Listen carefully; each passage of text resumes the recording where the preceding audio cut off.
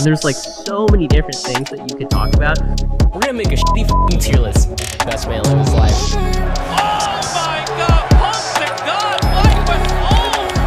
Champion! Let's go! Pump to God right there.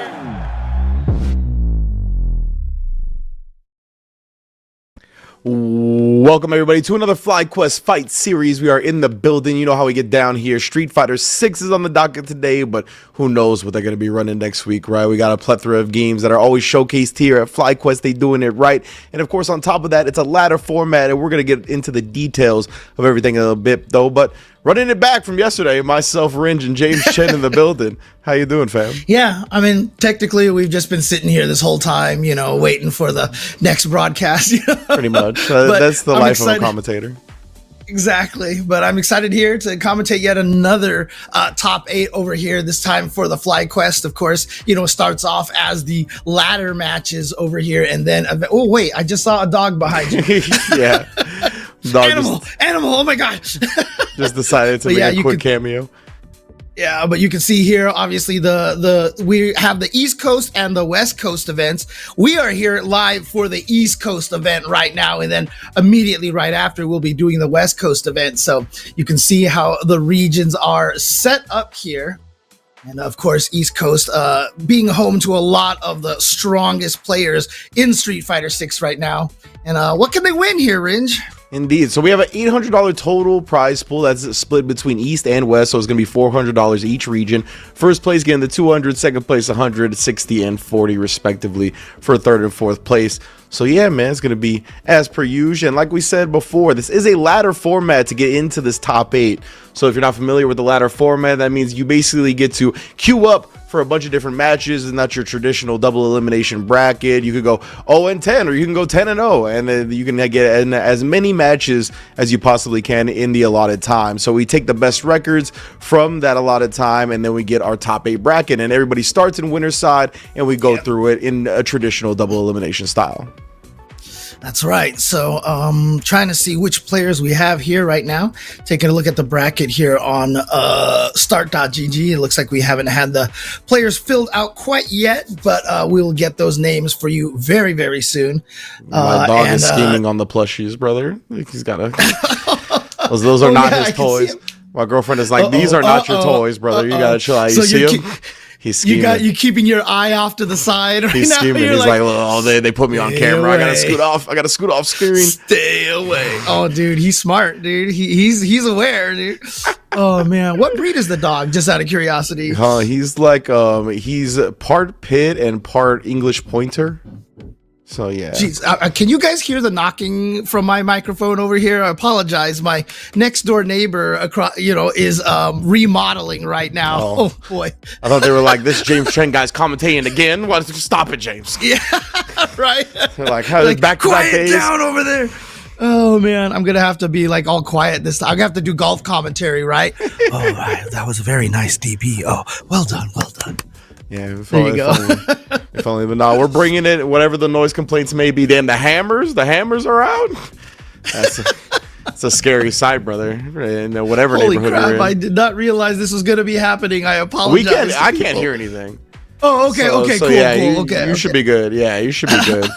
That's just something you're gonna have to kind of ignore. On the broadcast. Okay, got it. Yeah, we're good on this side of things. Chopper 8. Yeah. What are you doing, man? That's so you can't just claim slowpoke for yourself, brother. Mom's gonna be pissed. But yeah, of course, we are going to get to the top 8. And as you mentioned, it's going to be East Coast, which I'm excited about because we got to do the West Coast 5th edition of the World Warrior event yesterday. So now we get the other side of the country, the other crop of players. I'm excited to see who's going to be lining the streets for us tonight. We usually see Shine in these brackets, the Flux Waves and whatnot. So we'll see who graces our lands today. It's always a good one here at the FlyQuest. Yeah, absolutely. And again, shout outs to our sponsors, Olipop over here, always supporting the FlyQuest events. So shout outs to them. And thank you once again for helping support events like this. So definitely send them your love out there if you're in the chat right now. But we are going to be seeing some good action here. So I can't wait to find out who's going to be in this event here. Yes, indeed. So, and again, ladder format style, right? So all these players are nice and warmed up before getting into this double elimination bracket. So I'm going to see their best foot put forward as we have been graced by the bracket itself, by the FlyQuest overlords. Big ups. We're going to start with Punk and Crossover. I'm really excited because, like, the last few times I've gotten to commentate East Coast FlyQuest fight series, Punk has been out of the country. So it's like I haven't gotten to compensate a Punk match in some time, so I'm excited for that one. And Crossover had an epic showing at Blink Respawn, so you know he's going to be looking to, once again, stake his claim as one of the best in the States. Knuckle Dude, look at him, ready to cause havoc with whatever character he random selects in the bracket. Then we got Knuckle Dude and Campaign up next as well. Campaign definitely up and coming when it comes to the Street Fighter side of things here in the States, especially obviously on the East Coast. Duel Kevin and Idom, two of the strongest competitors in the world. Idom, of course, just qualified for Capcom Cup. Man, Punk and Idom all qualifying for Capcom Cup. Yes. We were talking about how fitting that was yesterday. I'll let you get into it in a second. Then we got Azan and La Grasa as well to round out the bracket. Yeah, I mean, honestly, talking about the three that have qualified already over here, and then looking at Duel Kevin, he has been having a brutal run for this Capcom Cup. He has finished second and third at like a total of 3 Capcom qualifying events, and not second at one of the ones that had 2 qualifiers as well. But I mean, Idom, what a great story for Idom, because obviously he's been running the Manon, and you know he wasn't in Capcom Cup last year, and it just felt really kind of wrong. And everybody has always been just like, dude, change characters. But I mean, he is making this character work. He is doing some good stuff with Manon out there. And again, you know, a lot of people legit put Manon like as worst character in the game, you know, but you know, people are starting to shift that opinion a little bit. I've heard some people be like, nah, Manon's not the worst, you know. But let's remember the lore narrative. I feel like the lore narrative wasn't that dissimilar from what's going on with Manon, right? Like, she's a very slept on character, very underrepresented, right? They thought she had some threatening things, just like Manon has some threatening things, but get it done at a competitive level, not many people thought it was a serious character. And Idom just knows his style, right? He was the Capcom Cup champion. He's a grand finalist at Evo. He knows what will give him the best results matching with the type of player he is. So I love the fact that he stuck by his guns. He didn't give in to the peer pressure. He didn't give in to being like, oh, I'm gonna go to a character that has been proven by other players because, you know, that's just a good character. No, he knows where he can excel the most at with his style, and Manon gives him that, right? It's got the moving command grabs. It's got the good buttons. Like, he definitely, there's DNA of Laura in his Manon for sure. Yeah, I mean, hearing that, I have to do kind of this, like, because I've definitely been one of the people like, you need to change characters. Yeah, a lot of people though, you know what I mean? And that's honestly a lot of the time what people turn to when we expect certain results that don't happen right away, right? I think it's similar to Chris CCH. We just talked to Chris CCH yesterday, qualified for Capcom Cup, right? Where it's like, that was something that helped solve his issue. Was like, he was like, oh, I really liked Ed. Once I switched to Ed, I was able to really start turning it around. But he also knew that it was a conscious switch of mindset, right? Like, in addition to the character, it really is a mindset type of thing. And I felt like, you know, Idom kind of got his salt out in season 1, in year 1. He was like, bro, whatever it may be, however he feels about the game, however he feels about the character, he got most of it out, and he knew what he had to do to become what everybody wants him to be again, and what he wants himself to be. You heard, I don't know if you've seen the clip, but there's where he said words that I had never heard him say, and ones we cannot repeat. But yeah, he was happy to definitely let a lot of people know that he's not washed. And of course, Idom definitely. I think if people thought that, you know, some people just take a little bit of time. You can't expect somebody to just be a Capcom Cup champion year 1 in a game. Right. Yeah, I mean, look, anybody out there who even truly believe that Idom was washed at this point, I mean, like, you are crazy. I mean, this guy, I mean, yesterday, I think he won. He was in a Street Fighter and in a Guilty Gear tournament, and he won both of them, you know? Clearly a very, very strong player, but we're going to be moving over to the Punk side of things here, and this is going to be Punk going up against Crossover. As you mentioned, exciting match here as Crossover. Really great showing at at a Blink recently. Yeah, Blink respawn, definitely. And man, and Punk is not playing around, huh? Immediately going with the business character, the Cammy. Excited to see it here. Not giving Bison any more, you know, advantage than he needs, right? Dude, I always love it when I see people perfect parry that Bison standing heavy punch, because it's so slow to start up. Like, you usually perfect parry like the quick buttons, but you know, when you're perfect parrying something like that, you know that's what they're doing. Yeah, for quick buttons, a lot of the time it has to be some type of like read, right? Or it's rare to react to a light or a medium, reacting to the drive rush right there. But like for the heavy, it actually does have enough startup to where if you're really locked in, you can react parry it. Okay. So still pretty even in life, but there was a standing heavy punch finding its mark right there. Trying to apply that pressure with the drive rush. Punk's got to find a way in. Yeah, that was a little ambiguous. It might have been about even, so nice choice by Crossover to go for the throw there. Yeah, I like that. And Punk felt catch him standing. Punk felt it was going to be negative enough to where he just blocked afterwards, right? So, oh my goodness, but you give this man one whiff, and that's your life. Punk, once again, level 2, not quite. Sorry about that one. Not the entire life. He's worried about the chip. He's worried about the chip right now. Wow. He got in with the dive kick, got him off guard. I think Crossover tried the Psycho Crusher because it has that air invulnerability, but doesn't start up right away. Yikes! Yeah, we saw it OD move. I suspect it was the Psycho Crusher as well. I'm not sure what frame the actual anti-air invul starts on, but man, Punk barely beat him. Oh, and again the whiff. He'll take a sweep. Seen Punk just being a whiff punish merchant since the start of his career. Yeah, very fortunate timing on that drive rush for Crossover right now. Doesn't do anything to that jump. Oh wow, he walked right up to him. Little hezzy got that action. crouching light kick. And then immediately goes into DI as soon as he identifies the burnout. Crossover, not ready with one of the Bison supers. Could have picked whichever one, but not ready for either.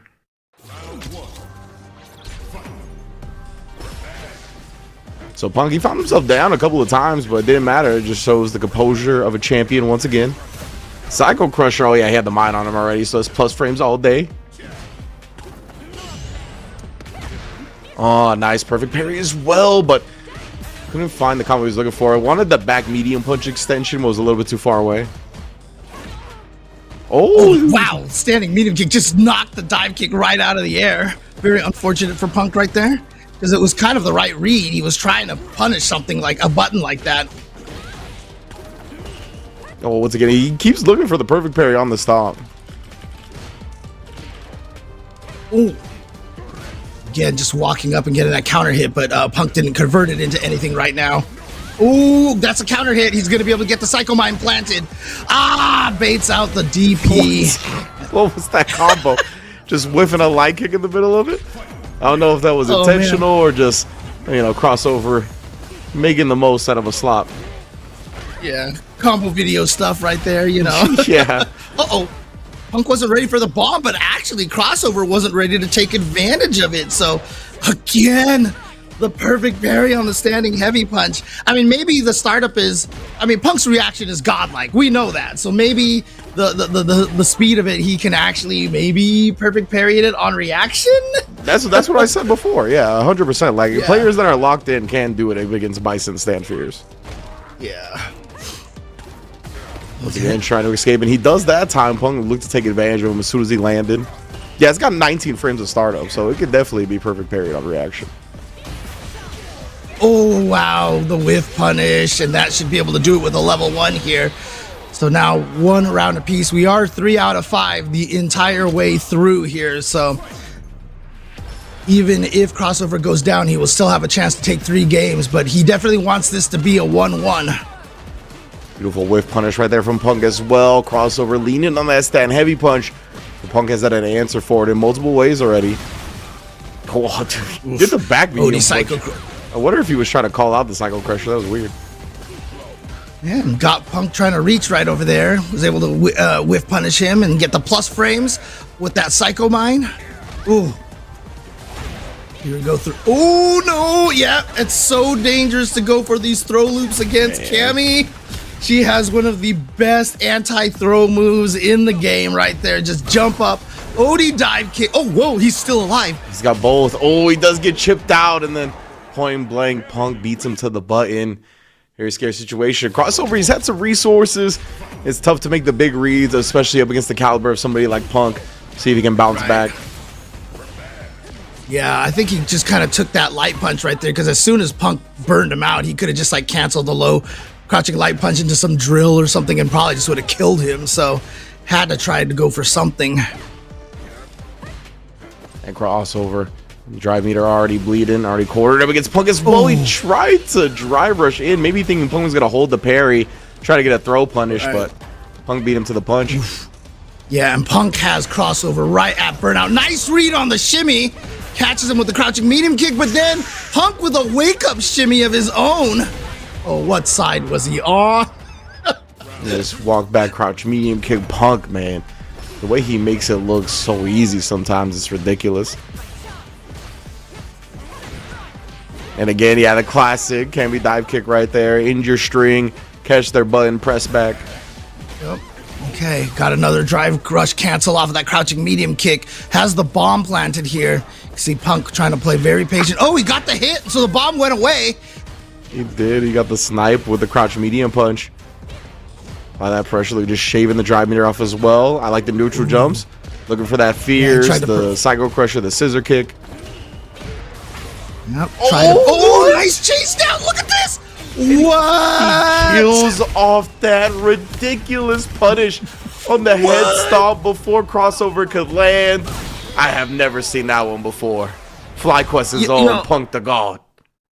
I don't do this very often, but yo, clip that. Yeah. Clip that, dude. Holy crap. That was so sick. Oh my God. That was really cool.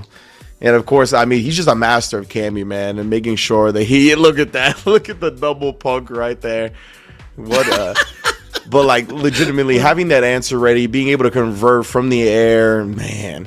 He makes the most out of these situations where it kind of is like not Cammy exclusive, but definitely she's one of the few characters that has tools like that. And he doesn't let opportunities where he can exploit those buffs pass him by. Like we saw the whole round turnaround when he got the OD dive kick on somebody trying to throw him on wake up. Then we see that at the end right there, very much a Cammy specific air to air conversion. That was cool. Yeah, really nicely done, and showing again why he is the Evo champion right now. So, obviously, as we mentioned before, he's in Capcom Cup already. So, just kind of, but you can see, obviously, not satisfied with that. He's still out here playing in all these tournaments all the time and, making sure that he stays hot, basically. So. Yeah, but we're going to be moving on to the next matchup here. We're going to be going to Shopify Rebellion's own NACL going up against Campaign here. I'm not as familiar with Campaign. Are you familiar with him as a player? I believe he was at ECT and had a pretty strong showing. I can't remember the character he plays right now. It's escaping me a bit, but he's definitely had some promising showings online and offline. So glad to see him again in the bracket, going up against one of our other Capcom Cup qualified competitors, Shopify Rebellion's NACL. Well, yeah, man. I mean, NACL looks as strong as he's ever had, right? Incredible poise in game. Campaign is playing Aki. Okay, that's who I thought, but didn't want to misspeak. But he's gonna be rocking the Aki, and of course NACL. I mean, he's got the Guile, he's got the Cammy, he's got the NACL J. There's a lot of characters he can bring to the table. So. Yeah, and I mean, if I'm not mistaken, was it TNS yesterday? I think that NACL actually beat Punk and had first place, and Punk was in second place over there. So obviously, these two players always going back and forth. I mean, that is a true rivalry right there, especially both being in the East Coast and having to play each other constantly in these online tournaments. But that's one of the beautiful things about Blessed Net Code over here. You get that practice almost every single day of the week. I mean, like, I gotta tell you, man, before a good netcode like this, it was rare to get those kind of quality tournament experience level matches like that. You had to go to the events to fight them, but this is only making players stronger, and you love to see it, honestly. Yeah, you mentioned how there's pretty much a tournament or practice to be had every day of the week. When I was playing sports, we had a thing called two-a-days where, like, in training camp building up to it, you had to practice twice in one day. That's kind of what these players are doing here with the tournaments, right? Like, we're doubling up on weekdays even. Like, it's wild how much time and grind they're putting in. So, but it has resulted, I think, in North America becoming an extremely strong region, stronger than it already was. We see already 4 competitors qualifying from each coast in the Capcom Cup. So it's going to be dope. That's right, yeah. Yeah, we have the 3 over here, and I'm sorry, 4 over here, and then 4 on West Coast, and there's a few in the Midwest as well. So 100%. A lot of U.S. players qualifying. So, but NACL is going with the Cammy over here. So, we got some back-to-back Cammies from Punk and NACL right now. I can respect it. I feel like Guile, you would kind of have to. You'll find yourself in a bit more funky situations up against Aki, having to think pretty hard. With like the Cammy, like I think the game plan is just get in her face, right? You don't have to worry about these weird spacings you're gonna find yourself at with the Guile match. Oh, you definitely want to space that drill properly, or you get whiff punished like that. Man. And bait it out, and this is gonna be a good chunk of damage, especially with the Toxic Blossom on effect over here. Should be able to kill here with a nice little level 1. Oh, just gonna do the level 2 just to be sure. All right, so Campaign taking round number 2. I like that. Aki's got some tools for anti-projectiles as well. Could be another reason why we see the Cammy, but man, Cruel Fate just punished on the landing. Yeah, I was just about to talk about, the OD fireball right there and how slow it is. So you can kind of go through the sonic booms to go after a Guile. So probably one of the reasons why, with the Cam. Oh, nice frame kill into the meaty standing medium punch. Joe had the extra meat on it. Double up on that.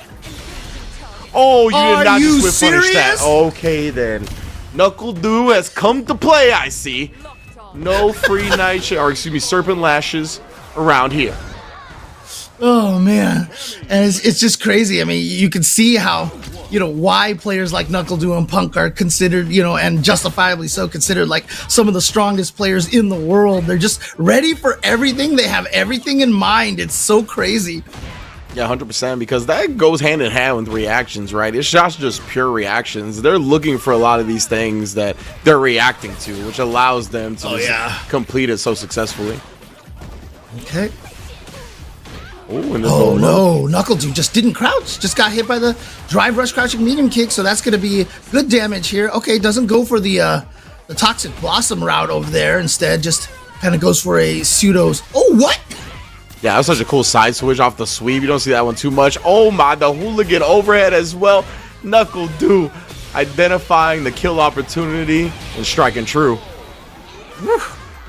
Yeah, you love to see it. I'm always a proponent of hooligans.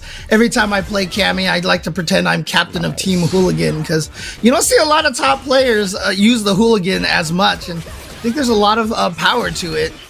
I really love the slide cancel from Campaign to start this round 2. Avoided the jump in. That was a deep safe jump. Actually, even tagging him with the Serpent. Okay, yeah, that time the Serpent. Yeah, exactly. Actually in range to get the hit. Ooh. Good late dive kick. Got in there, snuck in there, but Campaign finding his way out. Nice. No buttons pressed from NACL, so no landing frames to be punished. Yeah, the spacing on that last dive kick was so good. That one left a little bit to be desired. Campaign took full advantage of it. Unbelievable. It was even a punish either. It just caught NACL trying to press something right after Campaign. Again, level 2 to end it. Yeah, good measurement of life over there. We were talking about the Chun-Li players yesterday, but good measurement right there from Campaign. I thought he was just going to go into the level 3 to make sure, but wow, the heavy kick did not beat the cross-up. Actually managed to get past it. Did NACL? That hurts, because Campaign was looking for a spacing trap right there. Like, he did fireball, drive rush, he wanted the answers, but NACL has been picking perfect angles to dive kick in on and really, combat these Aki anti-airs perfectly. Set himself up. Oh, he tried for the jab juggle. Looking to send messages. Oh, we bait that, though. Oh, no. NACL laughing right now on his stream, probably. He's like, man. Yeah, NACL loves to do that. The drive rush, crouch, light punch, times N, just to finish off rounds, troll people. Yeah, Aki, she needs some time to get her anti-air off properly and do the spacing of the jumps and the dive kicks. It's beating the anti-airs every time. That one beat a Serpent Lash, I believe. And look at this, caught him reaching. Oh, man, yeah, the way Do and Punk just make the game look sometimes is wild.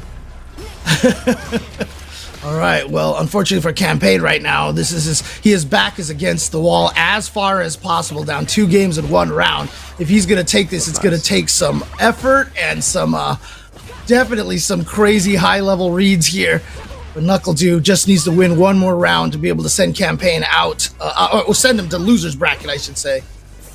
Indeed, indeed. Everybody's starting winners here for the top 8. No, it's not getting bullied down. That's gonna be a big part of trying to get back in this matchup. Do has been ultra aggressive, excuse me. The thing about it is, I think even though it's 2-0 right now, Campaign, every single game has been 2-1, if I'm not mistaken.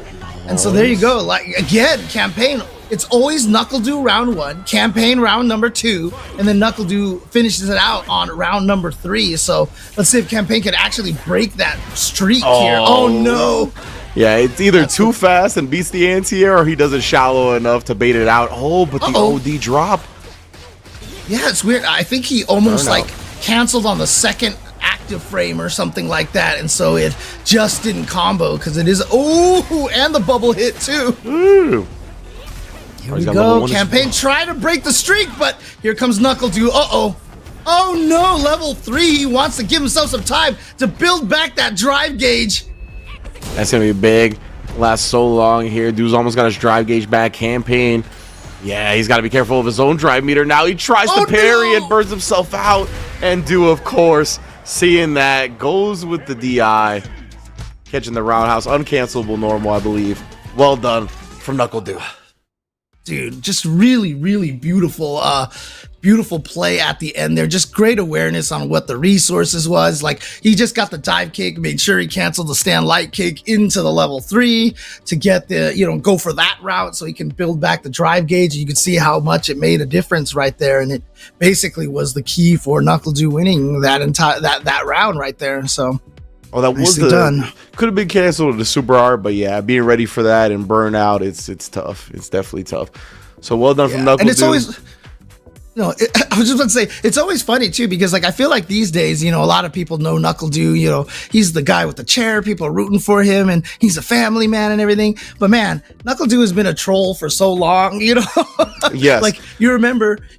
I think it was his first season of Street Fighter 1, how he basically kind of mind wrecked Xiao Hai by teabagging him at Canada Cup in Grand Finals one year, and like he was just able to take out Xiao Hai from doing that. So yeah, he's definitely one to try to, mess you up with drive rush, crouch light punch, crouch times N into super, I know what you meant, but you said like first season of Street Fighter 1, and that got me real good. I was like, oh man, Xiao Hai and NACL doing Street Fighter 1.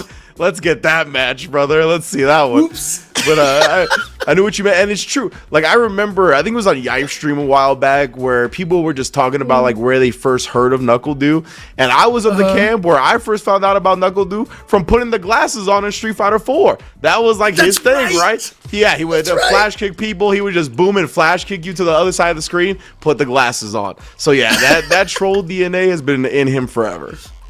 Yeah, dude. He was the guy who would like put him on, and you could like take him off and then put him back on and stuff, right? Yeah, okay. 100%. Yeah. And for those that don't know what we're talking about, in Street Fighter 4, Guile had a specific time where he could put sunglasses on. So yeah, dude would bust that out in the middle of matches all the time. Oh, they need to give him that back again. Now that I think about it, dude, that'd be hilarious. Oh, well, but speaking of shades here, we got Manon with the classy shades here. We got Sport Shades Rashid. Oh, that's right. They're all wearing shades. That's funny. Yeah, we heard what y'all were talking about. Yeah, Dual Kevin, as you mentioned, has had so many heartbreaking results. Got second at Bleak Respawn. Has literally come as close as you possibly can to qualifying for Capcom Cup multiple times. So I'm not sure how the Midwest one is playing out. I assume that he's up there for that. But yeah, we'll keep an eye on that. And Dual Kevin in general. Most people have actually said most people have actually said that, you know, he seems like he's poised to take that one. So that's good for sure. You know, I could probably check Liquipedia. Ooh. They probably have it again as well. So indeed. Again, shout outs to Incross. I mean, right away yesterday, I swear after the tournament finished last night, he had the updated points on Twitter like in 5 minutes, dude. That guy is crazy. Yeah, he is one of the lifebloods of our community, legitimately. Oh, yeah. All right, I'm quartered up again, and Dual Kevin, he didn't complete that combo at IDOM. He tried to take advantage of that little scramble with a command throw, but Dual Kevin walking out of range, able to tie up the first game.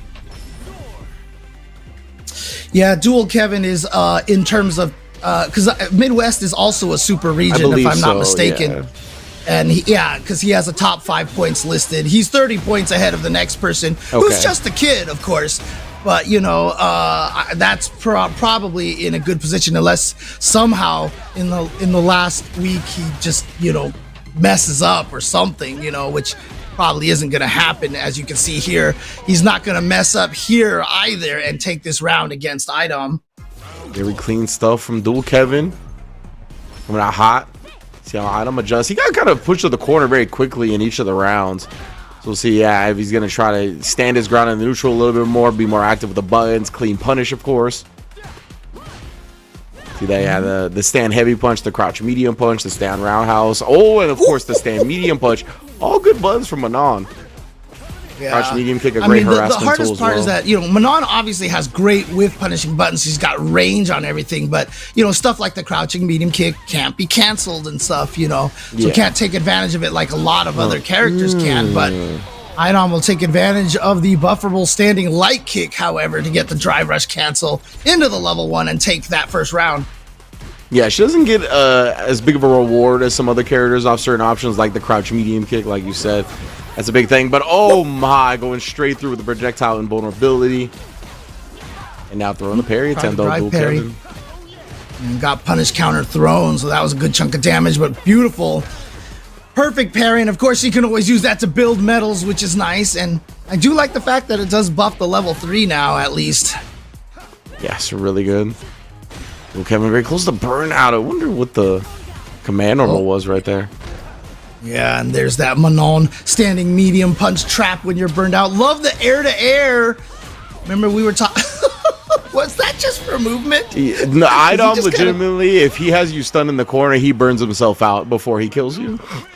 That's like a patented IDOM thing. I don't know what's called, a taunt, I guess. His little own custom taunt. It's his version of trolling. Yeah, exactly. Although IDOM is legitimately a person that you don't see troll very often, but, you know, he's definitely got that side to him, and I love seeing it. Yeah, exactly. He doesn't, like, do as much extracurricular trolling as we see, like, with that, but he definitely loves to do some wild stuff. Like, he'll try to read you with a command throw over and over again, loves his minus frames in the super, stuff like that, so you could definitely... I mean, I always say that IDOM, to me, is the FGC's Tim Duncan. You know, like, Tim Duncan always seemed really nice, but you know he had that troll side to him, you know? Yeah, most definitely. Dual Kevin here. This is coming down IDOM close. would be the person that would get a technical foul for laughing on the bench. Let's just put it that way, so. Oh, he kept trying to backdash away, but IDOM able to chase him down and get that long-distance roundhouse. Dual Kevin. Ooh, oh, dang. Okay, a couple of standing medium kicks there on that punish count. Oh, what a perfect parry. And again, it's perfect parries are really strong for Manon, obviously, because she can build medals. So even though she doesn't get stronger, she doesn't get a ton of damage thanks to the scaling. She can power up her other resource. See, again, same thing here, 4 medals. So even if IDOM loses this round, next round becomes so scary because you're so scared of the command throws that he's going to catch you trying to jump with lows, etc., etc. Oh, man, again, just keeping Dual Kevin grounded. Didn't cover off that one. Dual Kevin right there with the down back of his life. Yeah, because one command throw right now will kill Dual Kevin right off the bat. That's why you saw he was able to use that back medium kick to like catch for the pre-jump frames. That was close. IDOM could have the kill right there. We dropped the combo. Dual Kevin taking the small conversion there. IDOM waking up with a super, and somehow, some way, he's just always right. Dude, I mean, that's the thing, right? No matter how bad your character is, if you're right every single time, you're gonna win. No, he's really good at being right.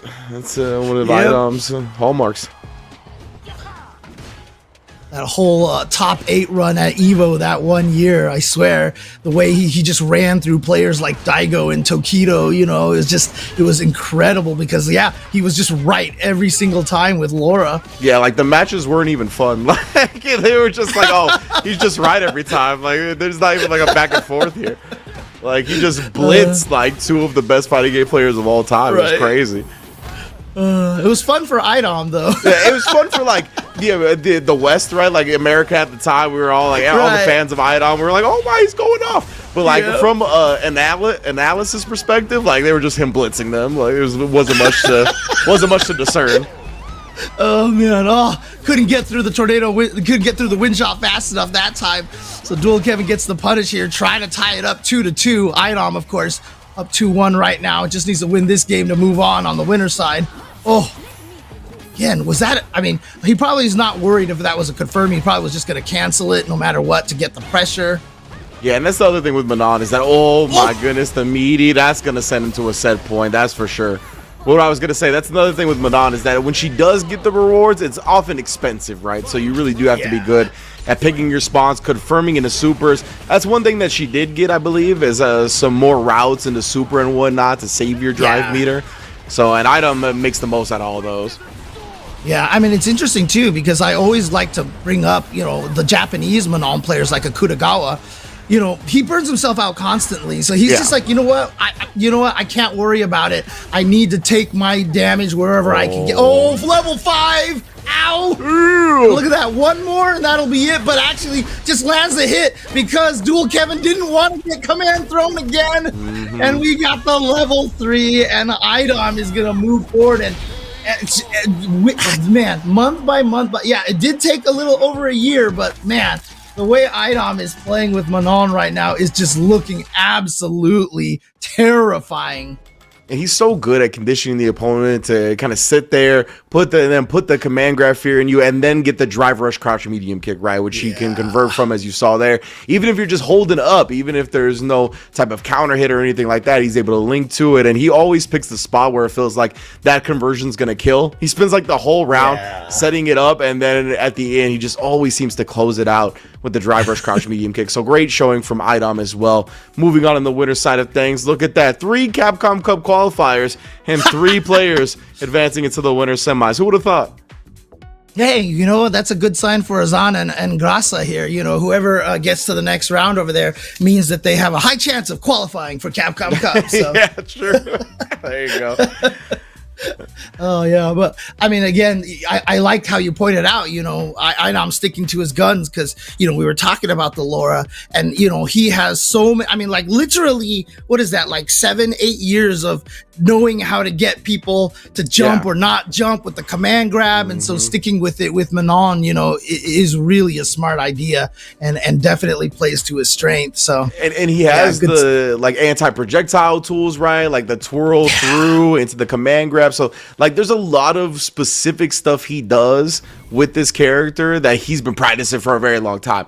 So I think that is for sure one of the huge reasons why he's so successful on the character, while other players, you know, not so much.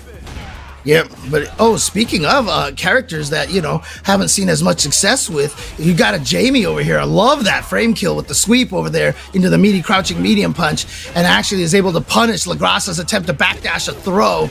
Bro, this man is smothering the DJ right now, drive rushing in, trying to keep it close for a second. Finally takes his foot off the pedal, but that only sets up a whip punish, and then taking the throw down with the OD dive kick. Wow. Dude, with a perfect in round number 1, Azan got LaGrassa in the corner, and then that was just the end of the game pretty much over here. And he's going to try to do it again. Oh, no. Baits out the ODDP, and I don't blame LaGrassa because he's been getting bullied. So he's like, fine, I'll try to bust out with this. And then the command throw, he's at level 4 thanks to the level 2. So, okay, LaGrassa gets his first damage. Let's go. Yeah, he tried to parry on the command throw too, and he was like, I'm just gonna do it again, bro. There's no way he thinks I'm gonna do it again. And luckily he was right. But Azan still, look at this, has him on the verge of defeat. The hair's back in a braid, and another throw on a parry attempt. Great start for Azan. I just want to know how Jamie does that with his hair, right? On the level 2, it's just like Yeah. his hair is all untied, and as soon as it runs out, back in the braid, you know. That's a sick superpower to have. Yeah, like you just shake your head and it gets braided or ponytailed. That's wild.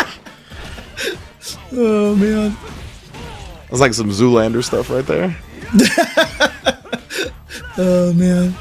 Jamie would be the one character in this game that would try to become a supermodel, I think, you know? Yeah, definitely those type of vibes. Oh, again. Read the OD up kicks. Ooh, throw tech. Oh, no, but immediately man. after the throw tech, just jumping the projectile. Azan not letting his foot off the pedal. I think Azan has probably taken maybe 2,000 damage total between the 3 rounds that he's played so far. He is running through La Grasa right now. Yeah, still shining, still glistening. Hasn't even had to break a sweat. Now, though, actually playing a little bit more patient of a game than we've seen up until this point. See, though, trying to pick a spot specifically. I feel like he's scheming on something diabolical. Instead, just checks the drive rush immediately. Wow, he was just waiting for that the whole time, huh? Oh, that spacing trap was ridiculous. Oh, you very rarely see that backsway move because obviously he doesn't have it until a couple of drinks, but then when you actually see it work, you're like, oh, man. We're going to see a reset here. Yep, reset. Yep. Oh, tried the parry. Oh, he would have lived on a regular throw, but not a punish counter when Azan 2-0 like that. Dude, like I said, I seriously think between those rounds, I think he's only taken 2,000 damage, between all 4 rounds right now. He has run through. Lagras is going to have to figure something out here. Got to figure out some way. But, this is one of those situations, as a person who has been a low tier hero my whole entire life, it's different nowadays because there is so many online matches and everyone gets practice all over the place. But sometimes you run into someone who's like, I've never fought Jamie. I don't know what Jamie really does, and it's a frustration, to fight against that. La Grasa is going to switch to the Cammy, so we got to switch the names on the different sides here. No. I don't know. Yeah, I know you were in your spiel. This whole round, he's only done palms. He's only done palms this whole round. Okay, finally a different option. And then he got the DI and he just drank in his face, dude. Yeah. Oh my goodness. This is wild. That's one of those things, right? It's like I've identified my opponent may not have a lot of matchup experience here. I'm just gonna palm it up. Yeah, he already had 4 drinks. I didn't even realize that either. The hair's down for the rest of the round. And now look at this. He's using the Rekka traps right now. If you try to punish the Rekkas, they're all minus. Not the first one is not punishable, but they're all minus. So you want to take your turn, but then he can frame trap with the other ones. And but look at this. Okay, La Grasa getting some play here with Cammy right now. What's he got? He goes for the reset. I like it. The hooligan reset. Oh no! Oh no! The -2. No, not like this. Oh, and then just throws at the end, bruh. Oh my goodness. Yeah, it's sending message. Oh nah! No way! The match. No! It was supposed to be an exhibition, Azan. You don't have to do him like this, bro. Shut it down! Shut it down! Oh nah! Oh my god! Help! That was he was trying to just really style on him. What a whip punish attempt! All right, come on, La Grasa, kick his ass, dude! Kick his ass, dude! This is not good. This is not fair here. Oh, let's go. Oh, the OD wake ups. Take a little drink. Yeah, and that was one of those situations. La Grasa, rare opportunity to get Oki. Oh, no. So he's going to be like, okay, I can finally get Oki. And then Azan just does immediate wake up ODDP. You always have to be careful when you're too excited when you finally get. Okay, La Grasa's still not out of it just yet, though. But yeah, as soon as I saw that perfect parry, I was like, he's going to DP. And the overhead. What a way to end it, of course, Azan. 3-0 over La Grasa. Wow. I mean, hey, let's say that the Cammy was the right change, right? That was the right decision to make over there, but holy crap. And to answer Manko Gaming out there, Oki is short for Okazeme, which means basically the wake up game. Whenever you knock somebody down, so Okazeme comes from Okiru and Semeru, which is two Japanese words which mean wake up and attack, basically.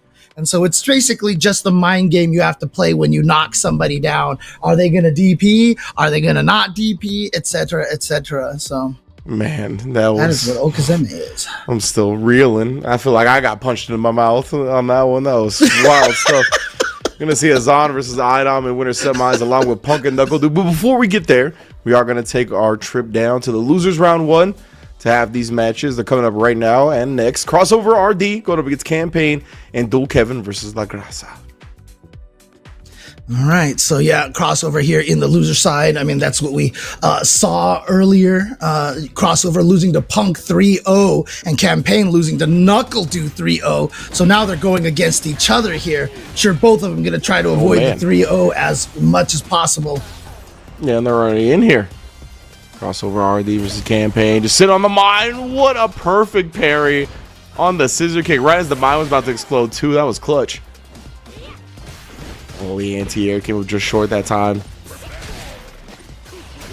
Stuffing all the drive rushes though. Loving it from Campaign right now. Crossover's low on the drive as well. Trying to bait something out. Thought Crossover was going to spin something. Hold on to that. Instead, the tide has turned regardless. Mind Explosion. Try to shimmy off the plus frames too. But Campaign ends up running into the buffered crouch medium punch. Oh yeah, just go right into level 2. Oof, man. Okay, so the Bison coming into play over here, taking round number 1. I respect that from Crossover right there. Spinning the meter. Leaving the greed for another day. Ooh, interesting route right there from Campaign. Whoa. Oh no, missed it and actually puts himself in the corner as a result.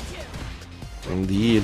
Ooh, trying to walk up and kind of get the hezzy going up against Crossover. Her crouch medium kick is plus on block, so yeah, can set up some frame traps with it. All right, gets the poison down right here. Definitely has a pretty decent life lead. Should be able to kill off of this. Yeah, doesn't even need to spend any meter as well. That light serpent lash connecting at the very end. That was a sick conversion. See, putting out the nightshade poles. It's the corner Campaign. It's got 3 bars. Of course, Aki a lot of time has to spin that meter to pop off with a reversal. Caught the head rise before it could come out. Yeah, but I do like that perfect parry right there from Crossover. It's going to get him out of the corner. See how important it is? He's going to get the bomb explosion and the juggle to replant the mine. Threw a little too early, and that's going to give Campaign a way out of here. Yeah, it's coming down to the wire for both. Crossover's about to have 3 bars himself. He'll have CA on top of that. Just forces the issue and then bets on the parry afterwards. Oh, man, the OD Psycho Crusher. Safe on what's block. Beautiful about that too is that, you know, he had that plan, right? He's like, I'm gonna get a level 3, so I'm gonna go set this up and that will be victory. Like, he had that whole sequence planned out in his head right from the get-go as soon as he did OD Psycho Crusher. Yeah, it's one of those moves, right? -3 typically, so it's a perfect for setting people up for a perfect parry when they try to respawn. Oh, like overhead that, Mind Explosion combo. Yeah, and the round 1 start into the drive rush overhead, which Sherry always calls out Dual Kevin as his tactic right there. Oh, man. Ooh, nice. Okay. Yeah, Campaign. And he's really trying to fight for this round. Great answers to the neutral jump. We see the perfect parry in response to the drive rush, and we got the corner. We have an opportunity to fake the save jump. Wow. Good reaction from Crossover. Little bit something you can pseudo option select if they've got that safe jump. If you do that delayed tech, then you can block the jump attack and still tech the empty jump into throw. Yeah, he tried to bait him into doing it, but Crossover had none of it. A solid play, and then the fierce, didn't even have the follow-up ready. He'll just take the throw instead. And tried to escape with the OD snake step, but again, that loses the throw. Oh my. Just stepping on him, dude. Just stepping on him. Doesn't care. That's crazy what the bottom of my boots say. She's got a footprint. She's got the shoe print on her head right now, dude. I mean, seriously. And now, that's not going to be quite it because he didn't have one of the the optimal routes to really squeeze out all of the damage from Is it that gonna be hit. burnout though? Oh yeah. Oh yeah, okay. Oh, nice. Okay. Still has a chance because he's got the 3 meters, but the counter, folks, with the lights from Crossover, gonna put him up 2-0. Yes, indeed. So Campaign's got dig deep now. Start fighting back.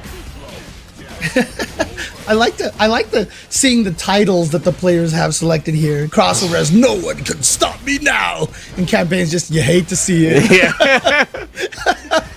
Definitely tailing the tail of the set so far. Yep.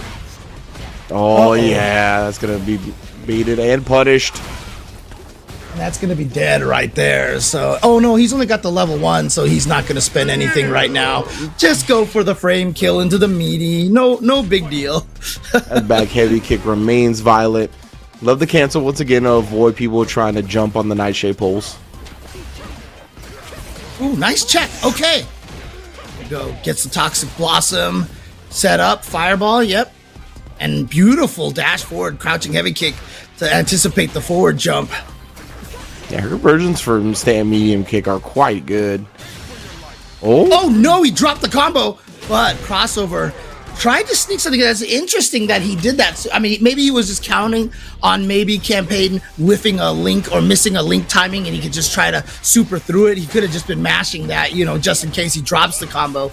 He did drop the combo, but in a way that he was not accidentally going to commit to something he didn't want to. Yeah, there's like 2 ways people drop combos. It's like, yeah, where they mistime something and the move just comes out later, but it still comes out, and then like something just random happens and whatever your input was just doesn't come out. Exactly. The Crossover now is like, dang it, okay, fine. Now I'm just going to beat you up in the corner over here. But, I really like Campaign's anti-air reactions. He's been having really good reactions right there. But this is such a dangerous situation because now, oh yeah, he was waiting for the jump back. And, man, yeah, I just...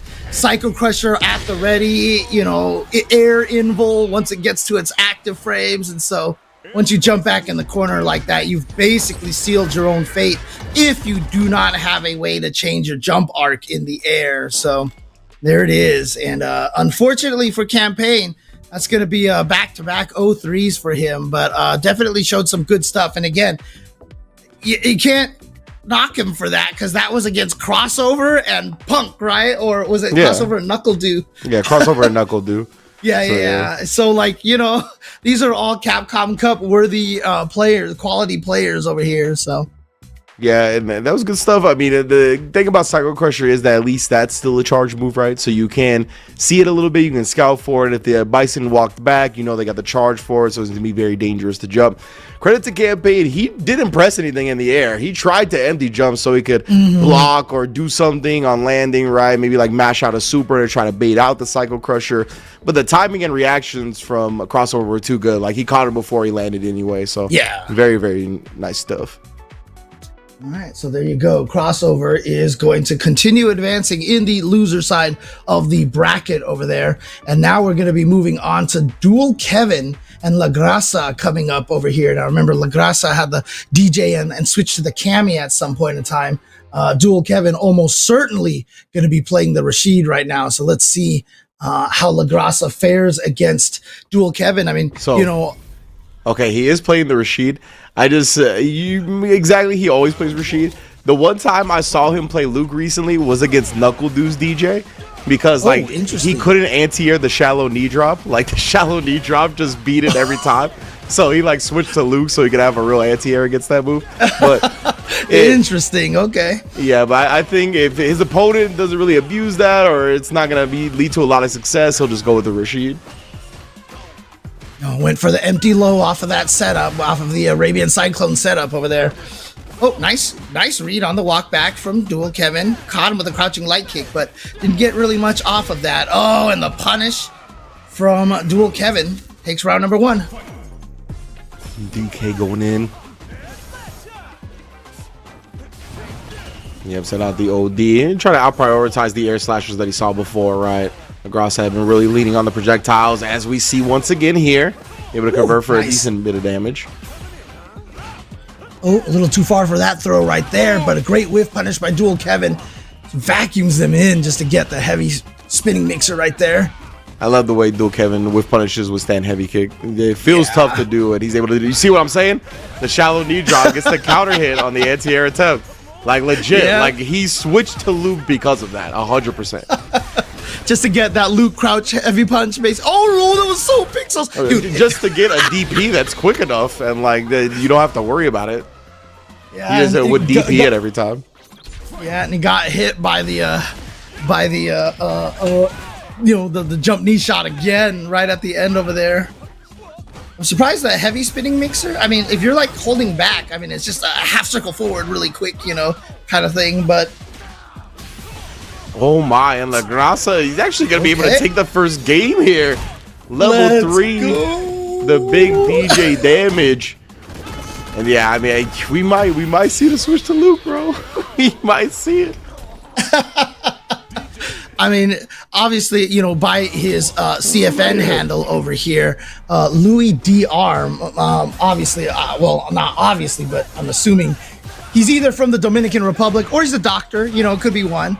I'm gonna say since the dojo is Storm RD, that it's definitely the Dominican Republic. I mean, he could be like DRI, right? Who is from the Dominican Republic and is a doctor. Yeah, that was the sickest mix of all time, by the way. I was like, oh, I thought you were like a doctor, you know? It's for Dominican Republic. Well, I'm also a doctor. So, well. But I mean, obviously, why he's a player that we don't see as often anymore in tournaments, because, you know, he probably kind of busy, you know, saving lives and stuff, you know. But I do like Dual Kevin's guild as well, you know, the carried by level 2. Wow, I did not see that one. I like that the Rashid players are leaning into it. Like, they don't even try to, like, downplay it. They're just like, yeah, bro, I just press level 2 and win. Get mad. I mean, look what he's getting off of that level 2 right there. A trade combo, yeah? You can't be mashing those 4-frame lights in that situation. Putting him a strike away. Now Ends up you're getting burned out. Burned out, yeah. At least he has a level 2, because obviously DJ's level 1 has no invincibility, but he's just going to get hit. Punished again. He's using the medium so bad at ranges that's just a little too close. La Grasa, do the knee drop, brother. Just do the knee drop. Abandon everything else. Oh no, Dual Kevin with the perfect read once again. Maybe we get that corner carry going. Oh, wait a second. And just takes the punish too. I thought he was going to back throw, but nah. Whoa. Dual Kevin, yeah, he's been trying to kind of match and out prioritize some of these projectiles. I think even baiting him into that one, but La Grasa is still able to recover and parry in time. Throws Dual Kevin's parry attempt back to back with it. Do it again, yeah. 3 times platinum. One more time. One more time, yeah, let's go. Let's go, La Grasa. I love it. You got to show me that you're going to be willing to alter your game plan. It is 1-1.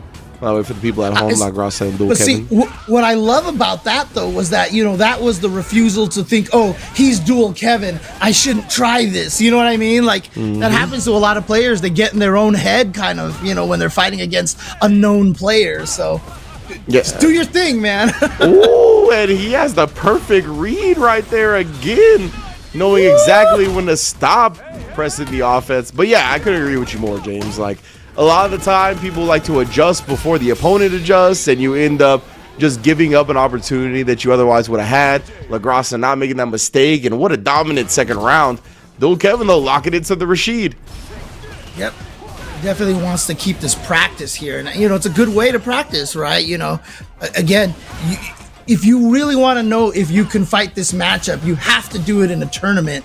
I think it was FGC Trunks just recently put out a tweet, you know, talking about like he lost a certain way in a tournament and now he's thinking about it. But if he lost that way in ranked, he would have been like, whatever, you know, like it makes a big difference when you're playing in a tournament, honestly. Yeah, for sure. I want to elaborate on that point too, because Big Bird had a sentiment that I've been wanting to talk about as well. But we'll do it after this. La Grasa, trying to close it out against DK. Dual Kevin, though, another sick whip punish for that roundhouse. I love that. Yeah, look at all this burnout pressure here. What do? You just take it all. But yeah, he can't do it back to back to back, I think, like, because also, what was it? I think it was just a kid who pointed out, like, if he tries to do it the second time, if you stand up, the last hit whiffs, and then you can actually punish him. Oh, nice. Reactions, baby.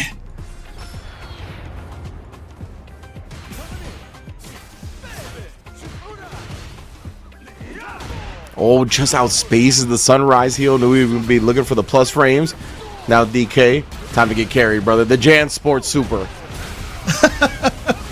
Oh man, and here we go. Gets to juggle off of this. Let's see if he gets the timing. He misses it just a little too late. Oh, whiff punish. Nice, nice. Okay.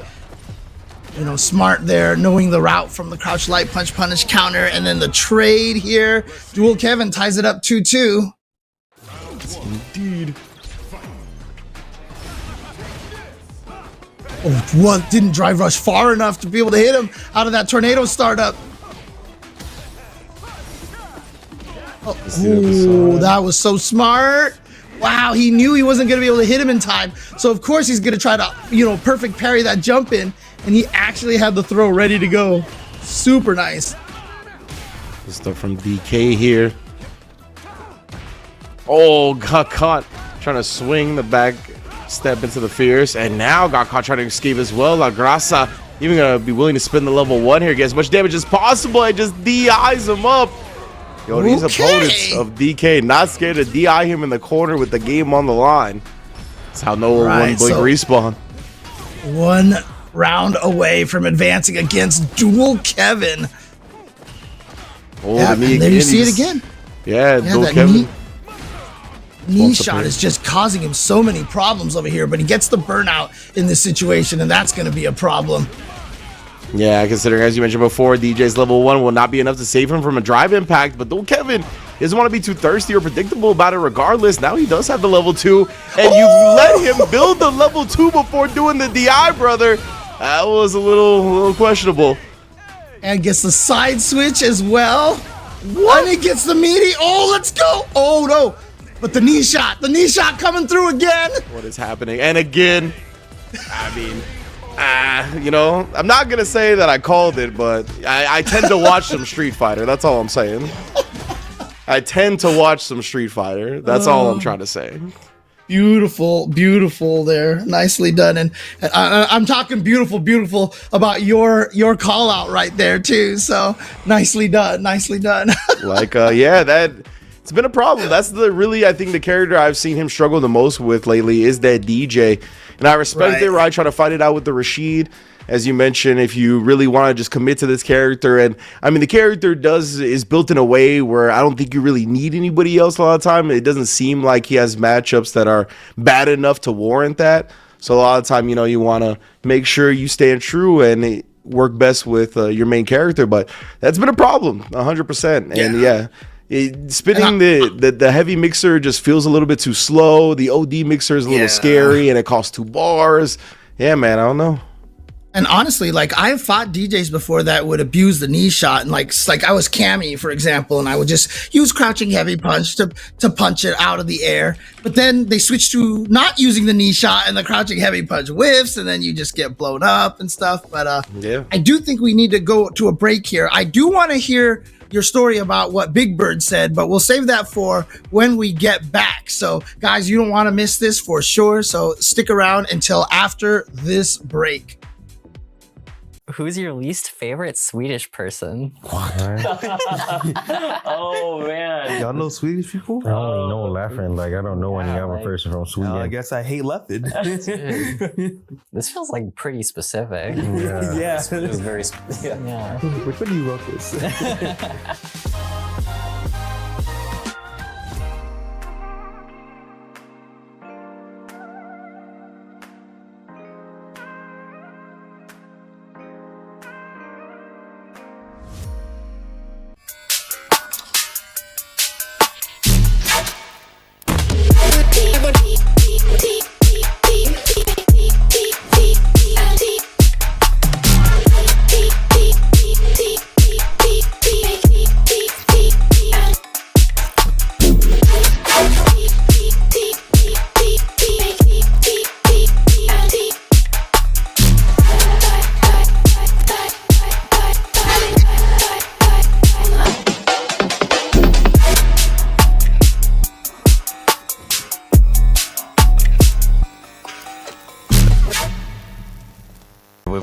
is combos. We need straight combos. Everything needs to do at least 50% and then land into a mix-up. We need mix-ups too. New players should play Echo because, as I mentioned before, we need a mix, right? And there's almost no better character to mix than Echo. And it's pretty easy too. Everything needs to be a 50-50. You can't have anything less. No 49s or 51s. Then you gotta get them assist calls. Assist calls. After that, nothing else.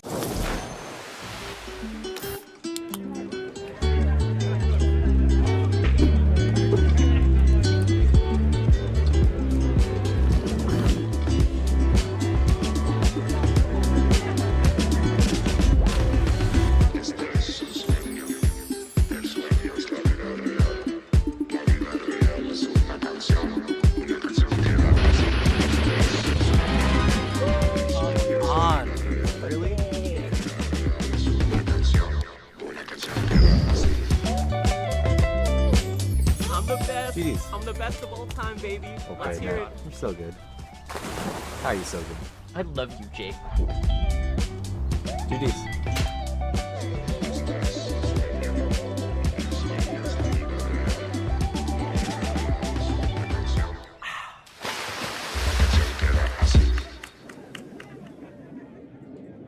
For new players, I would probably recommend Braum for how easy it is to just swing and attack. If you like just being like a big, reliable like support or like tank type of player, I think Braum does that for you. I also think that his moves are pretty big, pretty swingy, can hit from pretty far away. So you don't have to worry too much about movement. That's like the big thing with Braum. You know, just get in there and just hit them and just protect your friend.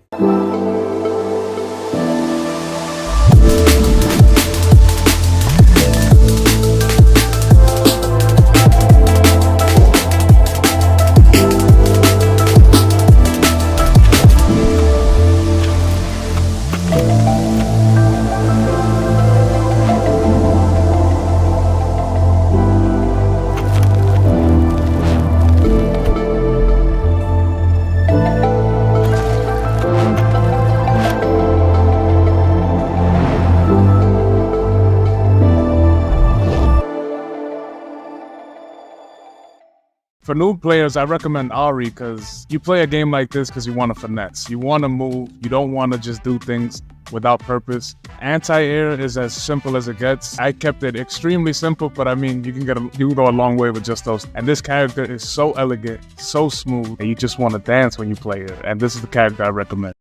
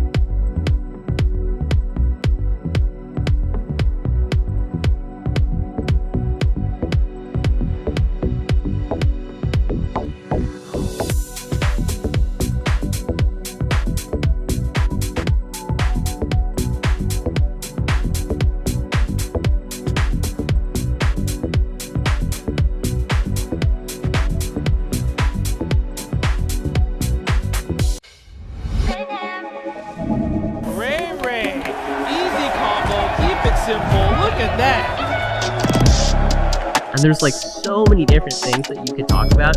We're gonna make a shitty f***ing tier list. Best way to live his life. Oh my god! Pump to God! FlyQuest over! Champion! Let's go! Pump to God right there.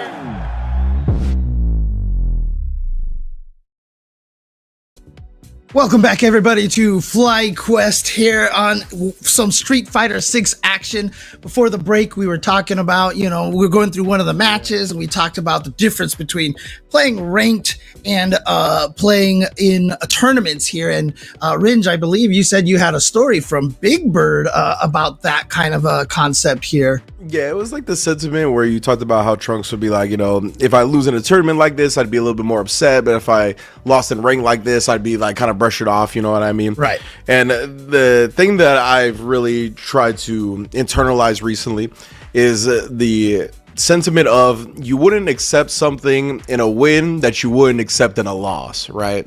And Big Bird recently spoke about that at SFLU, where he's like, even on my wins, all I'm thinking about are my mistakes or the things that went wrong in the match, right? And it's just goes back to a mindset of like not resting on your laurels and really focusing on like how to be the best player, not if you're gonna win or you're gonna lose, but how to really make sure you play at your best. And as a byproduct, wins tend to come when you're playing really well. So that's been the focus. So yeah, I think that's just something that a lot of people are beginning to internalize or have internalized and have really put to great use, including a lot of our winner side of the bracket, considering 3 of them are in Capcom Cup. Hook, Knuckle and Idom all going to be repping in Ryugoku, Tokyo, Japan, as well as Azan joining them in the winner side of things, Crossover and La Grasa with a big upset over Dual Kevin as well to get into losers quarters. Right. And honestly, I mean, it's such a good sentiment because, yeah, a lot of times when you're not in that zone, you're not in that mindset, when you get a win, that's all you focus on is I won. Woohoo! Let's go. But like, you might have made mistakes in there that you can learn from. So wait a second. Is Punk using Akuma? He is in this match. Interesting, yeah, because he went with the business character up against the Bison with the Cammy. Not to say Akuma's not a business character, but yeah, I would love to just pick his brain about why the Akuma instead of the Cammy. Can theorize, of course. I think Guile definitely has some aspects that could be good against Cammy, but Cammy probably has some stuff that's good against Guile as well. Right. But I mean, it's always useful because not even if you're necessarily attempting to main these characters, but you know, you play these characters because you want to know what their strengths and weaknesses are. You'll get hit by things and just be like, oh, you know, and you'll remember it the next time, you know. Indeed, wow, Punk, bro, you did not just do that. He perfect parried the boom, dashed up, and did OD fireball to out prioritize the second boom coming out. Like, come on, dude. That like was so this is what I'm sick, talking about. dude. Where it's like sometimes they just make it look so easy. Right? Oh man. Like who does that? Like I've seen a lot of people perfect parry the boom and jump, you know, to get the second autopiloted boom, but drive rush into OD fireball, dude. Like ridiculous, man. He's so good. Pick up ODDP, getting out of that situation. Now, okay, nice. He's whittling away at that life, but Punk has access to Demon now. Gotta be careful. The CA is looming. That's right. Ooh, nice checks. Good, dude. 3 kicks in a row. It was a Sobat, crouching medium kick, another Sobat, and all of a sudden Punk had no life left. It's not always about the big combos or the big. Oh, that was supposed to be a DP. Might have accidentally did a double pump. And it just came out as the quarter circle forward ×2. Yeah, unfortunate. And easy confirm right there. Okay, there we go. That's that time you got it. And you know, you can avoid that if you just make sure you end that down forward. Like that's a really crucial way to make sure you don't come out with accidental supers like that. But this super here, every bit intentional. NACL taking one game over Punk. And you know, remember also I mentioned yesterday that NACL did win a tournament over Punk. I saw the results on social media and he was in first place and Punk was in second place. So maybe this Akuma choice is kind of a result of that, you know. Maybe he's like, oh, I lost with Cammy, so let me try another character. I'm not sure. I'd have to watch the replay of yesterday's tournament to see, you know, how that went down. Yeah, to be fair, on that first DP, it was an angle where you had a cross cut, so it was a little awkward. And it's part of the reason why he got the level 1 as well. But now Punk could be able to get the corner carry, baits out the OD flash kick as well. You already know that's the party starter with Akuma. Adamant Flame. We got the level 1 on deck, staying in the pocket for now. Catches the backdash. You ain't going nowhere. That was just a true read right there because he was just like, okay, yeah, you're going to backdash here, and I'm just going to wait, and I'm going to punish it. Nicely done. Nice job from NACL right there as well, getting the throw bay out successfully. A little hezzy on that one, but just avoided with the demon flip chop. That's actually kind of sick. I wonder if that's like a unique answer, because I feel like going off of a knockdown, NACL will be able to recover in time to flash kick a lot of different options, but maybe not the demon flip chop. Oh, ooh, wow. It's got the raw jump in there. Get some good damage off of that. Oh, he's just trying to finish him off with these overheads. Oh, but the counter hit, Adamant Flame. Adamant Flame into the level. Oh, he's doing the demon. He wants to kill him with the demon. Kept him grounded in that whole combo just so he could finish him off with this, with some style. And he was just looking, he was just fishing for the adamant flame. Finally found the counter hit, and yeah, counter hit does grant the combo. Oh, man. All right.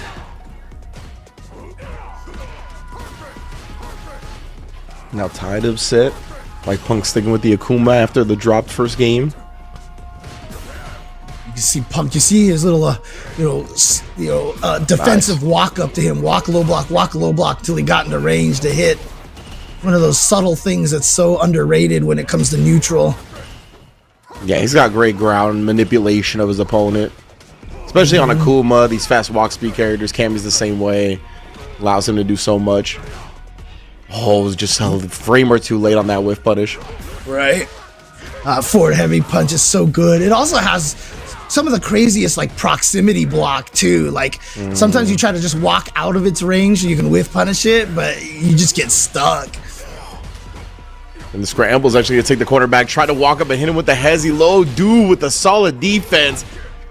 Not gonna be able to kill him off, but yeah, I mean, it didn't matter at that point. Of course, yeah. Nothing he can do in that situation. Very smart from Dude to recognize that fact and not go to any route that would have him spin meter or something like that. That was a very efficient kill.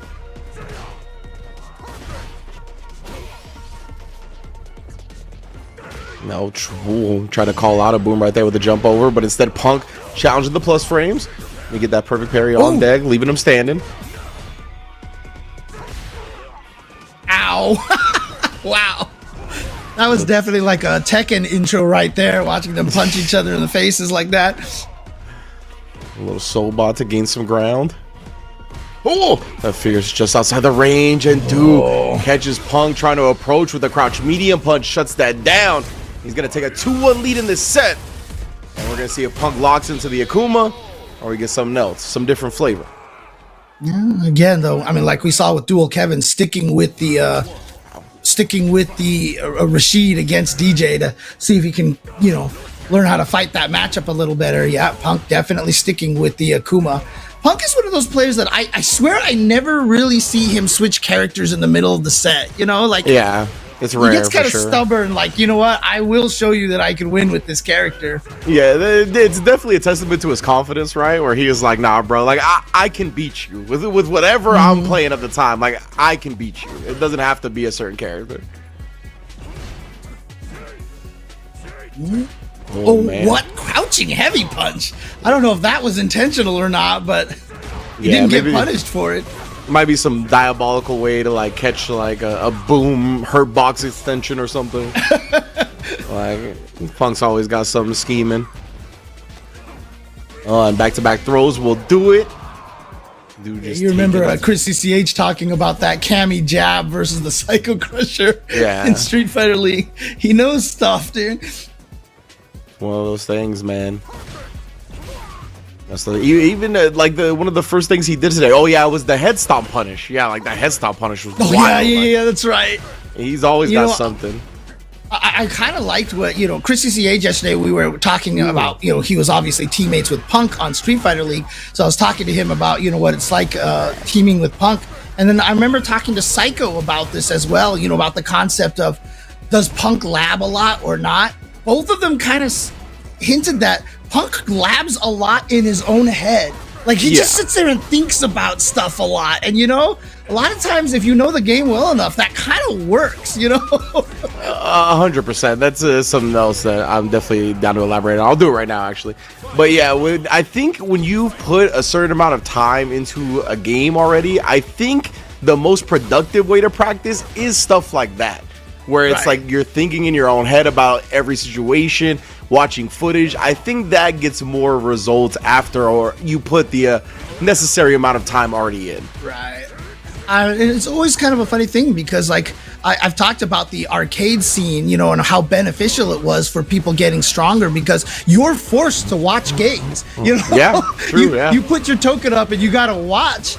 And I almost kind of feel like online rank, that's one of the biggest weaknesses is that you're not forced to watch matches. And that helps a lot. indeed. And Punk needs no help tying this setup. Got NACL in the corner. See the damage output from Akuma. Going to a game 5. See who gets in the winners finals. Even though the pink on this Akuma outfit is sticking crazy. with Akuma has been working out for him, so. And like we said, testament to his confidence, right? I feel like the only time I've seen him switch in the middle of a set is to mirror match his opponent. Like he switches to the character that his opponent is playing. That's like the only time I've seen him switch mid-set. I remember, oh god, what was the one there was one tournament that we saw. It was a charity tournament, and I remember he faced like 3 Chun-Li's in a row in Street Fighter 5, and one of them, he definitely mirror matched just to send him a message, you know. That's definitely one of the only times. Nice tech throw as well. Dude was looking to put him back into the corner. Punk having none of that. Knows how important the screen position is up against Guile specifically. Oh, nice. The whiffs. Had the buffer ready afterwards. It's like, if you're not whiff punishing me outright, you better watch out for this crouch medium punch. That is a disjointed sword normal. It is such a common tactic to do the double move when one of them whiffs and doesn't get whiff punished, because people like to try to take advantage of it. Remember in Street Fighter 4, Velociraptor with the double sweep? Yeah. The washing machine. Yeah, the Goken, right? Yeah. Every time, dude. That's what it makes me think of. Yeah, something in the no video I just put out, it's something I go over a lot, because I think Luke's really good at, because he's got forward advancing normals. I think that really catches people off guard. Especially that standing light punch, right? Being a forward advancing move too, so. Yeah, 100%. Ooh. Okay, so here we go. Damn, as we expected, final game, final round here between Do and Punk. Let's go. The 2 titans, bro. Oh, and Do shutting it down. I love it. Yeah. Beautiful. Punk doing, I think he did OD air fireball, or I don't know what it was. He did something in the air. I think it was. Oh, I think it was the Oditatsu. Yeah, it avoided the cinematic, right? So he still got hit, but at least he didn't get put fully into the cinematic. That was very smart. So good. Oh, man. Oh, no. It just goes for the throw after the super, and then there we go, the punish. Yo, what a decision. What a great reaction for Punk. I mean, and you don't know if it's gonna work, but you might as well try, you're like, okay, if I'm low enough and it's cinematics, it's gonna cinematic no matter what. So let me just try it. Hopefully it keeps me high enough that it avoids that. And NACL is angry right now. I can feel it from over here. And like, man, like, why did you know to do that? Like, it's just so impressive to see it, man. And I want to say, like, because I was thinking about like maybe drive meter that cost him a little bit more because he did 2 and like level 3 drains, a bar and a third. But he probably would have got punished. Maybe he wouldn't have got punish counter because it would have just been an empty jump. But nonetheless, I was trying to theorize in my head. What an answer to not take the full brunt of the damage at level 3, man. I can picture Punk yelling, "I'm a genius, I'm a god" on his stream right now, 100%. I mean, who is gonna contest that statement? Honestly, like, dude is just out of this world more often than not. But we're gonna get to the other half of winners. That's going to be the winner of this is gonna face Punk in the winners finals. I do like the comment from Pedestrian in the chat over here. Another Punk Do class. Oh, Punkle Do classic. Okay. Punkle Do, yeah. Punkle Do. Okay. That's the couple I like name. that. It's the rivalry name right there. So, And it's a true rivalry. I always remember Andy Roddick, after he lost to like Roger Federer like 7 times in a row. They're like, "Is this a rivalry?" He's like, "It can't be a rivalry if I never win." Yeah. Because we play a lot doesn't mean it's a rivalry. Right. Yeah, but those two, they always put on such classic sets. As you mentioned, Do beat Punk in a tournament yesterday, so they trade wins all the time as well. I just want to say to the audience, I know we see Manon versus Jamie all the time on matchups, on stream. So just bear with another one of these Manon Jamie matches. So, Oh man, no, you're sick of seeing it. Just bear with us. Exactly. Everyone uses these characters, man. I tell you. So yeah, it's gonna be an interesting one. I want to see how both these players approach it. Especially, I mean, Azan just went so ham with the aggression in the last set. It's gonna be more difficult to do that on somebody like Idom, already proven his worth with a level 1 win. Yeah, and honestly, I mean, Azan, even when we saw him play, even had a little bit of that troll mentality, you know, kind of like toying with the opponent. But I don't know if you can get away with that against someone like Oh, he did it! Idom went for the 3 grabs. So speaking of, you know, trying to win in a nice little trolly fashion there. He would have got me nice. too. I would have definitely parried again because I was like, he won't command throw me again. Yeah, I would have lost. Oh, what? Are you serious? Did he know? Yeah, he knew that he was going to try to bait the throw with OD dive kick. It was like, I'll just air you because I'm Idom and I'm that good. Nope. You can't get away with that. A lot of characters, you can get away with that range on that crouch heavy kick, but not Manon. Again, she has some of the farthest buttons in the game. Sometimes it doesn't look like she has that range, but it's just because she's so tall, you know? Yeah, that's facts. She's got some buff hitbox, hurtbox shenanigans on certain buttons too. Crouch medium punch specifically. Oh no, that didn't combo. Might have been too far. And so he should be able to finish this off with the... Oh, never mind. Yeah, heavily scaled. And he's got Idom burned out. Yep, this is a problem here. Drink up. Got the 3 drinks in, 4 drinks actually. Baits out the drive reversal as well. That's gonna be another clean punish. He did it again. Yeah, I felt it in my bones. Oh no! And that was a punish counter as well. So, I mean, I really like that sequence from Azan. Get 2 drinks, sweep into drink, and he got to the level 4. But then Idom there with the beautiful, just back-to-back wake-up drive reversals. See, I'm like Idom, where it's like, you bait my first wake-up option, I'm going to do the exact same one again. Because I just expect you to switch it up, thinking I'm going to switch it up. Same. So I don't know. I get my ODDP punish, I will do an ODDP again. And if they block it and punish me again, I'm like, good shit. Okay, good stuff. I'm sorry. You got me. Am I allowed to swear on the stream? we keep it. We keep it, you know, PG-13. Okay. It's all good. I have been told by production that I have not been banned. Okay, cool. All right, we're good. Oh, man. 2-0 like that. This man's ridiculous. It's so funny because as soon as I switch to player mentality, because I'm talking about that, like all of a sudden, like my filter goes away. Like I'm no longer in commentary mode. Yeah. I am now in salty ranked match mode. Exactly. Oh man. Man, Idom. Look at the spacing on these heavy kicks. Yeah, he's able to sprinkle in the overhead as well. Oh no! A little light buffer went around. Actually. That was kind of sick for a side switch right there. Yeah. Not sure if that's what he was going for, but it worked. Save jump, no parry attempt, and harassing that crouch medium kick. Man, the spacing on Idom, brother. The crouch medium kick into the stand heavy kick combo, backdashing to perfectly outspace the dive kick. Ridiculous. Yeah, I mean, obviously dive kicks are really strong, you know, Cammy and Jamie, but good reaction. But you know, when you're playing against like really strong players, like you really have to learn to space that dive kick right, because 100%. It's so easy for people to whiff punish if you're just kind of autopiloting it, you know.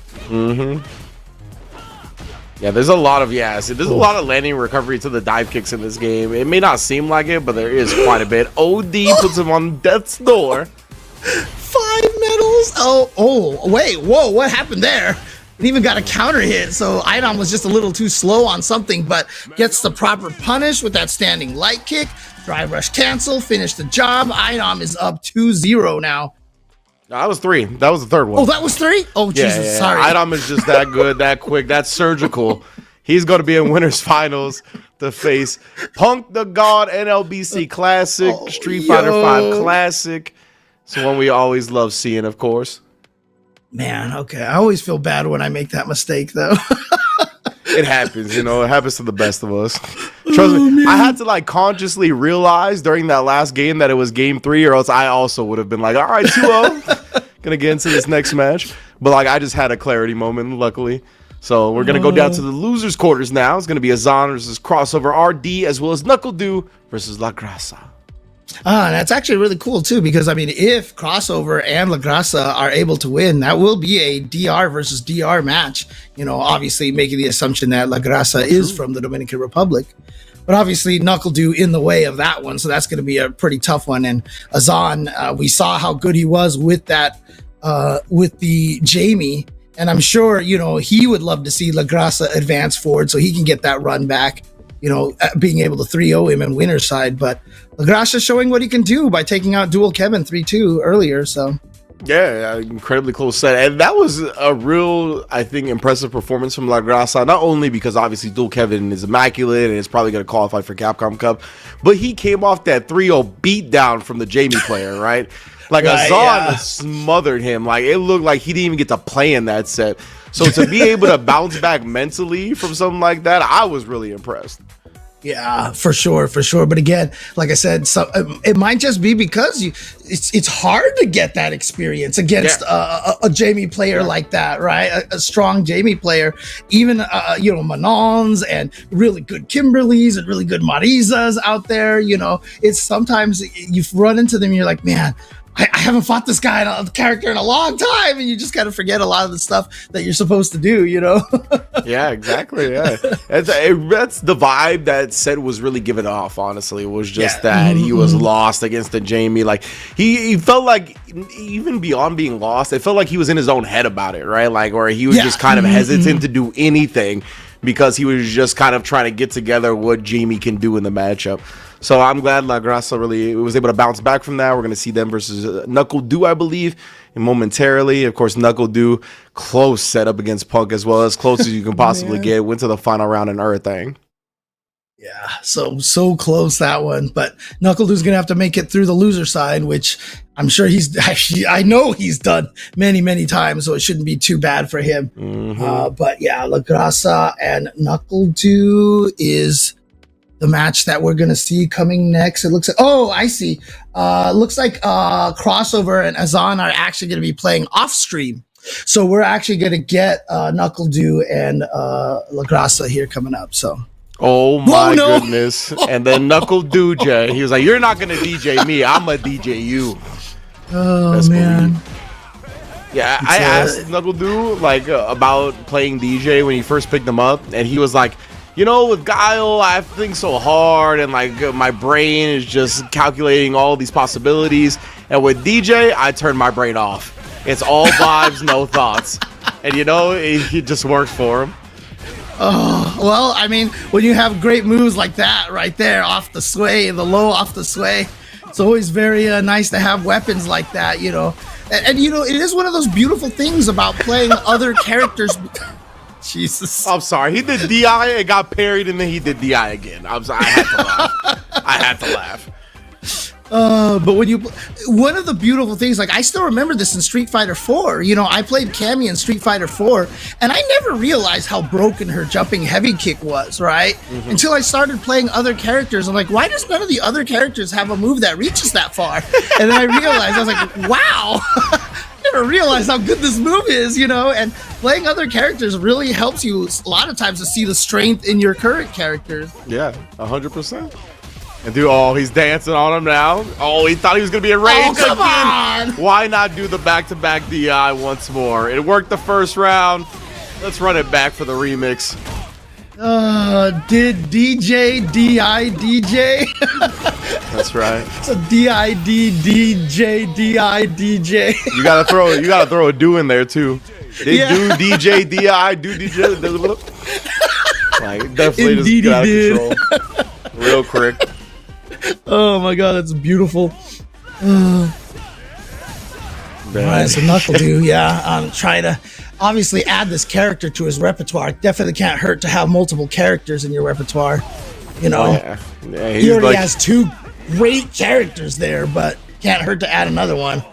Yeah, he's been playing the DJ for a while now too. It doesn't come out in tournament a lot, but this is one of his favorite vibe out characters. He's played a lot of ranked with it. Right. I remember that event in Vegas, the Level Up Expo. They did that beat a pro thing, and NuckleDu was the pro, and he was playing DJ for most of that, and basically never lost. So Yeah, he is quite proficient on this character as well. Yeah. But you could tell, like, he wasn't BSing when he told me, like, it's all vibes, no thoughts of this character. Like, that is how he plays it 100%.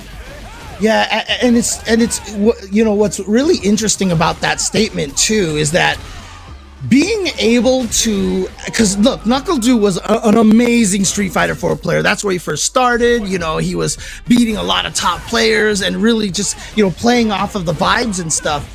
And it's really a testament to him doing so well in 5 and in 6 when, you know, the mindset of these games is very different. It's harder to just kind of do the vibes thing, you know, in these games. But they've shown the success in that transfer between games. Yeah, and dude, I mean, it's just so good. Like, no matter the Street Fighter game he plays, no matter how vastly different it was from the previous one, he's just able to be a top-tier competitor. He just knows how to get good. Beautiful, perfect. Although I will as well. say, I do kind of miss NuckleDu de Capre, dude. That thing was so annoying.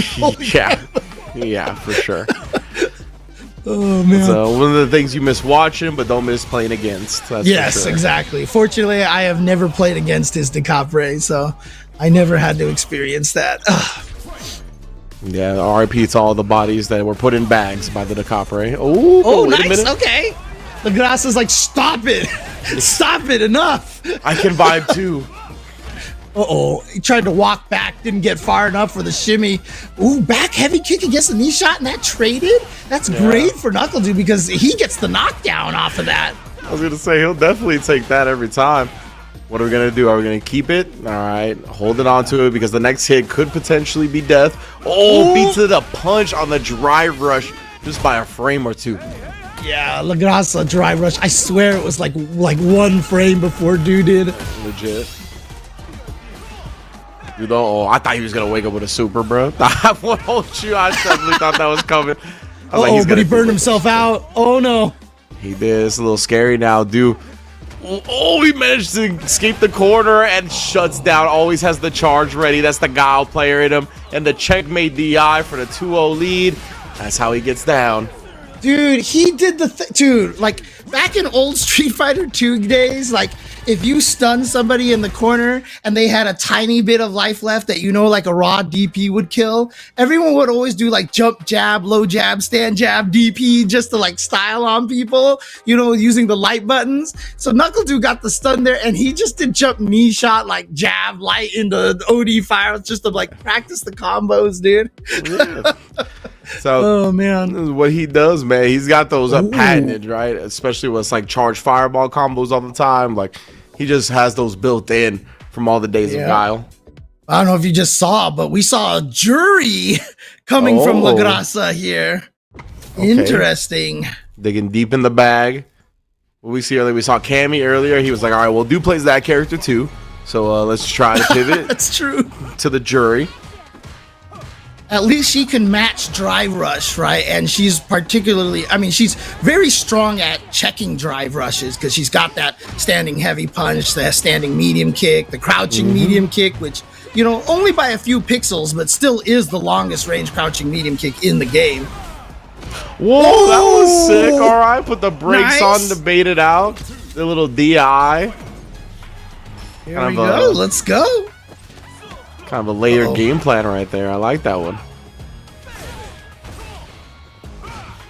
Yeah, try to bait out a wake up right there. Caught the backdash. Is going to be able to combo off of it as well. Set up a safe jump? No, actually doesn't go for anything right there. Yeah, just playing it by heart right there. Yeah, straight up. And then getting the clean whiff punish like Rasa. Waking up with the pinwheel. And dude is not blocking out of the parry attempt. Oof. God, Sunset Wheel is so good. That forward medium kick, it's so good. That's one of those buttons that if you gave it to certain other characters, they'd be broken, honestly. All right, and Du striking big with the super right here. It's going to be massive life and drive advantage. Beats up La Grasa. Does have 3 meters on front deck. and back. Oh, nice. Charges up the feng shui, but nice from NuckleDu here. Doesn't have any meter here. Oh, just goes for the meaty throw, and that is enough to kill. Less than 1,200 life left right there, and NACL advances 3-0 over La Grasa. I did like what he was doing with the jury, though. I had a really strong first round, but NACL is he's a Capcom Cup qualifier. He's a former Capcom Cup champion for a reason, and he's going to advance on the winner's side. Still waiting for the result of Azan versus Crossover. See if we can get that. They're going to be in loser semifinals. I believe Azan and Crossover are having their match right now. So we got winners final setup as well. Punk versus Idom. And we're going to take a quick break right here on the Fight Series. We're going to be back with our conclusion, our top 4. Do not go anywhere. Who's your least favorite Swedish person? Oh man. Y'all know Swedish people? I only know laughing. Like, I don't know any other person from Sweden. I guess I hate Leopard. This feels like pretty specific. Yeah. Yeah. It was very specific. Yeah. Which one do you wrote this?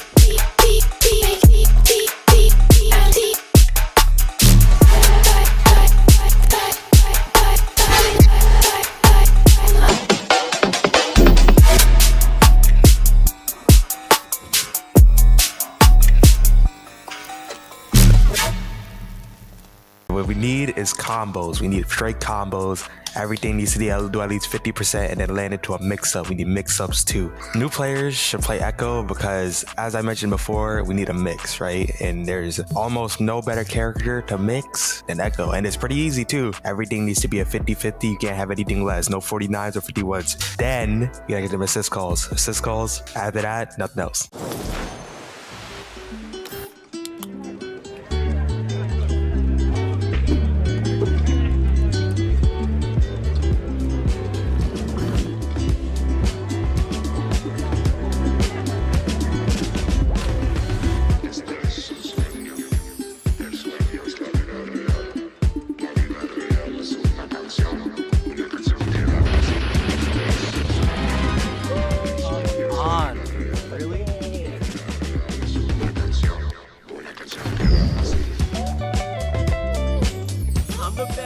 I'm the best of all time, baby. Let's hear it. You're so good. How are you so good? I love you, Jake. GG's.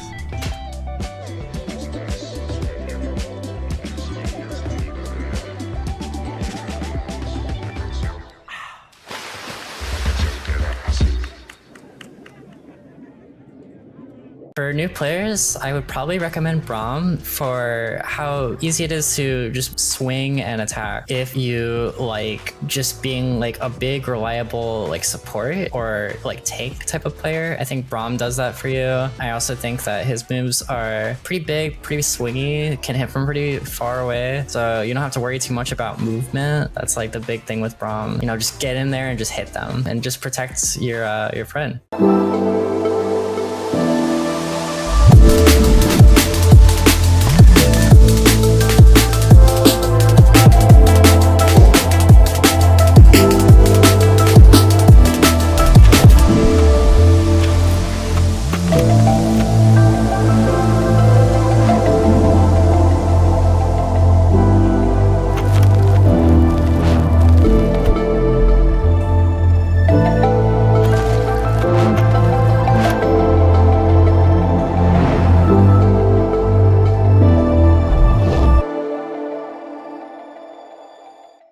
For new players, I recommend Ari because you play a game like this because you want to finesse. You want to move. You don't want to just do things without purpose. Anti-air is as simple as it gets. I kept it extremely simple, but I mean, you can go a long way with just those. And this character is so elegant, so smooth, that you just want to dance when you play it. And this is the character I recommend.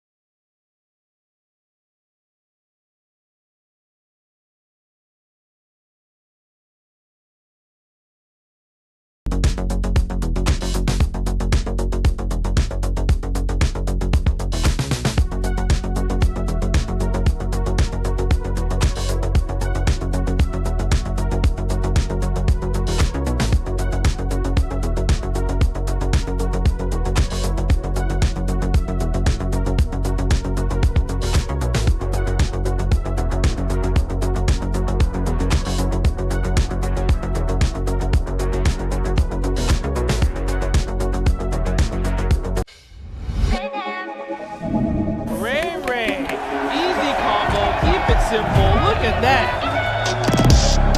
And there's like so many different things that you could talk about. We're gonna make a shitty f***ing tier list. Best way to live his life. Oh my God! Punk to God! FlyQuest over! Champion! Let's go, Punk to God right there.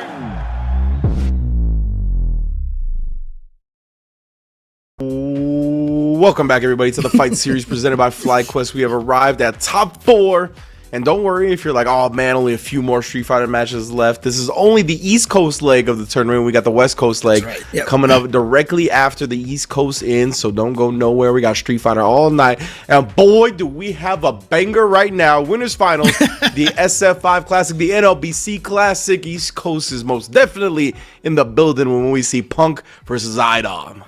That's right. These two have played each other so much back from the NLBC days. Oh, man. Yeah, here you see him set up here. This is a match that we've seen a billion times, though. I will say here in Street Fighter 6, I feel like I haven't seen these two play against each other as much, but I'm sure they fought each other a lot of times here, but I'm curious what Punk is going to use. We saw him go with the Akuma versus NACL, but you know, against Manon, you would imagine Cammy would be a strong pick unless, you know, he's just trying to experiment with another character. Yeah, it'd be interesting. IDOM is really good at like anti-airing with Manon, and then she's got like a really far-reaching anti-air with the OD. I forget what it's called, but the OD like ballet move, you know, when she kicks the leg up and whatnot. So I wonder. I'm expecting the Cammy as well, but who knows with these two? And they definitely have played less in tournament so far in Street Fighter 6, right? Because, I mean, Punk was off to the races pretty quickly. And we do get the Akuma, though, up against IDOM's Manon. So interesting. Well, good start for IDOM right there, going right through the projectiles, showing Punk you can't just be tossing those out all day. But you can see right now, Punk not as much scared throwing the fireball because IDOM had only 2 bars of the drive gauge. He's like, go ahead, burn yourself out. But IDOM gets the jump in. Gonna get the kill here, yeah, because it's Akuma and just takes so much damage. Very nice. Already showing out. We got IDOM on the board. And yeah, I see. Oh, it wasn't close enough to get the pull back in, but already representing some great whiff punishing. And they're not gonna get bullied by the plus frames for free either, but Punk strikes first. Strikes back. Nice. Perfect parry right there. And then but IDOM's still trapped in the corner over here. Setting down, caught reaching, and Punk responding.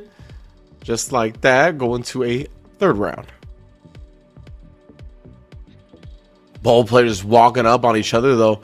Trying to get into that mid-range. They can start manipulating their opponent. Oh, man. Yeah, Punk is staying at this range where forward medium kick can harass, and the whiff punish won't actually reel him back in, so that's decent. Taking the plus frames into the tick throw setup. Now Punk has the corner. I'm content to take some throws for now, but that's what happens. You want to take these throws. Well, let me introduce you to my friend, the overhead. He has no scaling. Again, it's just Akuma, yeah, he has 9,000 health, but he makes everybody else feel like 9,000 health, so it's so scary. Indeed, yeah. That's how Akuma gets down. Yep. Massive damage. Oh, he even tried to sneak in a little overhead, just raw, not even with a drive rush, and IDOM shut that down. Oh, again, the reaction right through that fireball. Wasn't even the OD twirl that time, just a regular one. Yeah, IDOM's ridiculous. 4 medals now. Uh-oh. Gonna be a scary situation here, because you know if Akuma gets grabbed by a level 5 command throw, that guy's bleeding. Yeah, and IDOM actually risks a parry right there. He's gonna get burnt out by Punk. This is a real opportunity, especially with that whip command throw. He just resets in a DI. Oh that my was goodness! So smart. He just hit him, and he was like, "Okay, yeah, you went light adamant flame, and then just went right into the DI, dude. That was so good." Wow. Punk dug all. Put the ski mask on. Took that round when I thought it was going to be IDOM's. Try to catch maybe a potential jump away right there with that back heavy kick. Uh-oh. Oh, that's going to hurt. Ow. Oh, what? No punish. I was whiffing, Yeah. thinking a button would make contact. They were just coming up short by a few frames or a few pixels.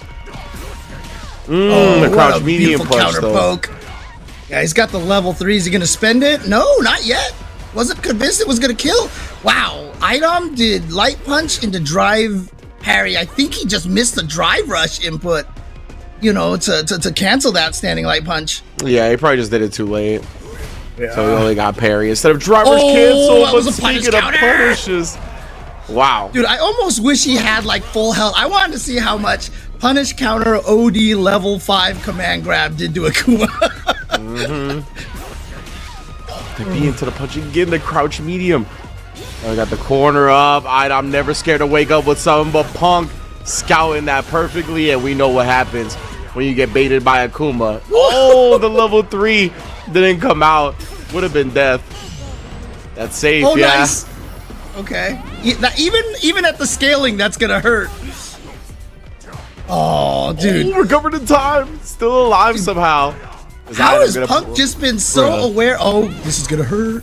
One more, he's dead. Honestly? Oh, that's a level 1. It's not gonna go through the fireball. Oh no. At first I thought it was level 2. I was like, yo, Idom, you're ridiculous. I was still No, a cool Idom idea, definitely was thinking to himself, I've tried to command grab. It's too obvious to go for this to win, so Punk is not going to expect it, you know? But Punk's like, look, I'm holding up back. I don't care. Now got Punk the just burnout already. Yeah, abusing the plus frames right now. It's abusing this pressure in the corner with the burnout. DI'd up. Idom had no answer. That's an unthrowable gap. He had no super meter. Oh no. Oh, combo drop right there, and that's going to give Idom at least the ability to build 1 medal. Good defense from Idom here. Wow. Still alive. Oh, no. Too far, but that was the right read. We're going to see his Idom maybe able to pull his own mask couldn't reach down. that far. Oh, straight through again, but yeah, that time, I believe it was the OD fireball from Punk, allowing him to recover pretty quickly, putting himself on set point in this winner's finals. Oh, yep, caught Punk trying to either backdash or up back or something. Caught him in the legs as he was trying to get away after that crouching light punch. Oh, wow, that was kind of to chase the jump, but it just didn't hit. You see Akumas do that a lot, just dash up and then the back heavy kick. Oh, jeez. That button's so good.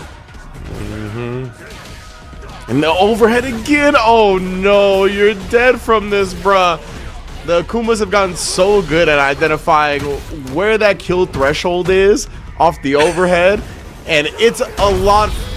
Yeah, it's a lot more health than you think it is. Like, you think you're safe, you think you can eat a combo, and you can't. The overhead is just ridiculous. Punk to God into grand finals. You know, I've told you this, and I try not to do this as much anymore, but I'm just going to say, like, I think everybody should have scaling after drive rush overhead, right? I mean, because I feel like that's really, really strong. Because, you know, Kimberly has that, and nobody else does. Yeah, I definitely think that's going to be a change they're going to make in the future. I feel like the Kumas, the Lukes, like some of the damage that comes from these overheads is just ridiculous. But hey, make the most of it while you got it. And that's exactly what Punk did right there, being able to take it all the way into the grand finals winner side in his own sponsored tournament. Not his, but, you know, FlyQuest in the building and whatnot. Grand finals winner side. I would also be okay with removing any scaling off of Kimberly's overhead. I think that I would take that there you too. go, yeah, you know, right? so, yeah. Well, at least let me have it. You know, just trying to equalize the ground here. But I said that she needs an SPD, and Brutus slapped me in the face. So, you know, it's one of those things you can't piss off Brutus. He'll slap you in the face with some maple cookies. That's what I want to see. I need a package. I saw him tweet those out. Some maple cream cookies. I had never seen those before. Yeah, bro. I've had Canadian friends for some time, and I have never seen those. So I am looking to try. Wait, if you're from Canada, and are coming to a tournament near me, please bring some maple cream cookies. I want to try those. Exactly. Please. I'm definitely going to hit up some of my Canadian friends now for sure. And I'll be like, I heard about these maple cream cookies, dude. Dude, they look delicious. And I They look promise you, delicious. Ringe, I promise you, if I get a box of cookies, I will let you partake in some of those. So, My man, good looking out. Shared cookie alliance right here. dude, even Vish is coming in here. He's like, don't try them. They're addicting. See, yeah, I already know, bro. I already know. I'll smash a whole box the night I get there. Right. Like, I can already see it happening. But loser semifinals, crossover RD versus NACL. Let's get it popping. Nope. Yep, got the anti-air ready to go. And yeah, like you said, NACL sticking with the DJ right now. So All vibes, brother. Just looking to party. he's like, I don't feel like being that lady with all the math formula memes right now with Guile. I just want to play DJ. Although that standing light kick, being able to reach and punish the scissor kick a little bit easier is pretty good. Although Cammy could do the same thing, so yeah, I mean he definitely has a character that already does that. So. Oh, and the funky slicer, the sway beforehand to outspace perfectly. Put it on me, with a pixel away. I mean, you can eat the projectile and avoid the burnout, but that means you're dead. It's kind of one of those checkmate situations. Again, as I mentioned last night on commentary, having a projectile that you can throw in as a meaty against the character is so powerful in this game because you just take away that one option of wake up, from the level 1. And so, I feel like, the characters that have that have such an advantage. Ooh, the whiff, seeing the fierce come out. The quick little perfect parry, that's plus frames. You got to respect me. Sunrise heal all day. Nice. Okay. The -3 funky slicer. They got minus. Wow, just did it right there. But I mean, honestly, it's one of the best times to go for those Hail Marys right there. It's basically stealing your turn back, right? So one of the things that you do. With the anti-airing. Nice. He was so good at anti-airing with DJ. I think it's one of those things that I think can plague some of the DJ players, and dude's just ready every time, whether it be with that back heavy kick. He seems to have the charge more than every other DJ player too because of the Guile DNA. So good. Yep. Yeah, people have often told me I can't play charge characters. I don't understand them. And the way that you play them is whenever you're not using the controller to move or do a special move or to jump, you're holding down back. That's it. You dash, you start holding down back. You jump, you start holding down back. You press a button, you're holding down back. That's just how you play them. Learn to put that as your default position for the joystick. Yes, indeed. Yeah, we're going to be able to parry up the mine, so at least protected his drive meter in this process. Bison is so good at whittling away at it. Got some plus on block heavy normals. Gonna be busting out, tired of the corner pressure. Yeah, I mean, look at NACL's drive gauge. He's no drive gauge left because of the way Bison just eats away at your drive gauge in the corner. And that punish counter throw is going to burn him out. And that's going to be the end. NACL couldn't do anything. Level 1, not invincible at all for DJ. Yeah, it would have honestly been, I won't say a waste of meter, but it was going to be tough, right? Even if he avoids that, it was not a favorable position either way. Ooh, Dude, okay. it does have Maybe built for to the the level 2. Yeah, gonna do this for the corner carry potentially here, yeah. Drive rush right back in there. Oh, wow, goes for the throw. I definitely got thrown there. Oh, and again, the spacing with the sway. Catching the walk up. I'm just gonna put this round to bed off that? My goodness. As a person who has had nightmares fighting DJ and Super Turbo for many, many years and may still be suffering from PTSD, giving him these sways and all these feints, I don't know what they were thinking, man. They were also all vibes. They were like, let's vibe this character out. That's what I'm talking about. Oh, man. And down crossover, trying to get in with these scissor kicks. Could be scheming on a neutral jump on the side of Do, but before that, crossover's forced his way in. We got the corner advantage with the mine planted as well. We got overhead after this. Oh, just trying to bait something out. And again, drive reversal is such a good strategy to fight against the mine. Yes, it is expensive to do, but you can get rid of the mine on a guaranteed hit and not have to deal with it. even if the mine blows up while you're doing your drive reversal, you're invincible, so you don't even get hit by. Oh no, he just ate a random jump in. I think he tried the back heavy kick and was just a little too late. That was my bad, Knuckle Dude. I said you're so good with the anti-airs on the character. Universe had to be like, quiet down over there. That was my bad. Commentator cursed him, I see. Oh, he tried to get a throw bait out. Oh, that's what he was looking for the first time. He went for 2 shimmies in a row, and yep, crossover. Definitely reaching on the second one. He's been doubling it up, man. Oh, nice job adjusting the button, adjusting the spacing. Able to catch the sway backwards. Oh, what a great day. Burnout on both sides. Yeah, actually not that terrible for Knuckle Dude, because no danger of getting drive impacted in the corner here when you're both burned out like that. I almost said my tongue twister almost made me say something really bad there. So, and again, dude, this time outspacing that crouch medium punch.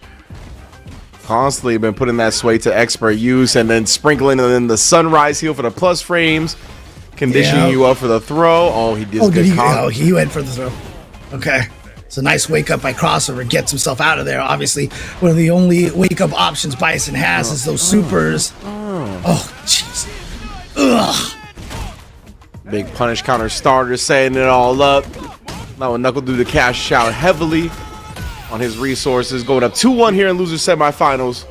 Getting that much closer. One of my favorite parts of that super is just the very beginning, the way DJ like double dashes and sways right into your face, dude. It's so sick looking. Oh, okay. OD gets him the bomb. Caught him low. Okay, there we go. He should be able to get the explosion off of this. Yeah, whiff punish with a scissor kick right there. That was dope. Interestingly, that didn't do a lot of damage, though. All right, but he's going to get another Psycho Mine planted. Oh, no! He died pretty quick to me. I see why he did that now. He wants to get the juggle, so he whiffs the kick to make, the time the falling till he transitions from being on the ground to the air. That's why he whiffs that kick. Okay. Oh, the jump back on the Psycho Crusher. Beautifully called out from Knuckle Doo. Not gonna let him ever escape the corner for free. Again, you will not throw me on my wake up. Dude, just turn up the aggression immediately as soon as he wakes up. Drive rushes back in his face, takes the corner. Oh, he didn't do any follow-ups. Yeah, he stomped out, but that was it. Okay, minus frames there. Oh, the whiff punish. Did you see DJ with a backdash just to get right out of that range? Beautiful spacing from Knuckle Doo. He's at match point. Wow. That wasn't a true block streak. Dude's so good at calling out spacing with backdash. We saw it up against the Jamie from earlier on the dive kick. Just always ready. Yeah. Look at this now. Just trying to smother crossover. Get this set done. Dude, this is crazy. Dude, he is just backdash. He's a yo-yo right now. DJ is a yo-yo. You see that? In and out, in and out. Oh, man. Legitimately. Yeah, weaving in and out constantly, applying the pressure differently. I even like the little micro pause at the last throw, right? He gave himself that moment of pause just in case we saw an immediate reversal on wake up. Made sure he covered all his bases. Knuckle Doo. Man, so dominant. I mean, that's our top 3 are the 3 players qualified in the Capcom Cup. Who would have thunk it? Losers final. I know, right? Gonna be Idom versus Knuckle Doo, Punk in grand finals. Who would have guessed it? Who would have guessed it here? Punk, Idom, Knuckle Doo. They kind of good. They're kind of good at the games, Oh, man.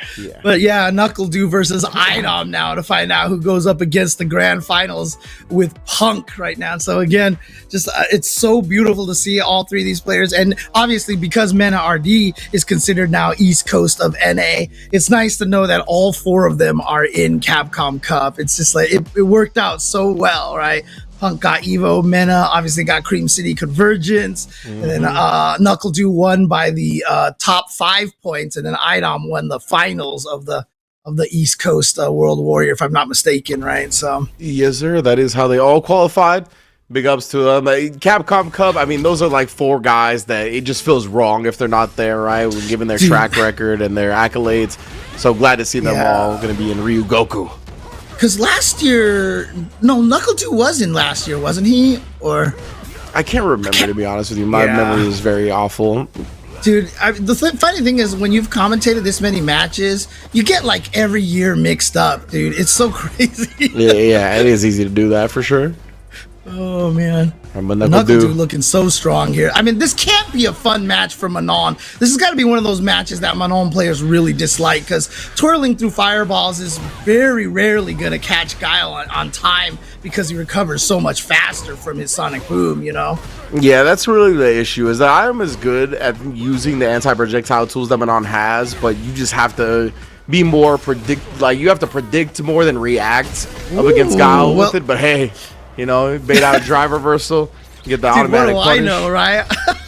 Jeez, let's go, Item. Oh yeah, that was definitely plus. Knee hit on one of the later active frames. It hits. Oh, what? He recovered in time, and he had the right height to know to punish with the standing heavy punch after that perfect parry. Yeah, definitely. You can't do that in all perfect parry scenarios. Sometimes the character will recover in time. But bro, he teched into the Sonic Blade. Just kept it going. Yo. That would look like a DHC glitch. That was like an uncombo. That was like, what in the world? But wasn't a combo, but still a combo. Do you understand? Legitimately. Harnessing Chris Hu with the pressure in the corner. Oh, yeah. Shout out to Chris Hu. Hope he's doing well out there. Ooh. I'll bring him close. Yeah, I'm just going to take the back throw here. Item's got the life advantage now. Try to bet on something big, but Knuckle do. Flash kick, try to throw bait there. Item not giving him anything. A very disciplined defense. Oh, whoa. And the knockdown off of that one, too. Oh, wow. I thought he had the flash kick charged up. Crouching heavy punch did its job. Waking up with the buttons and burning himself out now, though. This is a dangerous situation, but he does have that level 1, 2, and 3 all ready to go. I would imagine if he sees a DI, he would go for the level. Never mind. He's going to go for this because he's trying to burn Item out to equal the situation, but it was too late. It was too late. That was so clean from Item right there. Able to close out the first game off that. But yeah, jumping in, Item barely had any drive meter left, right. So most likely he knows that Du is going to try to press something to get that last bit of drive meter out. He bet that it was something that wouldn't be able to be recovered in time from DI. And man, he was right.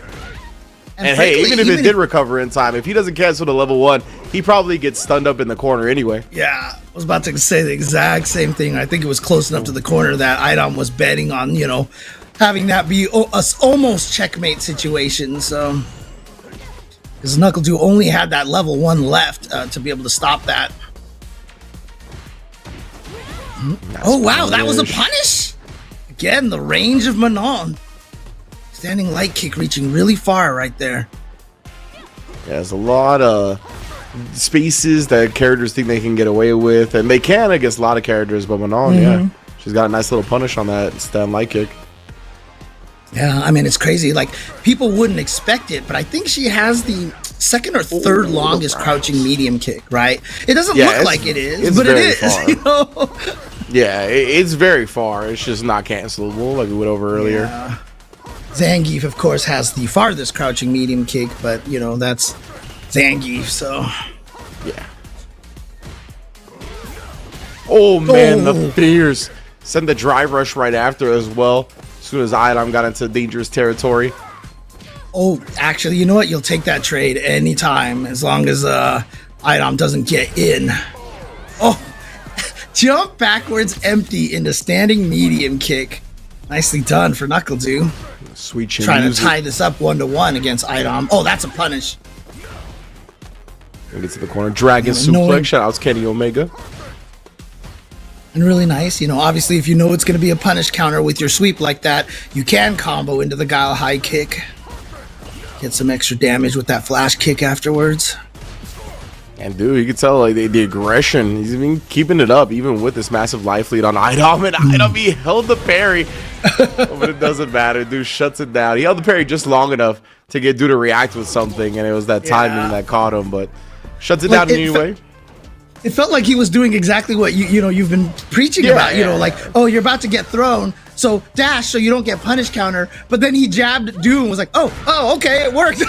Yeah, these two players I feel like I've seen do it more than most, honestly. So yeah, gotta keep an eye out. It's just a habit you build, right? It's just one of those things that at first you're like, how do you think of doing that? How do you remember to do that? Just do it enough, and it just becomes a part of your normal brain decision making. Indeed. Oh no! Immediately representing with the blue stuff. Oh wow! Does he think he can kill with the level 1 here? Is this gonna kill? Off the perfect parry, fully scaled, and he was like, "Yeah, I think I can do this. I think I can do this." Oh, and just walking away from the command grab, then walking up, getting the punish counter on the massive recovery frames. More dragon suplexes. That was like a fourth of his life off of that punish counter right there, with basically almost no bars spent.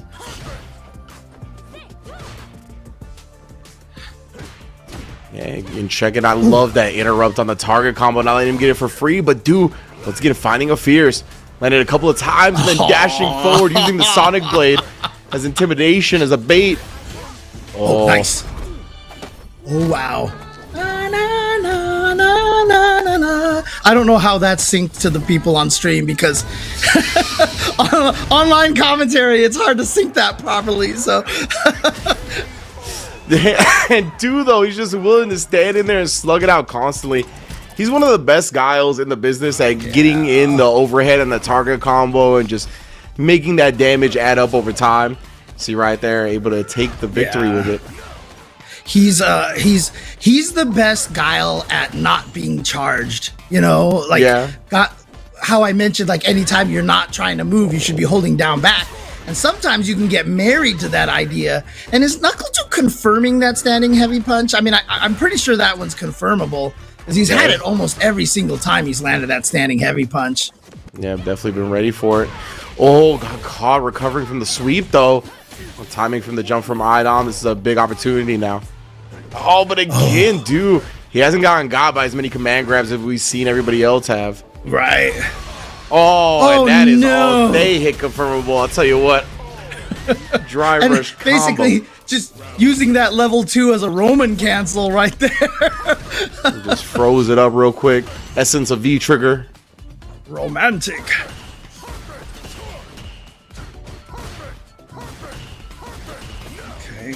Just pairing all these sonic booms. Yeah. Oh, wow. Twice in a row, and Idom teched it both times. Oh, it came up just short on that normal. Idom was trying to parry it on reaction. Oh, that was sick. Perfect parry. Able to punish the drive rush from Knuckle2. The range, the shimmy, the combo, the medals. Here we go.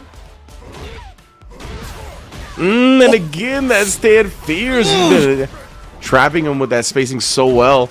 Oh, he tried the fierce anti-air, though. Yeah. But Idom got just far enough. Angles. Yeah, just got just far enough to get the cross up right there. Yeah, he tried it. You see, I've showed a little bit more patience now. Not swinging into that stand fierce when Knuckle2 sets it up. And he actually counter hit at that time. Man, Dude has been so good. Jumping away from damn near every command grab Idom has tried. Yeah. I mean, fortunately, Idom hasn't been getting punished, so because Dude hasn't been neutral jumping, right? Like, you definitely just have that habit of jumping backwards. But, I mean, if you, no Odi Tatsu for Idom here. Yeah, no way to change that trajectory. Dude going to be able to take a lot of life and a lot of drive from Idom in the process. And again, jumping away, trying to get his space back. Oh, he was actually so close. Nice job finding the jump in regardless, though. I thought he was going to whiff punish that stand fierce because he was just outside the range of it, but instead takes the jump in. This is a huge super to turn the tides. Yeah. You see Idom with the life lead right now, trying to burn Knuckle2 out. Gets it with the stand heavy kick. And there's a trade. Gotta watch out for that DI. You know that's what Knuckle2's looking for, but he doesn't have a meter. So if Idom can drive rush into medium putt, never mind. Just drive rush directly into the DI, and Idom ties the set up 2-2. I love how both disciplined they both were, though. Like, Idom didn't immediately go into the DI. Dude was like, I'm not going to jump, bro. You think I'm just going to jump because I don't have any meter and you got DI and I'm burnt out? And, like, you know, it was a little give him a chicken for a while there, and then Idom able to sneak it in. And look at this. Idom with the corner position on NACL now.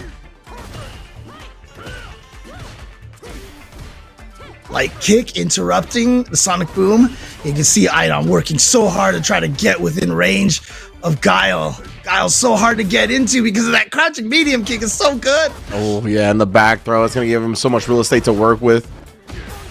Oh, but the whiff. Taking full advantage of now Idom up to 3 medals. So nice. Nicely done. And, man, NACL's anti-air with that standing medium kick is so good. And then parrying after the jump in. I remember somebody saying, it might have been on Street Fighter League that I heard that, but NACL always tries the perfect parry in between jump attack and button on the ground. Like, it's a very smart it's just place like to do something it. that he tends to do because, you know, if it's a true block string, whatever. But if it's not, you know, he gets the perfect parry in there. So sometimes it's worth it just to do jump attack, maybe just try to throw him, but he'll probably recognize when you go for that and, you know, just backdash and punish you or something, you know.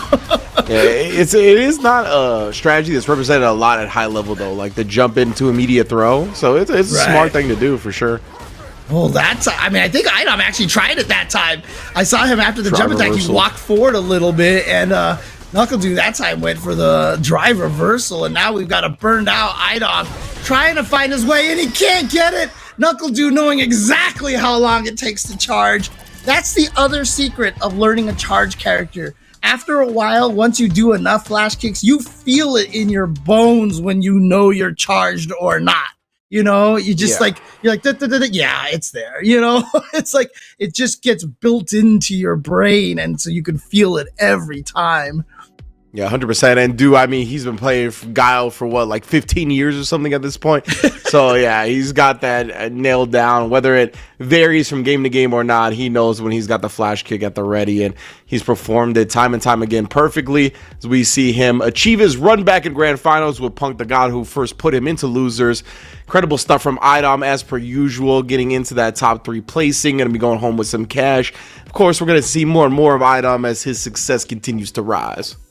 Yeah, absolutely. And you remember on the winner side, you see right there on the left side of your screen over there, Punk versus NACL 3-2. Went down to final game, final round. That was definitely, as mentioned in the chat, a Punkle classic over there. Are we going to get 2 more sets of Punkle classic here? Is Punk going to stick with the Akuma? Most likely. So let's see what happens here in this matchup. Maybe NACL goes with Cammy instead against the Akuma. Yeah, it could be. I remember going into Street Fighter League, I feel like Do and Punk, when they met up in tournament, were actually playing a lot of the Cammy Mirror. And I remember Punk saying that at the time, Do was kind of getting the better of him in that Cammy Mirror. So I want to see, that's a good idea that he might break out the Cammy. I wonder if he's just going to keep floating with the DJ, right? He's like, the vibes are high. I've gotten to grand finals, you know, playing a lot of the DJ. Maybe I'll go with that. But we might see the run back with the guy on Akuma as well. It's going to be interesting. You know, all of these guys, not only are they so dangerous, but whatever character they bring to the table, it's going to be tournament ready, right? That's just how they get down. So excited to see it. And as I mentioned, it is important to learn multiple characters like this, man, because like it just tells you, it teaches you what strengths and weaknesses are, how to, like if a character has a weakness that your other character doesn't. So, for example, if you're reliant on ODDPs getting you out of corners and you play a character that doesn't have one, and your defense gets stronger, that will still help you with the characters that don't have the that do have the ODDPs, you know, because now you don't have to risk as much, you know, or hey, my jump attacks aren't as good, and so now you learn how to jump at better timings and better ranges and not just abuse that. So, you know, it's so valuable to learn multiple characters if you can. Obviously, it's hard. Everybody has their own time constraints, and, you know, it's hard to find all the free time necessarily. But, you know, if you are a player who's seriously looking into being a hardcore competitor, it is something that is very recommended. Yeah, most definitely. I think with the execution barrier in the modern games being a lot lower than the old school games, like if you're going to sit there and grind out the game and really like just spend a lot of hours playing it, I think you're more served kind of playing different characters and gathering perspectives, seeing what the player from that perspective is thinking from with the characters and whatnot, and kind of gathering info that way rather than trying to grind out a lot of execution that, to be fair, you can get used to fairly quickly. But we are going to take a quick break before we get back to the fight series and grand finals. We'll be right back, y'all. Don't go nowhere. Who's your least favorite Swedish person? Oh man. Y'all know Swedish people? I only know Laughing. Like, I don't know any other person from Sweden. I guess I hate Lefted. This feels like pretty specific. Yeah. It was very Yeah. Which one do you wrote this?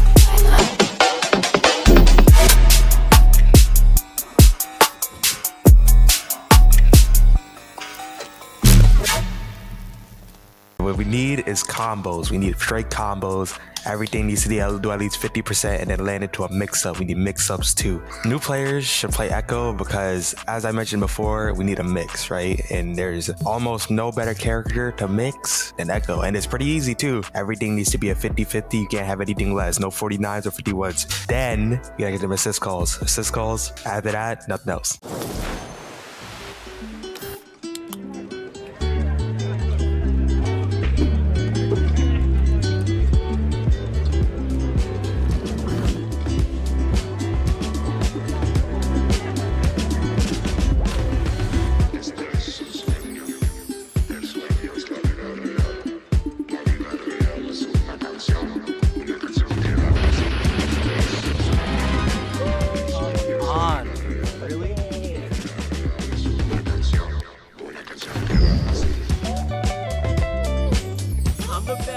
I'm the best of all time, baby. Let's hear it. You're so good. How are you so good? I love you, Jake. GDs.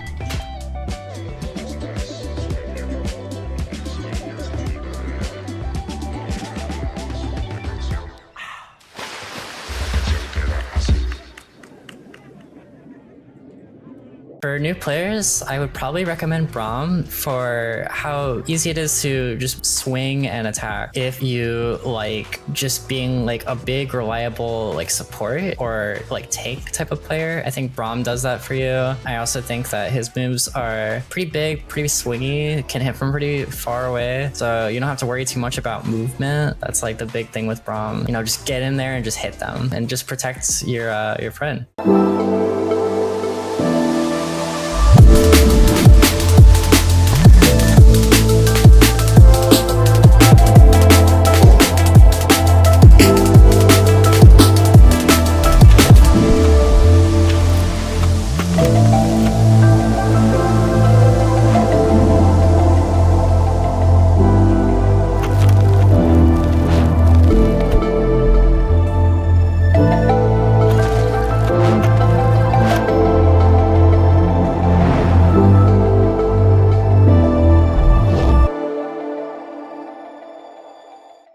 For new players, I recommend Ari because you play a game like this because you want to finesse. You want to move. You don't want to just do things without purpose. Anti-air is as simple as it gets. I kept it extremely simple, but I mean, you can go a long way with just those. And this character is so elegant, so smooth, that you just want to dance when you play it. And this is the character I recommend.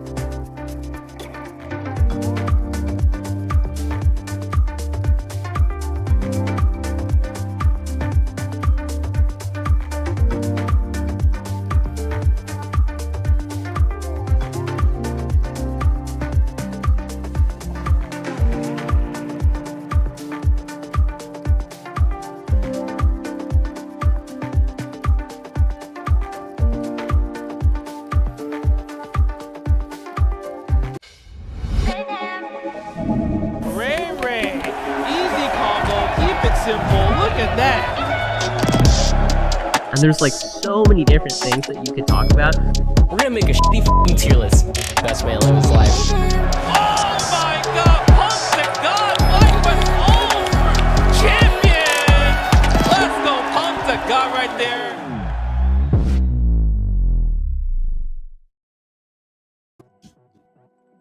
Welcome back, everybody. We are ready for the grand finals here between Punk and Knuckle. Do a run back from the winner's side. And was it a run back, maybe possibly from Casa Bunch? I'm not sure, but that's where a lot of the players are playing right now. So we are waiting for Punk to complete a match over there.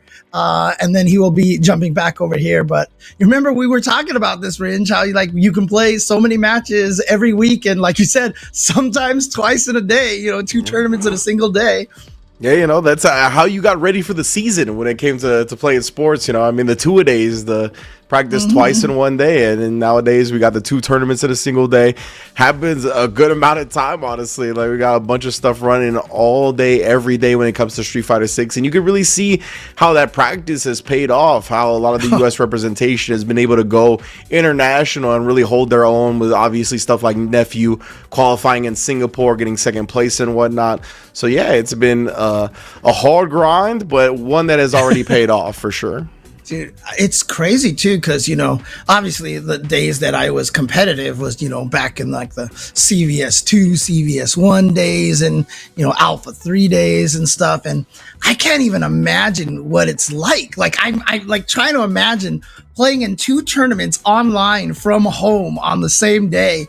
And I can't even imagine how that feels. It just sounds so weird, but it's so cool to be able to do that. Shout outs to the good netcode. And in fact, we're actually watching the match from Punk's stream, it looks like. Indeed. Punk in the building. Yeah, thank you, Mother Base. That's definitely the plan. Oh, he's going up against Ravilo, Oliver, of course. That's cool. Okay. Going with the Ed over there. Yeah, going up again here. I'm not sure what the total count is. Oh, I didn't get to see it. Dang it. But at least that's a 1. And we got some intel from Mother Base previously that it was 1-0. So maybe I saw a win on Punk's side. So maybe it's 2-1 Revilo right now. Oh, okay. Okay. Oh, yeah. We just got the update that it is 2-1 Revilo. Nice. Ooh, nice. Thank you, okay. Okay. Yeah, but I mean, remember yesterday we were asking what characters actually fight Ed really well, and someone said Cammy, right? A lot of people were saying Cammy, but Revealo's like, nah. Yeah, who knows? Like honestly, it's one of those things where I feel like we got to see this matchup more and more play out. Again, to see on paper, why Cammy definitely has some merits up against Ed, but it's been very strong, and just in general, he's a great neutral monster. Great button range. The flicker shuts down so many options. Obviously, free plus frames off the OD. I shouldn't say free, but OD plus frames off that. Obviously we can't trust Phenom on anything, but he was saying oh, Cammy, she's 6 or 7 best in the game. But if she does fight Ed really well, that does kind of put her into that potentially even higher position in the tier list, because who cares, man? Who cares where she's at on the tier list? All right, she won Evo, she's good. Clearly this character is strong and viable to win a tournament. I don't care if she's 1 through 8 or whatever the hell. I don't care. Right. I mean, I've been saying she's top 5 this season this whole time. Care. And now I don't care if she's top 5. I don't care if she's top 1. I don't care. You're I don't want to talk about tiers. I don't care. His character's good. Ed's good. Let's talk about how good the players are and what they do in the matchup. And at least how well the characters flow, right? Why does Punk have flow on his progressive? I don't know. You know what I mean? I don't want to just plug other sponsors, but he's definitely been doing the progressive sponsored streams as well. Fair. Flow's just popping up out of nowhere, trying to sell insurance to the opponents for getting hit. Honestly, though, I mean, it's just so true that 2/3 of this cast are potentially top 5 at this point, dude. It's the character. All of them are so good. I'm really happy to see that's the current state of the game. Yeah, 100%. I'm so glad that so many characters are viable, and the tournament has had a good variety pretty much wherever we see. Even if some characters can kind of control or monopolize the discourse, there's still so many good characters in this game. And to be fair, when Phenom was saying that, he was kind of joking because everybody knows Phenom likes to downplay his characters. So, oh, okay, all right. And Punk making this comeback here. Never goes quietly into the night, man. It's just crazy because like nowadays, you're like, okay, I won my tournament match, and it's not like, whoo, okay, cool. Now I wait till my next match. It's like, I won my tournament match. Now let me go play in the other tournament, That's right. That's right. The No mission breaks. is never done. Yeah, man, that's the thing with these players too, is they have a mindset. Oh no. Especially the ones that have really kind of thrived in this type of environment, they have that mindset, right? Where even if you win a tournament, like you don't even relax and kind of enjoy that moment. Like you just already are starting thinking about the next tournament. Yeah, Punk actually, I think he went for just like a kind of a harder combo there with Cammy. I'm gonna have to test it out. I think that's why that DP missed over there. He tried to do something a little bit fancier. It looked like, oh no, Punk. This is the problem. Punk never uses Hooligan. So when he does, like, you're never ready for it. That's what makes it so good. Dang, so even down, comes back from the brink of defeat to progress, staying alive in Casa tournament. Shouts to Casa and Casa Bunch. They've been holding it down. They also, I believe, do a ladder format. So it's dope to see more ladder tournaments as well. Getting these players as much experience in games as possible. Really breeding the next generation. But I believe it is time for us to borrow Punk back and get this grand finals underway. I was trying to get into this Cammy training mode over here just to test something out, but I had X-Men Children of the Atom on at the time, so Damn right. That's right. That Marvel collection, baby. I've been cracking out on combos in that thing, man. I'll tell you. Holy crap. It's good times, yeah. Like, how we talked about the execution barrier for a lot of the modern games being definitely lower than the old games and whatnot. It's nice having these re-release a lot of the old games if you are a person that like just kind of finds grinding execution therapeutic, because yeah, there's so much cool stuff to grind in the old games. But we have arrived at the grand finals. Fight Series East Coast Edition, Knuckle doing loser side, Punk winner side grand finals, and it is the Knuckle Dooje going up against the Akuma.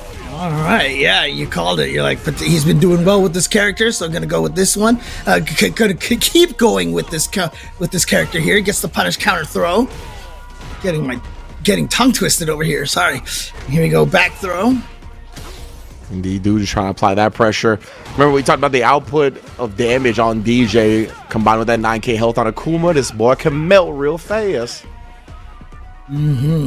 Especially, I mean, DJ. I mean, obviously they tweaked it a little bit, but he used to have the most ridiculous damage. I mean, that was the most ridiculous punish on the air fireball. Oh, he went for the reset and the overhead. Knuckle Dude sniffed it out, and now you're burned out. Oh, I like the idea. Okay. He like paused for a moment, like, you really try that on me? You really try that on me? But that was really smart for Punk, because most DJs would have thrown the OD fireball there to chip him out as soon as he landed. So he landed with a level 1. I really like that decision from Punk, but again, these two players are so smart. They're all ready for everything, I swear. Yeah, it was one of those genius decisions that it didn't look like it was a genius decision because it didn't work, right? But it really was extremely smart. And dude's gonna be able to cash out on CA. And it's one of those toughest things too about fighting games, right? Like the fact that Knuckle Dude did nothing was an even more genius decision. And if you don't understand fighting games, it's hard to understand that doing nothing is a genius decision, Yeah. Oh, and again, shutting down the air fireballs. Ready both times. Punk went to that well. I remember these two played in SFL this year, and it was the Guile Cammy matchup. And Knuckle Dude activated level 2, and then he just waited, and Punk parried, and like he was just wasting his drive meter because dude didn't throw any booms because he was like, I know you're gonna parry my level 2, bro. Like, yeah, both of these guys are just on another level. Oh man, I love it. Love it. And yeah, Punk is loving this round so far because he is just going in. Oh wow! Walks up and throws him. He just took a walk in the park, dude. He was like whistling and just like walking the dog. The dog's like, I need to pee at the tree. And then he was like, all right, fine, now I'll throw. Oh, and then again right there, the funky slicer actually outspaced that time from Punk. Definitely somebody that doesn't get caught too much by that now. I think DJ was actually pretty strong against Punk at the beginning of the game, but he's adjusted at this point. Oh yeah, I mean Punk has that. Oh no, it was Mena who kept losing to Zen's DJ. Sorry. Yeah. But it's the same principle where they're so good and know so much of the game and what people are supposed to do that DJ can kind of manipulate that really well with the sway and stuff like that. So it was really effective against those type of players. Love that Knuckle J uses the super glam costume here. Yeah, he actually rocks one of my favorite colors, like from the disco suit. Oh yeah, oh nice. Another funky slicer. We talked about it before. Still finding its effectiveness, of course. Level 3 on both sides now. Again, the nerf to the flunky slicer wasn't even like a huge nerf. It was just kind of like the bison scissor kick nerf where you can take your turn back afterwards, but it's not like you can punish it any better. It's not like it still doesn't murder you when it punish counters you. Yeah, people always like to talk about how in Burnout it's actually better now too because you're left closer and you're actually plus off the funky slicer. So yeah. Oh god, I didn't even think about that one too. Yeah. Definitely a menacing move to deal with in Burnout, but oh my, Punk, a quick little whiff punish on the Sunrise heel. Oh my, and then the fierce to the face for the counter hit. Not even forward fierce, dude, just the regular one. Canceled right into special move. Oh my god, that was the forward fierce one right there. Jeez, violence, digital violence. 2 rounds of just complete utter destruction, but in both directions, dude. Oh my goodness. Yeah, these characters, they like to make the opponents bleed 100%. Oh yeah, god, you remember season 1? DJ was just like the leading health. Oh, he wasn't close enough to get the back throw. That hurts. It was on a forward advancing normal, so I think it's it could be a little wonky where the throw box ends up. Oh, nice. Okay, yeah. I mean, that wasn't a punish. You saw it was counter hit. Knuckle actually tried to do something after Funky Slicer. Not sure why, but Punk is going to get a game on the board here and prevent a 3-0 from Knuckle to reset the bracket. That's what that bracket L means next to Knuckle name over there. He is in the loser side. Has to send Punk into the loser side first before he can eliminate him and take the tournament. He's got to try to win this first set.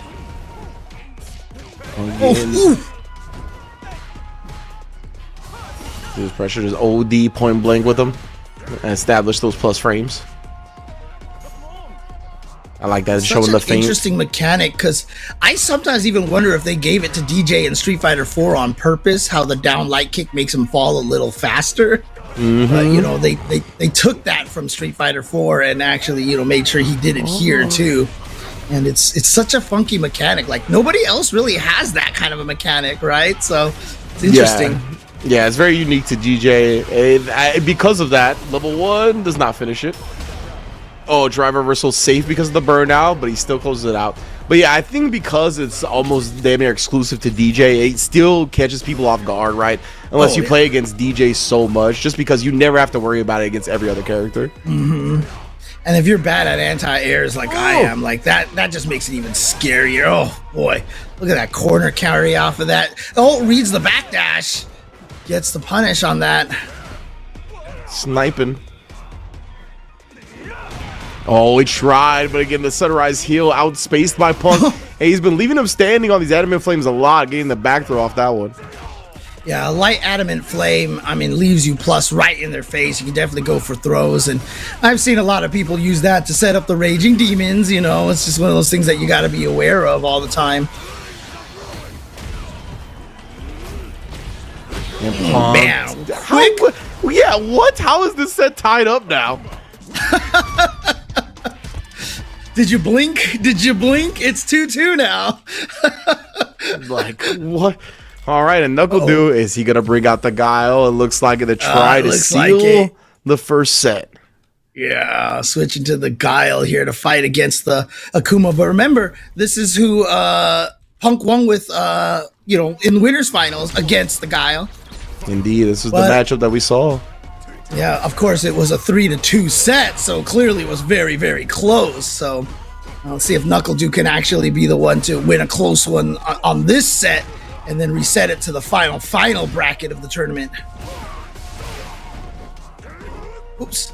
Yep, missed with that sweep right there. Usually you can get that after the OD Sonic Boom. Oh yeah, Nice both whip players. punish. Ooh. The spacing is so immaculate from both sides. Dude now being hyper aware of the Fierce, just trying to outspace it. You can see constantly walking outside that range. Dude, I tell you, man, when you watch two high-level players play like this, and you can see what all the spacing and all the decisions being made mean, like it's poetry to watch, dude. It seriously is. Yeah, 100%. Whenever these two have a set, like they have sets that you can give like dissertations on. You know what I mean? Like, oh yeah, definitely. And make sure you give Ringe a follow on Twitter because he likes to highlight a lot of those in all of his analysis videos. So definitely check that out. Oh my, the Demon Raid's back to the triple time. Trying to get it shallow enough to maybe bait out the flashing without getting hit by it, but not quite in that range. Punk once again finds a fear somehow, some way. I feel like that caught NACL out of his pre-jump frames or something. I swear I thought I saw him jumping. But NACL still ahead in this round. But the spacing that Punk gets, that he's able to just walk up and heavy punch Giles so often is crazy. Because Giles crouching medium kick is a terrifying button. And he's, look at this. Yeah, dude. Interrupted that time. And then blocks the flash kick. Punk the God, able to bring it back to close out the grand finals to become your FlyQuest Fight Series East Coast champion. That's right. And you know what? If you don't have enough of Punk and NACL, they might play each other in Casa Bunch very, very soon. But again, what a benefit to have to be able to play all the time. And like I said, they literally played yesterday and NACL it's got first place and Punk got second place. So there's a potential that they might just fight each other 3 times in like grand finals in like, you know, in 2 days, dude. It's crazy. But yep. Punk is the winner here. He is 3-2 without a bracket reset. And of course, this is just the East Coast bracket. So before you all go off running to Casa Bunch over there, we got more stuff here on FlyQuest. So keep your browsers tuned here because the West Coast bracket will be coming up. But you can take a look. I mean, look at that result right here. Punk, NACL item, crossover, and then La Grasa, Azan, campaign, and dual Kevin. I mean, that is a scary top 8 here. Yeah, definitely. Star showed out tonight. Digital violence was witnessed. It was very enjoyable to commentate, I gotta say. Great stuff from all of our players, though, for real. Some amazing sets, as per usual, for the FlyQuest Fight Series. And as James said, don't go anywhere. We're gonna load up the West Coast commentators. I believe Mr. Mustapheles and Vicious are gonna take over for us, bring y'all the West Coast leg of the tournament. And again, Casa going down right now as well. So fighting games are feasting. Thanks everybody for tuning in. And I feel like Lex right now. I can't front with the hoodie down a little bit and the hair poking out. Shout out to Lex. You feel like you're Darth Ringe right now, right? Yeah. Oh man. Shout out to my curly hair thank you guys for tuning in here. Thank you once again. You can see in the top corner over there, Olipop. Using the FlyQuest 20 coupon code there to get 20% off. So definitely check them out. Shout outs to Olipop again for the support here on FlyQuest. Shout outs to FlyQuest for doing this week after week. Sometimes, like you said, it's Street Fighter, sometimes Guilty Gear, doing all the fighting game action over here. Love to see the support from FlyQuest. Thank you guys very much. Yes, indeed. Always a great time on here. So once again, y'all, stay locked and loaded for the West Coast. Until next time, be good to yourselves, be good to each other, and we'll see you soon. For new players, I recommend Ari because you play a game like this because you want to finesse. You want to move. You don't want to just do things without purpose. Anti-air is as simple as it gets. I kept it extremely simple, but I mean, you can go a long way with just those. And this character is so elegant, so smooth, and you just want to dance when you play it. And this is the character I recommend.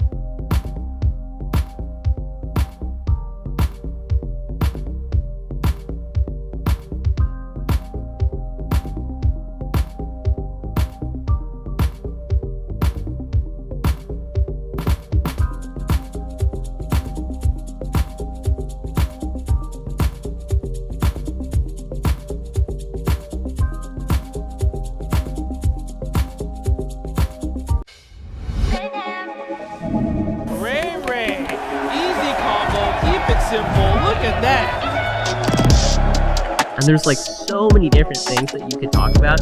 We're gonna make a shitty f***ing tier list. Best way to live his life. Oh my god, pump to god, FlyQuest over! Champion! Let's go, pump to god right there.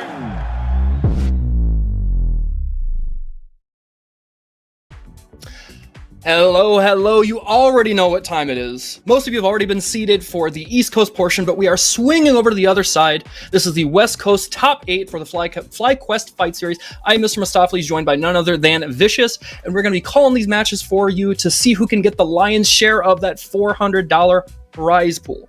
Now, as you already know, this is in fact a ladder-style event. That means that over the course of, roughly 2-ish hours, you get to play as many matches as you want, to try and actually reach that qualifier stage so that you can fight for that cash money. But it seems that we have already decided who's going to be in the top 8. Vicious, who do we got?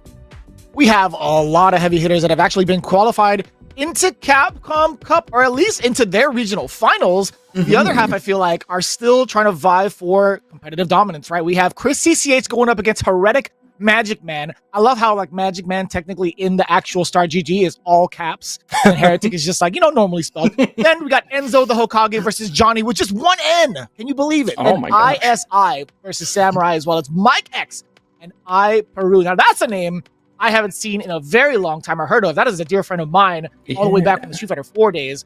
Got to see him make it all the way through to the top 8 because this is a gruesome, I feel like, kind of bracket to have to grind your way through with the ladder style tournament, having to go up against half of these caps that you are familiar with, right? These are household names now. You already know it's gonna be pretty sweaty, but I think that's the best part, right? Getting exposed to that competitive play style, getting exposed to the mindset of going through all those long-winded matches or hours and hours of competition for high level is really what sets you apart from being just a casual going into something like a CPT or preparation for it, right? Yeah, no, that's 100% correct. And I think one of the biggest blessings, and maybe one that might be a little overlooked regarding this online era, on one hand, maybe people can get a little burnt out when we have an online bracket every single day, multiple sometimes. But the other side of that coin is if you are somebody who's really, really serious about getting better, about getting past your plateau, or trying to prove that you are the best, you get to essentially run into grand final level competition almost any day of the week because of the blessings of online rollback, because of how Discord has made it much more manageable to actually organize these things. And so it's I suppose that's arguable, but in theory it gives you the access that maybe we never had before, especially because look for instance on the West Coast, right? Locals would be divided up across California, which is it could take you days to drive to a local in SoCal, right? But that now, because of rollback netcode, we have this opportunity where you can play with anybody anywhere, and it makes things so much easier to actually level up at an exponential rate.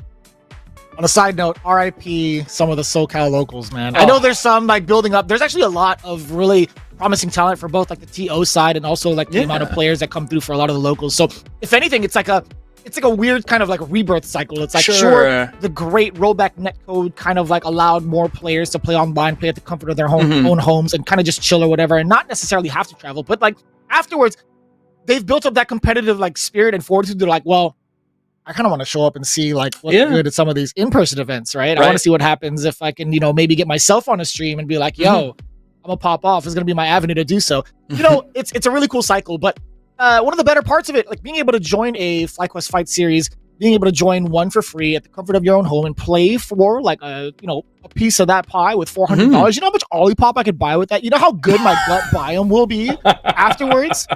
It just makes sense that they're partnered here. So again, big shout outs to everybody involved. Here we go. Into the first game, Chris CCH versus Heretic Magic Man. Yeah, and again, these guys are no stranger to each other. I'm sure they run into each other constantly, whether that is, maybe at the salon, or if they're running into each other online, or even in World Warrior. Now, we do know that just last night, Chris CCH slayed one of the very best jury players in the whole damn world in Nephew. And he took him down in pretty convincing fashion, I have to admit. So going up against somebody like Heretic Magic Man, there might be a little more pressure on his side to try and actually, prove his mettle as a jury player. Yeah, I love kind of thinking it from the perspective of, oh, okay, well, this guy gave me all the information I need to dissect the playstyle and figure out how I'm supposed to win. And you have really good examples, too. Chris CCH was the one that knocked Nephew into losers. And then also pretty much double eliminated him, right? So at this point, We'll see if Heretic, ooh, that was actually kind of sneaky. Heretic can pull out some real tricky perspectives too with how Jury can be played against Chris CCH. Damn, I love that forward heavy punch. Bro. Just because of that factor alone, man. Being able to hop over the fireballs, doesn't even need to put the dream up because he was already knocked out before the combo even ended.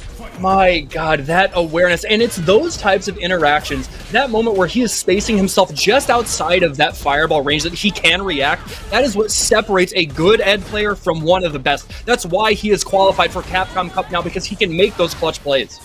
I agree with that. I like the way that Heretic's kind of controlling the pace against Chris CCH, right? Not going to be overzealous as soon as his turn was over. That forward heavy punch occupies a lot of space, but the one mishap is he jumped on the other side while Chris CCH was already anticipating it. Now, the tables have truly been turned. You are stuck. Uh-oh. And that is the real threat when you are a character that has, the crouching medium kick cancelable into the drive rush against a slow reversal like Ed's. Suddenly, that real block string becomes that much deadlier because it's not, like, the DP is still going to come out. It's going to get baited like that, and you are going to get put into a situation where you can get punched. And just like that, Heretic Magic Man turns things around. We're at 1 round apiece to decide who can actually draw first blood here. Heretic actually makes a lot of sense, dude. Jury equals mid-tier? Come on, man. This character won Capcom Cup. What do you mean? And then your Magic Man? I like that. Dude, this is a crazy-ass name. Damn, that's a crazy-ass combo as well. Was that like the Shin Dream combo? I know there is a variation that Momochi cooked up that looked to be some extra reps and maybe some micro walks in there, and just out of range. Chris CCH, 2, 3, 4 steps ahead, laying down that purple jawbreaker again. Yeah, a little weird. You can get the juggle off also after the light blitz, depending on the timing too, but Chris CCH just slightly off the mark. But we'll talk about the dream combo sequencing in just a bit. Chris CCH is looking to at least get game 1, but that forward heavy punch again, occupying that space within the mid-range, being able to cancel and make himself relatively safe. I know it's -4, but having it cancel into the Fuji, what is it? I was going to say the kick cancel, whatever. I forgot what the name is. I know I'm the guy that usually talks about it, but I forgot the names. It's like Fuhajin, right? Fuhajin for Jury. Yes. Yeah, I got you. This is why we're a team. We're co-piloting the ship. We got it. Dude, don't tell Capcom I messed that one up. Right? I appreciate it. Shit, I'm coming for your job, homie. That's just how it goes, That's just how it goes. I'll accept it. Oh, there it is, the big punish counter. And that is one of the benefits that Ed has, right? Some of those normals in that mid-range are a bit slower, but that means that if you are whiffing buttons and he's timing them correctly, that punish counter is so much more deadly. But we do see right there, Chris CCH has the anti-air locked and loaded, trying to walk up there, steal a turn back, but no such luck. Things are back in Heretic Magic Man's hands. Which is kind of wild, right? That's exactly why it makes characters like Ed so strong, because I feel like it kind of forces the other player to not play like traditional Street Fighter, right? They have to play in ranges where they're really, really uncomfortable, but at the same time, you could get a little bit wild with it. Like, you could get in with a single jump and command the entire round exactly like Heretic has been doing. Yeah, and talk about command. He's able to actually right the ship there, take the wheel back, and just a little bit of a mishap on Chris CCH's side, gets too much frame advantage there off of the drive rush cancel, and the throw whiffs. He was locked out of getting, throw vulnerability. So Heretic Magic Man mashed at the right time, and it paid off. And now he is, again, on the board first. He's got this round, looking to carry this momentum to steal this game back. See if it happens, though. He is in pretty good shape. Magic Man. I spoke a little bit too soon, perhaps. This might be tough. CCH is definitely looking for a spot to land that heavy punch too, but this is going to be fine. As long as Heretic does not try to attempt to parry any of the flickers, then he'll be just fine. I think you're right. Oh, yeah, he's got him with that too. And I have to imagine that's something that he understands about the matchup. You really space, you space and time that dive kick well, and it pays off in such a big way. But Chris CCH here taking the best of that opportunity afterwards, getting the back through there. Now around again, he's looking to maybe go, actually, if he does win this one, it will be in fact 2-0 and sending Magic Man down to the loser side. Little scary, I feel like, but Heretic. Okay, that was a blitz on the side of Chris CCH out of nowhere, too, off of a block. Magic Man already had a button out. All right, now just trying to get himself out of the corner, get a little bit of breathing room. Chris CCH, you can tell he doesn't feel too flustered right here. Look at that. Even just that slight walk underneath to get the trip guard punish on the other side. They're faking him out with the fireball pressure to get the throw, and he is just absolutely caging Magic Man on this side of the screen. Yeah, sniper with a jump back. Chris Great precision there from Chris CCH because of the box that he's currently playing at. And the flickers, again, have been pretty much the problem for Heretic Magic Man. If you look at high level, a lot of these players opt to parry for some of these, and they'll hold on to it. But Heretic, he's just taking them as they come. He just takes them with a raw block. Yeah, that's something I don't think you can really afford much against that. And just like that, in that scramble situation, Chris CCH able to get the conversion there off the crouch light kick, closing it out, and that is a 2-0 going into the next game. Okay, I think maybe we had the wrong idea that it was 2 out of 3. Maybe it is 3 out of 5 the whole way. No. I think these guys are just a little bit overzealous, right? It should be, just for the love of the game? Listen, man, from what I've been told, they were saying 2 out of 3 all the way through until the top 4, which is 3 out of 5. Well, I guess at the very least we can keep doing our jobs in the meantime. That's fine with me. Hey, well, okay, as much as we like to talk about like the games and commentate while it's actually live and legal, right? I feel like Chris CCH is deemed the winner, but talking about the dream combo sequence, right? The one that separates the Shin Dream from the other ones is that it comes from a single bounce, right? The way to get the single bounce is off of canceling the level 2 from the second to last frame off of the OD Blitz, and then getting the proper sequencing with like the Blitz afterwards, including the microsteps afterwards. So as long as it's the single bounce off of the Fireball, that's how you can differentiate a regular Dream combo into the Shin Dream combo. Okay, yeah, good to know. And what the difference that makes, not so much necessarily in the way of damage, but it's such better corner carry, such a better frame advantage, and more importantly, does build a little bit more meter. So if you are, trying to play Ed at the very highest level, at the tippy top, trying to win Capcom Cup, you gotta have stuff like that on lock, and it looks like Chris CCH has maybe done his homework. It is rather difficult to get I mean, we even see the guy who rated the damn thing drop it multiple times on Street Fighter League Japan. That is Momochi. As it stands right now, Chris CCH doesn't really need to work on all of that, as he's already kind of advanced. But this is just for the folks at home. He's like, this is why I qualified to Capcom Cup, baby. Like he's just right. He's putting on an exhibition. I think you hit the nail on the head, and there it is. A big conversion there from Heretic Magic Man, able to close that out with the level 3. Yeah, but this is where you leave, right? This is where Chris CCH is like, presumably. all right, you got one. You got one, Yeah, brother. right? I'm not going to let it rock anymore. Because if, this might be a problem on the TO side. I don't know. I don't know what to tell you. Listen, producers, if you want to tell me something different, then I'll rewrite history right now. I guess at the very least, maybe we can just call an audible and commentate as if this was still, first match of winner's side, as if things are still going on. Because worst case scenario, we're still calling good matches of Street Fighter. I mean, Heretic Magic Man is fighting back here, so if it is 3 out of 5, it's in his favor. That's true. Yeah, I mean, like we've seen that happen a bunch of times over, and like a multitude of different events where the guy who had been down 0-2 comes back 3 straight games. Heretic could be that guy, right? That actually literally happened in our grand finals with Knuckle doing Punk the God. Yeah, you're not wrong. That is so true.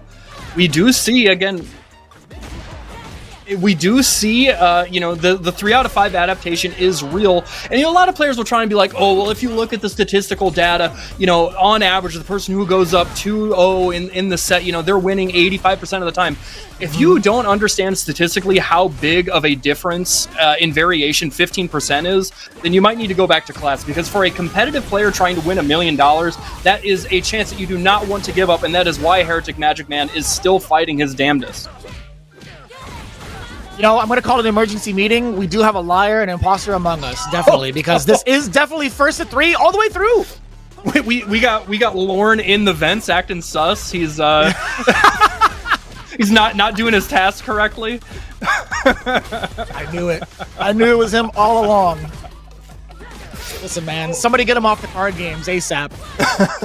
Oh, he's actually not cashing out there. That, man, I understand, wanting to save it. Next hit was going to kill, but you have to think about putting the pressure on his mental stack with like the drive gauge management, right?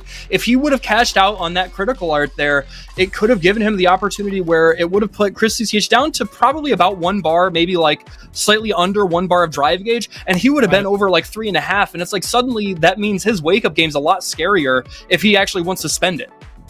I agree. We've been watching a lot of Street Fighter these last couple of months, and I think one thing I'm a fan of when it comes to jury players is seeing how willing they are to spend meter. I think Feng Shui Engine is such a great tool to not only apply just little tidbits of damage, but it's also so important for the corner carry, damage to the drive gauge, and also setting yourself up for the double overhead mix-up in the corner, which is really, really imperative to a lot of the pressure sequences that these players are willing to block. Because again, going for a double overhead sequence does a lot in favor for that attacker to get that drive gauge diminished. It's so good. But we'll see that hopefully from Heretic Magic Man over on the loser side, and maybe if he's listening to the broadcast to, you know, maybe kind of like show that off just a little bit more. Because again, he was holding on to that meter for a lot of like big burst damage. I want to see more of the damage that goes along with trying to like tick away at the drive gauge and that mental side. Yeah, I couldn't have said it better. You hit the nail on the head. But that will, in fact, put Magic Man down in the loser side. Of course, this is double elimination for top 8, so that means that if you are you know, unfortunate enough to fall to the hands of your opponent, you've got one more chance. But talking about one more opportunity, we will be moving on to the next side, or the next match, excuse me, on winner's side here, and that is going to be Enzo the Hokage versus CDM Johnny. Now, Enzo the Hokage is somebody that we all know. He is the cousin of Noah the Prodigy. He is also absolutely somebody that is, you know, a generational talent in his own, showing out with that, I was just going to say, the Ken, and we have seen some Akuma as well, but I was wondering who Johnny plays, and it looks like they'll be going with the, Johnny KOF, so they've got a reason to play Terry, all right. The land of KOF as well. He's representing the Mexican flag. I love it. He's got KOF O2 Ultimate Matchup. This guy is an OG. I respect it. Ooh, all right, baiting out that perfect parry attempt there, taking advantage, stealing that drive gauge. Oh, and even you don't really see the OD. What is that move called? I can't remember what the overhead thing is called from Terry. I just call it the really hard punch. So perfect. The OD 1-2. Yeah, no, it's quick. It's quick burn. I'm sorry. Yeah, quick burn. That's right. Yeah, OD quick burn. You don't see it very often, but using it in that opportunity to actually get a little better corner carry and busting out the OD reversal here as like, get your damn hands off me. It's not bad too. I mean, being like -5 on block is not a bad deal if you space it out correctly. He did it after 3 lights, so I do appreciate that. But Enzo the Hokage, he's always found like really small adaptations in such a short amount of time against a plethora of different players. And that's why I feel like you talked about generational talent. He's definitely one of those cats to kind of figure that out so early on. I've seen his matches early on with like characters like players like Chris G. Yeah. And even at rather close, right? You have someone who's had 10, 20 years of experience. Right. Enzo's just like, what, 14, 16? I don't even remember. Yeah, so absolutely, like not an adult by any means, still very much in his adolescence.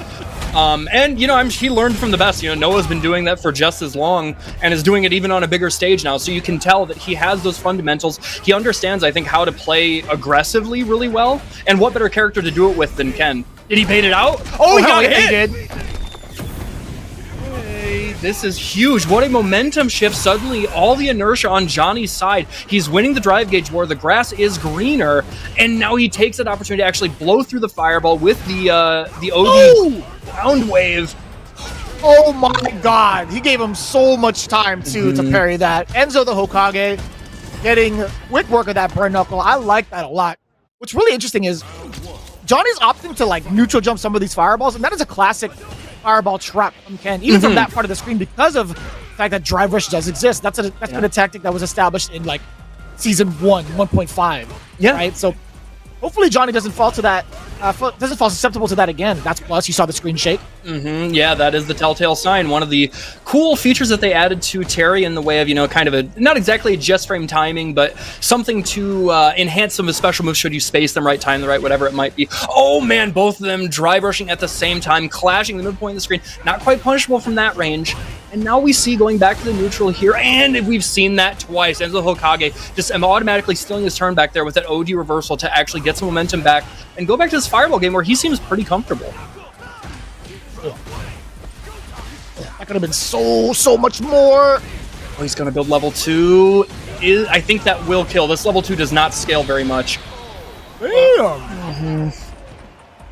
That did a grip. That feels bad. Like it's just the last hit.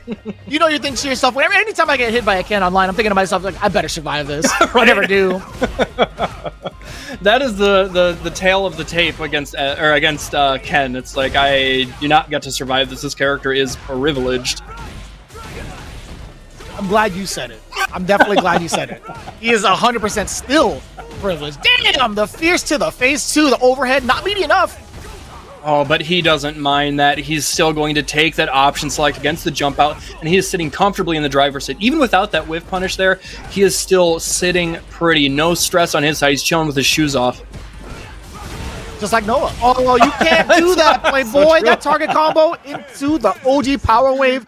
Again, getting burnt up 3 times, I feel like, in this set. Every single time that he's used it has been blown up. Yeah, and obviously, roughly like 2k damage for like an ODDP in the grand scheme of things isn't a ton of damage, but not only is it ticking away over time, or in a clutch situation like that where it does actually kill, but it's also instilling a certain amount of doubt in you for the block strings you're going for. It's dealing that mental damage to make you a little less confident in how you're trying to approach and instill your offense. Oh, damn! I like that raw sweep too. Yeah.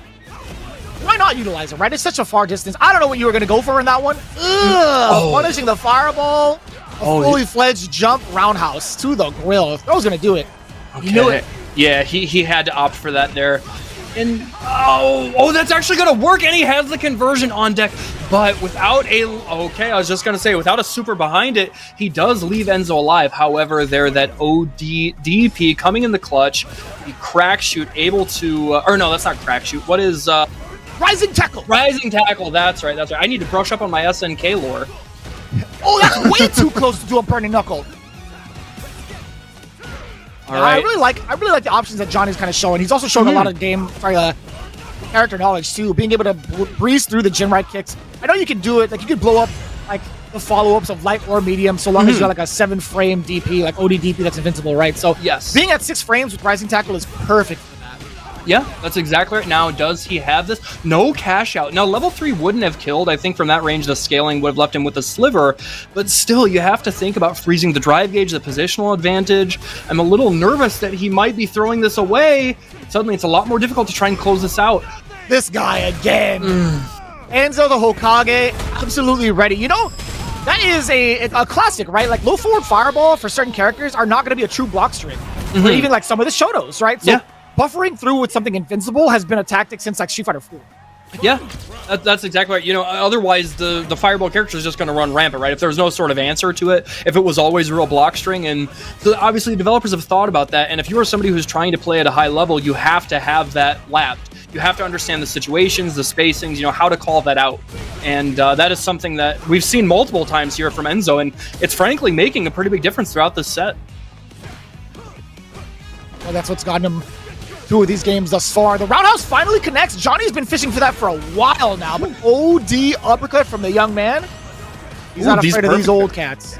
Oh man, blocks the overhead there, but the immediate drive rush off the light, that is interruptible, but from that range, it's easy to get kind of caught with your pants down, and Enzo the Hokage is going to take this in spades. This corner position here, what in the world was that was so goofy. There was something like, I don't know, like Terry walked under him for like a frame, and so he turned around, and by the time he DP'd, he was looking in the other direction.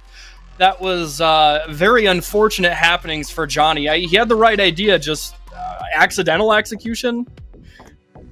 That's the game's fault. That's not his fault. I'm gonna say it straight up. That was not Johnny's fault. That was messed up. You know what? He deserved it. He has KOF in his name. That's just how it goes, man. The game knew. It's like, wait a minute. I know what you're about. Let me fix that for you. That's unfortunate. But I gotta say, man, Johnny, I love seeing some of the Terrys come out here, and I think Johnny did like a not too bad of a job, right? Just not recognizing where his faults were exactly, and when to kind of like pump the brakes on some of the things that weren't necessarily real. I think outside of that, I still think he held himself well against the match. Yeah, for sure. I think really it's like that was a bit of like difference in experience. Enzo is somebody that we have seen playing like in these top 8s very consistently since, over like the past year. And Johnny clearly is somebody that is incredibly talented, obviously strong enough to make it here, and a very stacked region in West Coast. But I think just being in these kind of high pressure situations, if you don't do it enough, it's really easy to kind of fall into a flow chart. And Enzo was just getting the better exchange of that more often than not. But again, double elimination, so Johnny's got a chance to kind of recuperate and think back on some of his strategies and maybe tighten the belt a little bit going forward.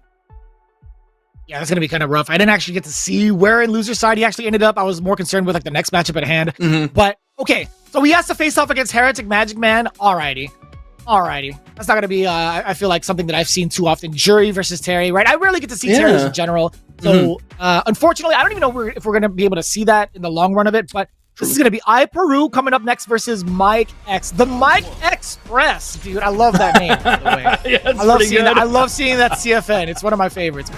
So yeah, I got to see him actually rocking the Akuma last night on the West Coast World Warrior, and it looked really, really strong. He is somebody who has been a Shoto player since, at least when I ran into him was the Street Fighter 5 days. I don't know if he played Street Fighter 4, but he has Shoto fundamentals. He understands the fireball game, how to harass and space things out with that low forward. And when you've got a character like Akuma with the best traditional fireball in the game, and one of the best low forwards due to his walk speed, you can really take that a long ways. And that's why he's in the top 8 here, with a life lead against the likes of Peru. And I love him using the drive reversal when he knows that Condor Spire is going to be plus. So this is going to be a little bit problematic now for Mike X. Now that Mike X, excuse me, now that he's stuck in the corner. Damn, that's so much damage. And he gets the win stock. Peru going to be hanging just a little bit back in this weird pocket. Ooh. That's reach. Oh my god. And then I love that, taking the opportunity there. Now, even though he lost, I really like his strategy off of that perfect parry to sneak in that back throw after the first hit of the Rekka, not following through with it. Most people are just going to take the corner carry, get themselves out of the corner. But I like that trickiness. That's something you have to have with Akuma if you want to really make the most out of it. One of the things I do fear for my life, though, is when I see somebody do a back throw and then immediately go for a forward dash. You don't have any frames to pursue any sort of offense afterwards. So it made me very, very terrified as to what Peru was going to respond with and if Mike X was going to be ready for it. But right now, again, the command grabs, just dealing, anytime you see it from Lee, just deals so much damage. And Mike Express is going to be holding on to the rest of his drive reversal. He doesn't want to put himself in the burnout just yet. What a call out, too, with the fears going into the target combo. I love the confirms. What? The backdash, you already know it. You saw a little bit of the startup frames. Mike X with the biggest read and also the most expensive way to lose 3 bars on the side of Peru. Yeah, if you're Peru, I understand Lily doesn't have a traditional reversal outside of Super, but man, that was such an expensive read. And against a character like Akuma, if you overextend, it is gonna pay off in his favor more often than not. And now we do see a little bit of this snowball offense. If somebody else is getting their ticket on the Lily train this time around and actually just kind of running him down the tracks. But he backs off a little bit, and there's a huge jump in. Now that does take that opportunity to get the win stock. All right, how's he going to make this count? Backing off here, and he does actually interrupt that air fireball. Oh, yeah, we all got. I'm not going to lie to you. I let go of the controller as well.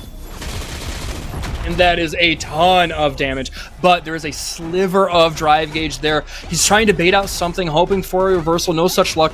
And this is where Peru's experience, that longevity of being a high-level player pays off. He knew, I don't have to overextend. I've got so much life here to give, even with that Raging Demon. If I can just slowly recover my drive gauge, I am in the winning position.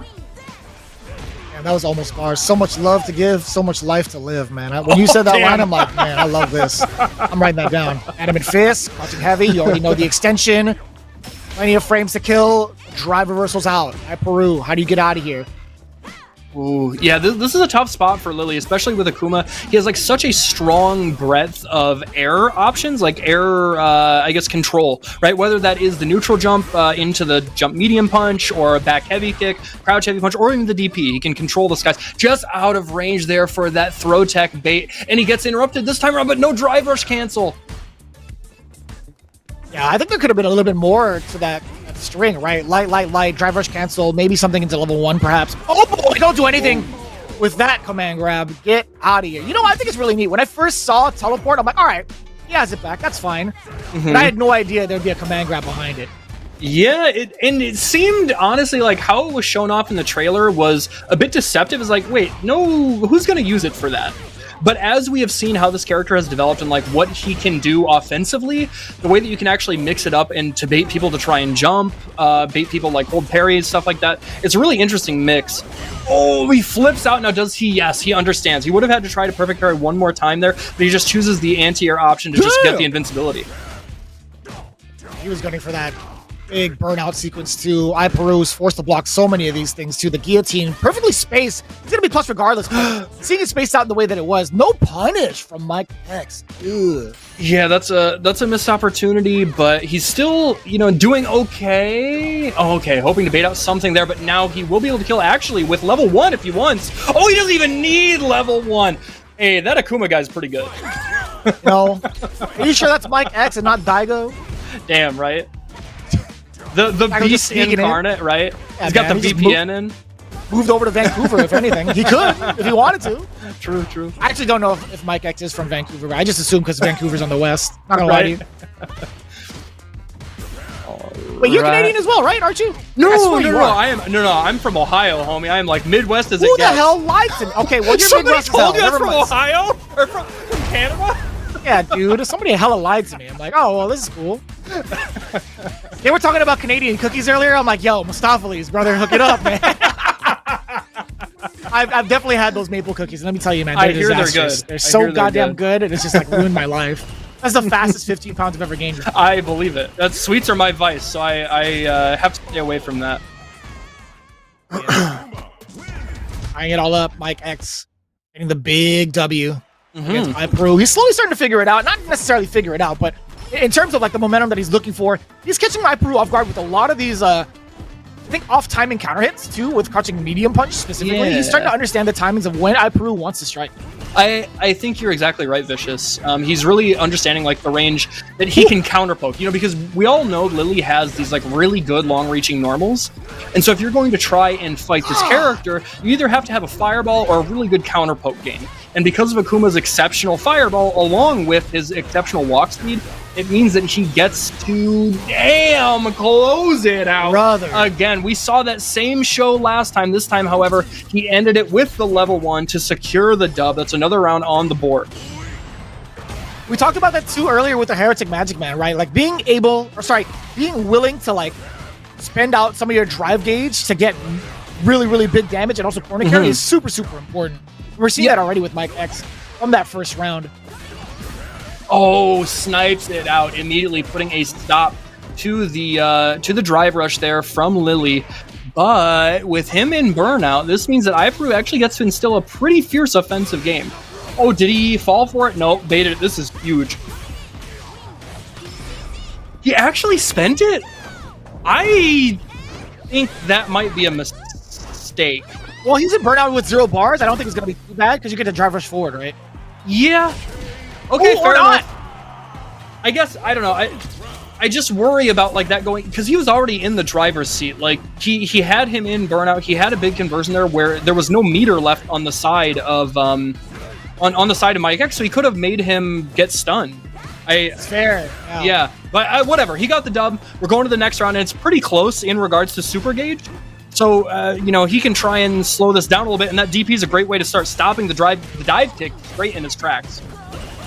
I was gonna say good recognition too, because you saw Mike X go for like a guillotine a couple of times over and like have even more like shallow demon raids. So I was waiting to see if iPeru was gonna bite, but he's been very, very disciplined in catching these angles at the right time. Yeah, you have to be against Akuma. One of his biggest strengths is that air approach. It's maybe the best in the game. All right, gaining some ground here. iPeru just slow and steady, dealing with these fireballs, dealing with these demon raids, just like you said, but does get clipped. That crouching medium punch from Akuma so strong. And now he will get a follow-up here. I have to imagine he's going to opt for the heavy kick Tatsu. Oh, he's... You are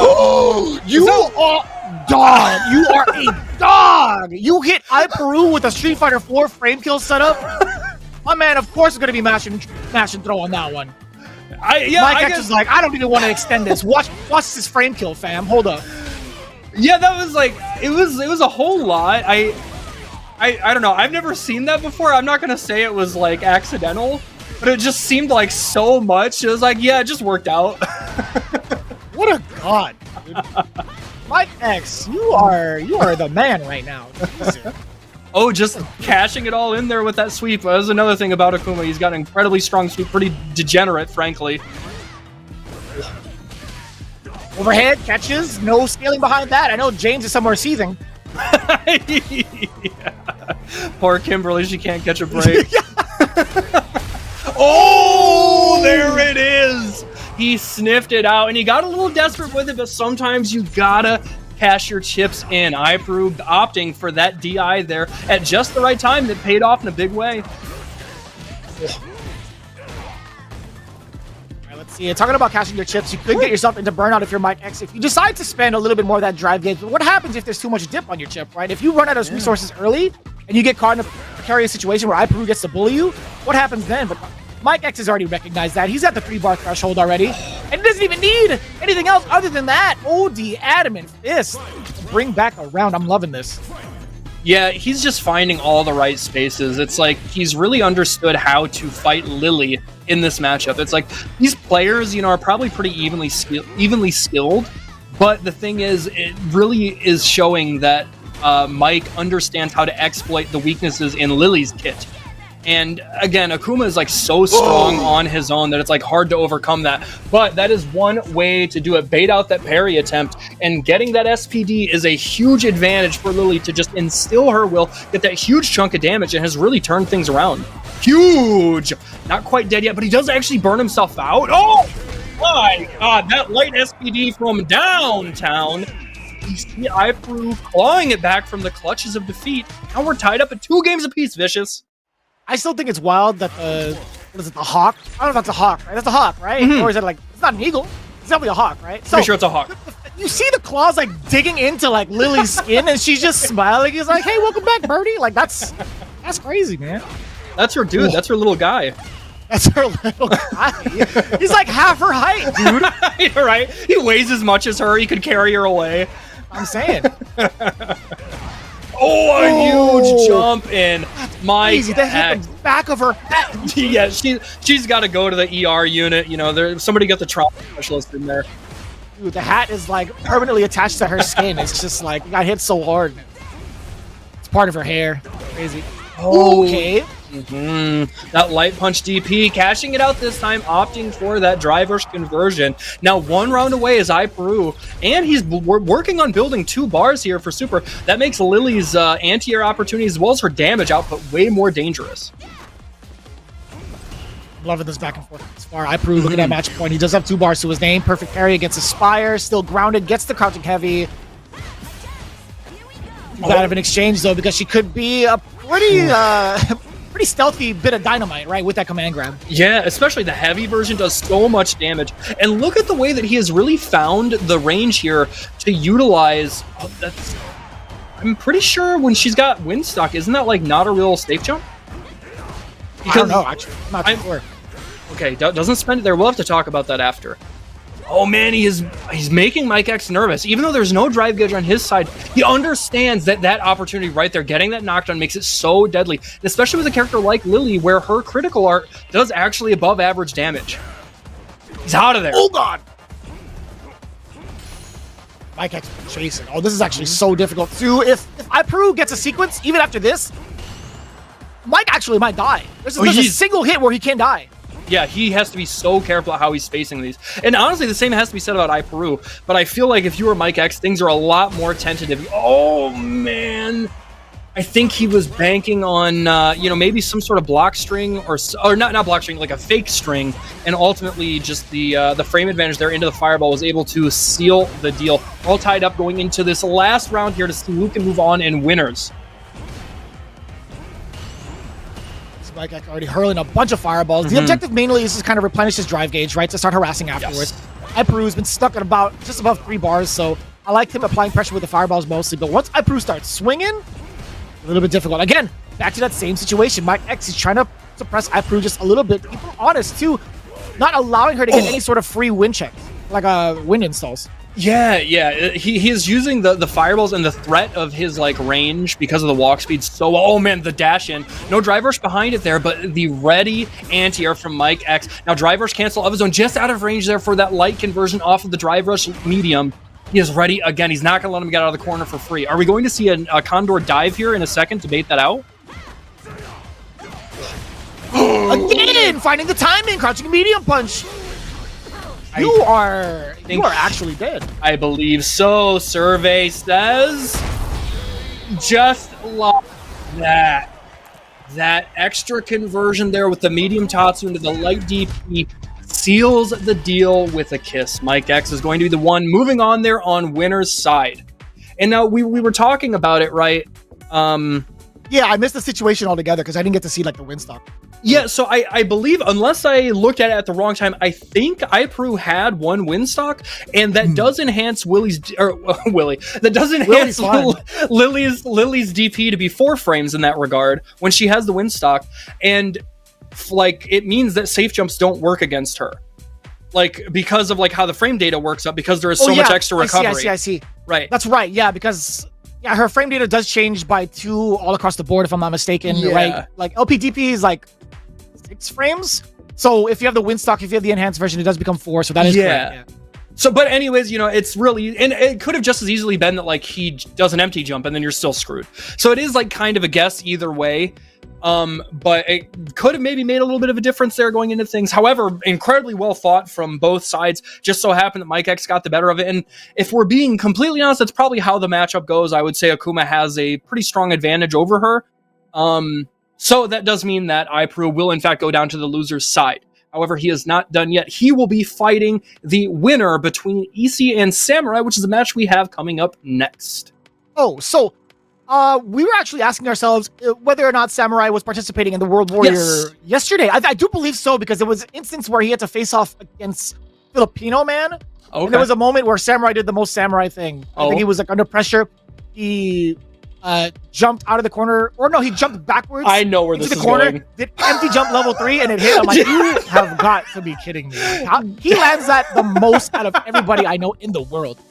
That is the Mikey classic. If you have ever watched him from even the Street Fighter 4 days through Street Fighter 5 into Street Fighter 6, he'll do like dash up reversal, he'll do jump back, neutral jump, jump over reversal. He is not one to shy away from disrespecting. And like, it's so funny too, because you know, you being from the West Coast, you would know better than me, but like, he's like the nicest guy. He is like so amicable and approachable and endearing, but like, if it comes down to like throwing down on the sticks, he is gonna make you look like a dumbass.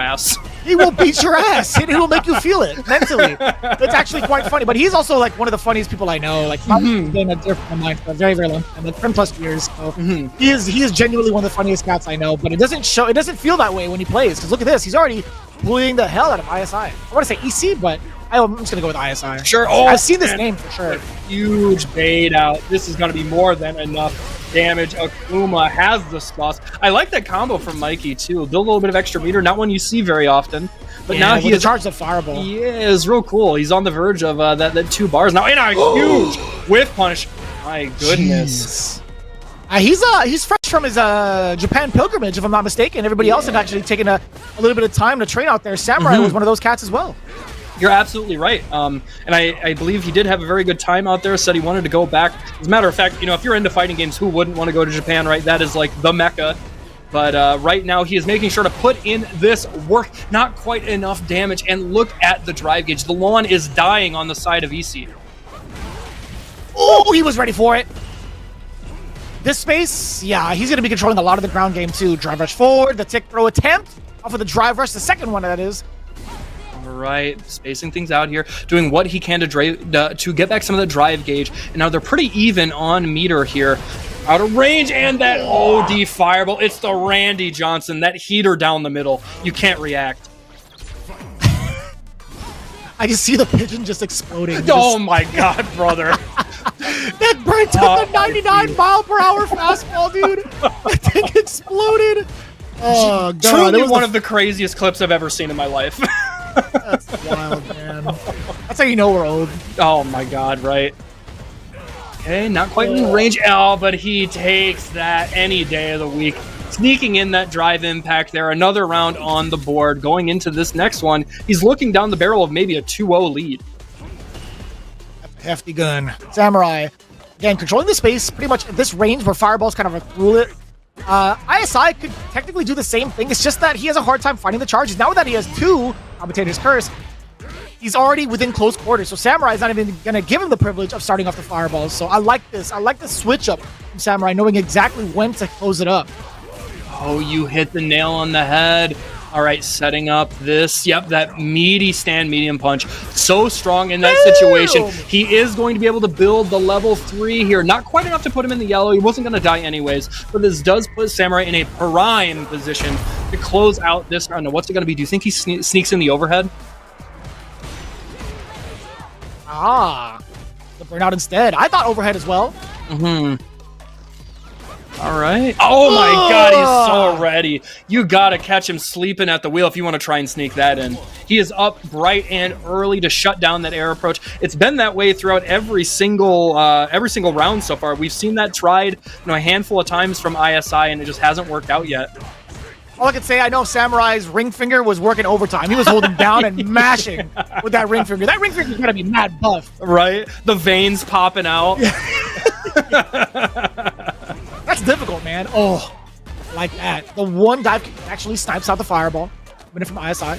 All right, now look at this. Oh, and I love that. Controlling the space. They're not overextending with the DP. And now he is in the driver's seat, baiting it out that time. And I'm kind of surprised it took this long for it to come out from Mikey. He is one that is not afraid of busting out that ODDP. But ISI able to get the better exchange there, make him guess wrong on offense, and now up a round. But now we see a familiar story. ISI back to the wall here. Mikey controlling this part of the screen. Man, I love that too. Wait a minute. Yeah, I mean, that's not too bad. Like, taking the damage, you're getting set full screen. Taking out a bar. Gonna walk it out. Dude, you can't.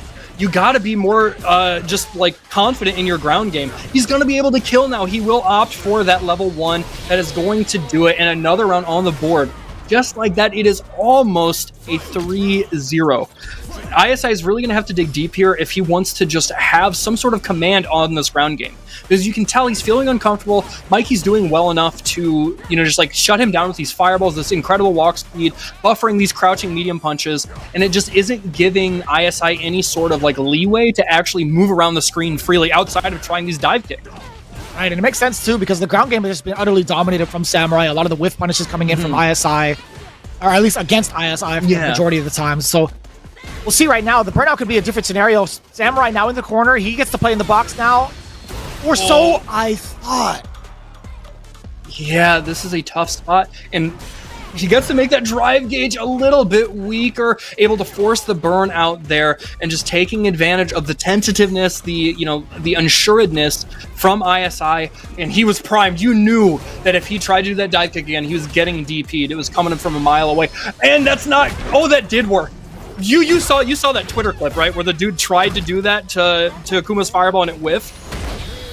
Yeah. So I think that was like a timing thing. Either spacing or a timing thing, right? Either one could like really make it whiff. But I want to check it out again. I was like, oh man, I was wondering if it was a dream or not. If it was a fever dream. I've been consuming too much Street Fighter 6 lately that I see it in my dreams. I'm like, was that real or was that reality? Or a dream? Yeah. You need like the totem to ground you to reality from like Inception. You need the thing that's personal to you. That's like, okay, I know, I can feel the texture. I know what the fibers are like. This is real life. This is not a CFN replay match. God, the overhead sneaking in again. We haven't seen that in a while, actually, from the side of Samurai. Yeah. And that's when you bring it out, right? When they're falling asleep at the wheel, when they're, least expecting it, that's when it can pay off in the biggest way. And especially from Akuma, he gets so much mileage out of that. But talk about mileage. You give him an inch, and ISI is going to take a mile with that DI there. Not a ton of damage, but most importantly, getting him better screen positioning and wailing on that drive gauge. What's the objective here for Samurai, right? Like, how is he going to find a way against ISI's current position? Man, well, he gave it away. That jump, again, getting punished. Oh, man, that is going to do it. No drops here. Samurai has that on lock. Another round. And I think you hit the nail on the head, right? You were talking about what it is that Samurai was going to do to try and make up like that ground, make up the life difference. And you talked about ISI giving it away. He has just felt so uncomfortable this whole set in being on the ground. He's tried to force these jumps that haven't worked out. And on the side of Samurai, we've seen him just walking and just taking the space up little by little, because understanding that once he puts you in the corner, that's when it matters most. I love that use of the medium kick Tatsu too to kind of catch ISI trying to sneak in a Fuhajin storage. That would have worked against like the fireball as well. So I think he was in the prime spacing to react to whatever it was. But gonna spend the level 3. You know, how do you feel about this? Right, he's down around. He's building up drive gates for himself. It barely evens out the life. I think this is fine. I think if I were in his position, I would do the same thing because Jury does control the corner really well when you're in burnout. Her fireballs are like so strong, right? But the thing that he baited it out. It worked. I was about to say, you know, we have seen kind of these like moments for ISI where he's had offense that has worked. He's had, you know, neutral that has gone in his favor to make Samurai get kind of put on the back foot a little bit. But ultimately, the closeout situations have come from Samurai. So I was a little bit hesitant. However, he is kind of taking this back here, and now the grass is greener on his side of things. The drive gauge is looking healthier, but Samurai's closing in like a hawk. So imagine if he like got an uppercut off of that neutral jump in the previous round, land into a level 3. That would be sick. But anyways, Samurai with the safe jump as well, still enforcing the pressure. Oh, yeah. Immediately shutting. Said it. Okay, this is getting tense here. We are at a do or die moment for ISI. He has to force himself out of the corner here, and you know, Mikey was going to just wait for that. He wasn't going to overextend. He wasn't going to go for, you know, a risky driver that put him closer to burnout. He understood that in these really tense moments where ISI, you know, had to try and make something happen, he wasn't going to be patient enough to actually, like, earn his position in neutral. He had been trying to jump, trying to, you know, do the dive kicks, trying to force the issue with like poorly spaced fireballs, and Samurai just had the upper hand. You could tell he felt more confident. That was tough, man. I think outside of that, if you take a look like and exclude all the times that ISI gave away those free positions, those free bits of damage off of the jumps, I think he didn't play it too badly in terms of the ground game, right? There were moments in maybe like the first couple of games where he got outspaced and whiff punished, but he changed it up pretty fast afterwards. And I think like if he just held his ground and stood on like 10 toes down, I think he would have been just fine to take on Samurai, but that was a really tough position to be in regardless. I think even Samurai started to kind of figure out the timing of when ISI wanted to throw out some of the fireballs, even charge up Fuhajin right in front of his face, hence why we saw medium kick Tatsu be an option towards the later end of that set. So I think outside of that, though, ISI didn't do too poorly, man. 3-1. It's just how it rolls sometimes. Samurai making it through has to face off against Mike X, but we're going to be swinging down into the loser side. Now, this is a match I actually was pretty excited to watch. Heretic Magic Man versus CDM Johnny. Yeah, both these guys put on great shows earlier on the other side of the bracket. You know, they fought just strong players. It's not like they lost to bums. It's not like they, you know, got random out. It's like these are players that have won tournaments, qualified for Capcom Cup now. So we know that they are more than capable of putting on incredibly high-level Street Fighter.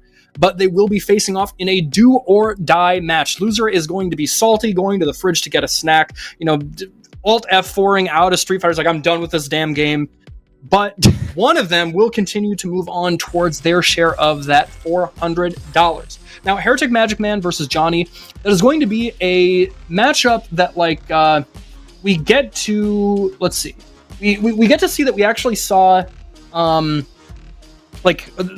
we saw between these two characters being Jury and Terry. That's one that we don't see very often. Terry is, you said it earlier, Vicious, that he's not a character that's super highly represented, and I think at least at high level, and I think that's mainly because, like, if we're being completely honest, out of like the DLC characters, he's probably the most honest.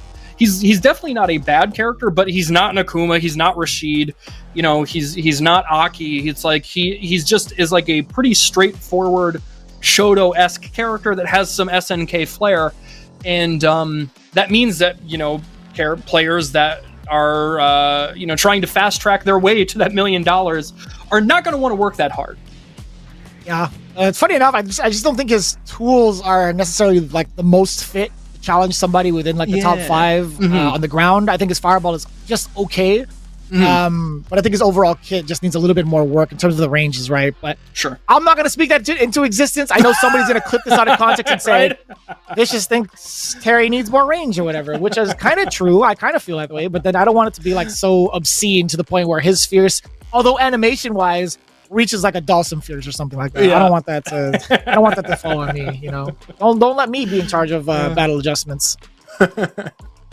So I guess what do you think about this matchup? Like, if you had to take a stab at you know, kind of understanding the spread between Jury versus Terry, who do you think has the advantage?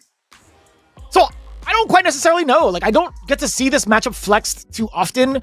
Not even when I'm like scouring around like CFNs or even if I'm hanging out in Knuckle Dew's check, because Knuckle Dew will just put up a bunch of like high level matches, and I really get to see it. Like even when I was watching Oil King and his run with Terry, I thought Terry was just specifically for the Cammy matchup, but no, he actually played Terry a good majority of his run. So I'm still not even too sure how that plays out in terms of what Terry can or cannot do in this matchup. One of the big underlying things that I'm looking at is how will Terry get around like Fireball game, which isn't necessarily like the biggest threat, but it's one of the threats that needs to be talked about, right? Yeah. I think Crack Kick does a great job of getting around that. I think also Terry's Burn Knuckle can keep Jury on her toes. Like she can't charge Full Hajin from long ranges for free. Yeah. Because whether or not she gets punished or blocked, right? There's certain distances where he can be plus and start to initiate, right? So some of the more subtle things, I think Terry's damage output is pretty okay, but only in the corners. So sure. I personally haven't seen any like really, really big rewarding damages that happen like mid-screen, in my opinion, right? So outside of that, I don't really think that Terry has a lot going on against Jury specifically. But what is really going on is the big raid coming in from Punk to God, 940. We talk about big things going on. That is a huge amount. Yo, thanks. We really appreciate the hell out of that, man. Yeah, that was absolutely a way to send off your stream and bring the party over here. Thank you so much. Yeah, 940 strong from the Alpha Academy. God damn. Yeah, he got the big W too. Like he was, I think in the grand finals, he was down 2-0 and then they made it all the way back. That is impressive. And then he dropped off the kids. He's like, all right, you guys saw the greatness. you guys saw it. You guys experienced it. Get on out of here. That was pretty good. This is just another Thursday for him. Yeah, I forgot it was Thursday. I'm not gonna lie to you. Welcome everybody from the Alpha Academy. Yes. We love and appreciate y'all coming through the FlyQuest Fight Series. We're getting ready for another match right now. It's gonna be Heretic going up against Johnny. Johnny is currently on his way. We're in the middle of the conversation between how the matchup of Jury and Terry goes currently. And I was just saying, I don't think Terry offers a lot in regards to this matchup, in regards of like threatening her to stop her from doing what she wants to do, damage-wise, spacing-wise. But maybe I'm going to be made a fool of if John find the W. Ooh, now you talked about it, that Burn Knuckle being a threat, and I am inclined to agree. I think well-spaced Burn Knuckles and understanding the range of when Jury wants to try and get those sneaky stores, I think is going to be pivotal to winning this matchup. But there was just a bit shy and a dollar late there from the side of Johnny, and a huge punish on the side of Heretic Magic Man. But there is still a pretty big life disparity here, and most importantly, controlling the corner position. Johnny sitting pretty here to try and close this out. No such luck. Getting punish countered there after that big DP whiff. And now, okay, now look at the drive gauge on the side of Johnny. It's pretty low. Get another throw if he wants. That is so sneaky too. Like the fact that he gets 2 crouching light kicks in sequence and still is within range to get another light afterwards, that's actually pretty powerful. Because you get to check the walkbacks too from mid-screen. You're exactly right. Like it makes you feel like you're too far to get another button out, hence why Heretic pressed the button. He got counter hit for it. I could not have said it better. God damn, look at him just going to town. Heretic Magic Man here with all the control, hands firmly on the steering wheel here. Down to maybe 10% life is CDM Johnny as he is trying his best to fight out of the corner. They're reacting with that crack shoot to actually get a little bit of breathing room, and we're back to the mid-screen. And look at the punish counter throw. Things are coming up, Johnny. I love that. We've seen that instance before where he throws out like the OD version of that too. I'm gonna say like he's spaced out pretty well. Oh, just out of range there, and the interruption this time around. Heretic Magic Man picking up on the data. He is understanding that he's trying to go for some of these knowledge checks. That's something I think is pretty prominent about Terry. He's kind of, I don't know that I necessarily say like a gimmick character, but he's got a lot of tricks that he likes to pull, and I think that's part of what maybe makes him honest. Is that the developers had this idea that he's like a little slippery with how he wants to approach. Ooh, speaking of slippery approaches, there's a level 2. Also, Heretic finally letting it rock. The Feng Shui engine. Yeah, look at the damage to the drive gauge as well, and the amount of control that he gets is insane. Good luck trying to defend against this.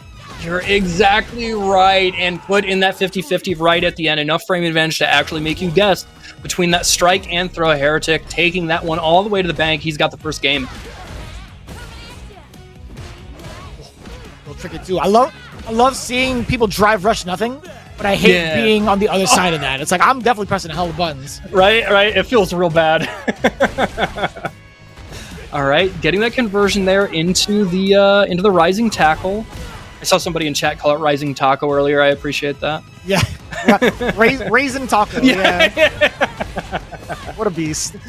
Blocking the overhead this time around. Now we do see the screen position on the side of Heretic Magic Man with that long-reaching, crouching medium kick from Terry. It might be kind of slow. It does have a bit of a lingering hurt box, but man, if it does not reach damn far. I think if I remember correctly, it's actually the longest reaching alongside Bison, I think.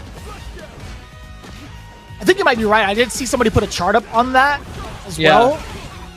There was like a chart for like longest light normals, crouching light normals, etc. I think Terry's is pretty up there, yeah. Oh, okay. And I really like this decision there to go straight into level 3. Obviously, this is going to be scaled quite a bit, but the most important part of this is putting him back up over that 3-bar threshold. And now the grass is greener on his side of the thing. And Heretic Magic Man, you know, is looking a little bleak there on the side of the drive gauge. Ooh. Oh! I thought there was going to be a... For some reason, I thought he had level 1. That's all I was thinking about. I'm like, do it! Do the thing! And he didn't. Say the line, Bart! All right, blocking this out, taking his turn back, and the patience pays off. Johnny getting another game. This is every KOF player's dream, man. Yeah. To pursue a competitive career in Street Fighter, but doing it with a Fatal Fury character. If only, man. It's, and then who knows? You know, with the way that they're establishing this this crossover character roster, might be more of a reality than we think. And I don't think it's any stretch of the imagination that people might be suspecting there is a CVS 3 on the way. I would imagine. Not gonna lie to you. Like, it just makes sense. We have we have like the test subjects of Terry and Mai being in this game, and then we have like Ken and Chun-Li gonna be in Garo. Dude, that's insane. Saying that sentence out loud and then pausing, I'm like, oh my god.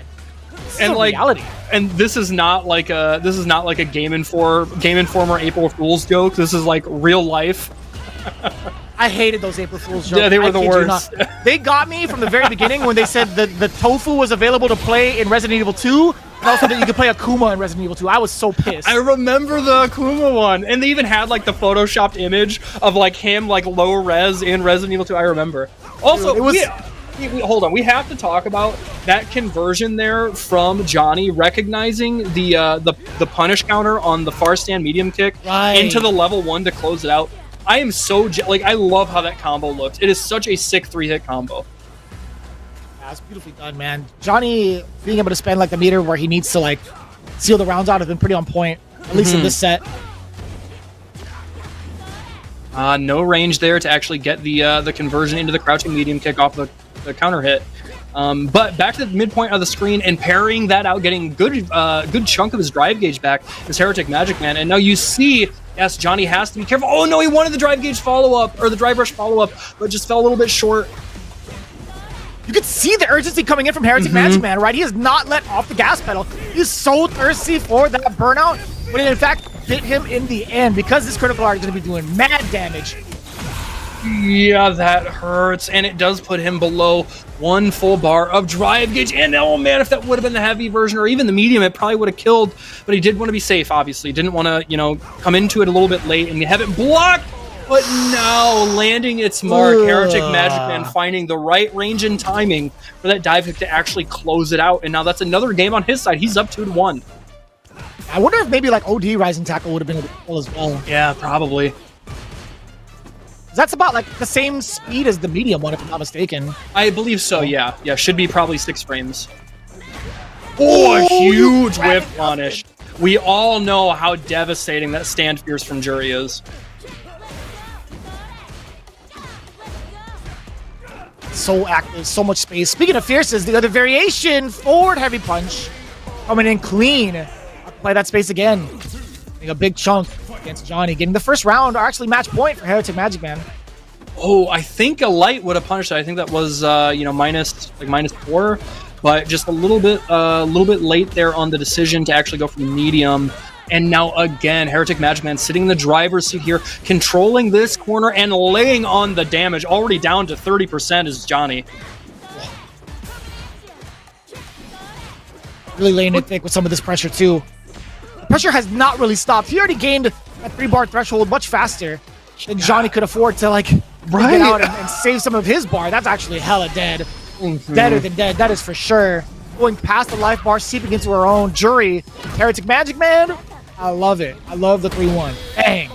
Yeah, that was quick work. And, you know, Johnny, throughout that whole set, Johnny had been doing a good job of, like, keeping the rounds close and just really, you know, engaging in this tug of war, you know, whether it was in the drive gauge, whether it was in the life bar. It was very back and forth, but, like, something clicked in that, like, last round, and I think maybe it's just kind of the nature of Street Fighter 6 being so volatile, in that, like, something clicked and it just suddenly turned into just this steamroll, this boulder, crushing Johnny before he knew it, and Heretic Magic Man ran away with it.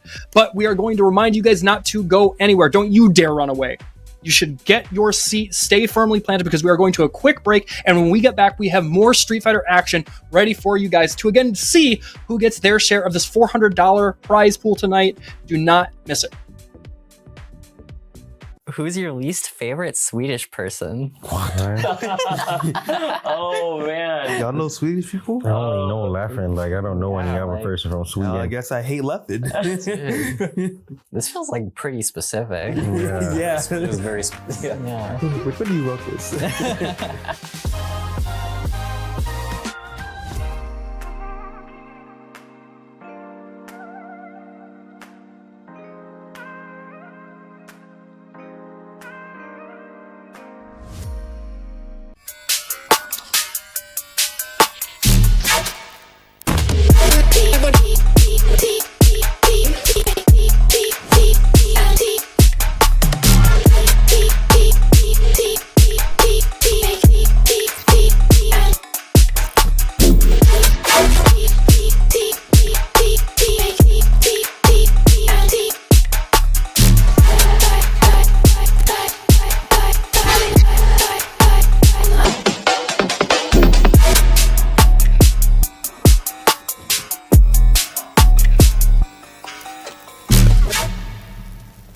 What we need is combos. We need straight combos. Everything needs to do at least 50% and then land into a mix-up. We need mix-ups too. New players should play Echo because, as I mentioned before, we need a mix, right? And there's almost no better character to mix than Echo. And it's pretty easy too. Everything needs to be a 50-50. You can't have anything less. No 49s or 51s. Then you gotta get them assist calls. Assist calls. After that, nothing else.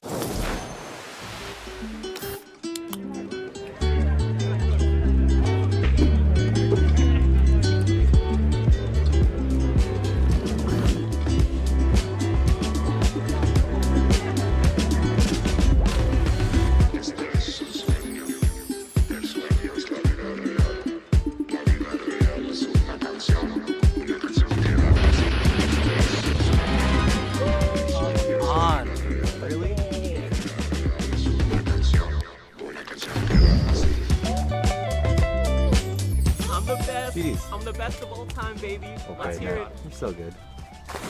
How are you so good? I love you, Jake. GG's.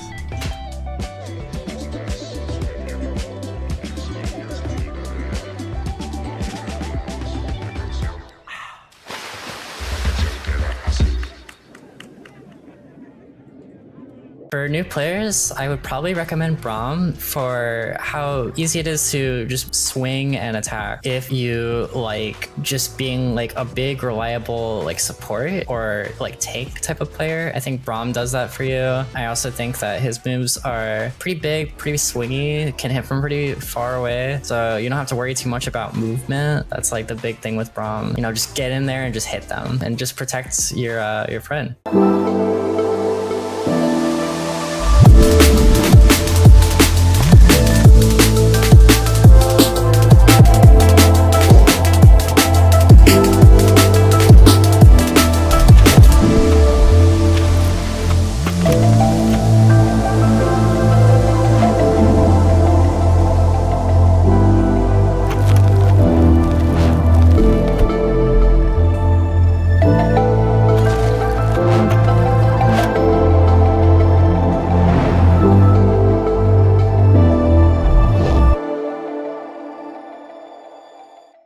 For new players, I recommend Ari because you play a game like this because you want to finesse. You want to move. You don't want to just do things without purpose. Anti-air is as simple as it gets. I kept it extremely simple, but I mean, you can go a long way with just those. And this character is so elegant, so smooth, that you just want to dance when you play it. And this is the character I recommend.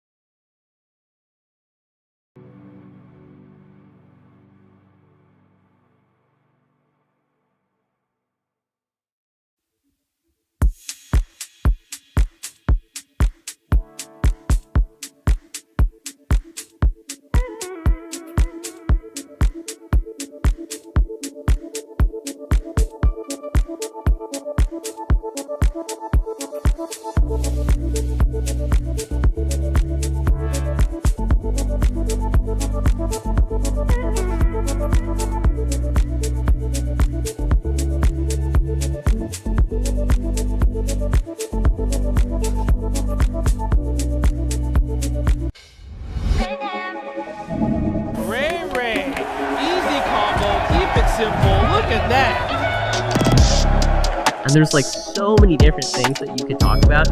We're gonna make a shitty f***ing tier list. Best way to live his life. Oh my god! Pump to God! FlyQuest over! Champion! Let's go! Pump to God right there.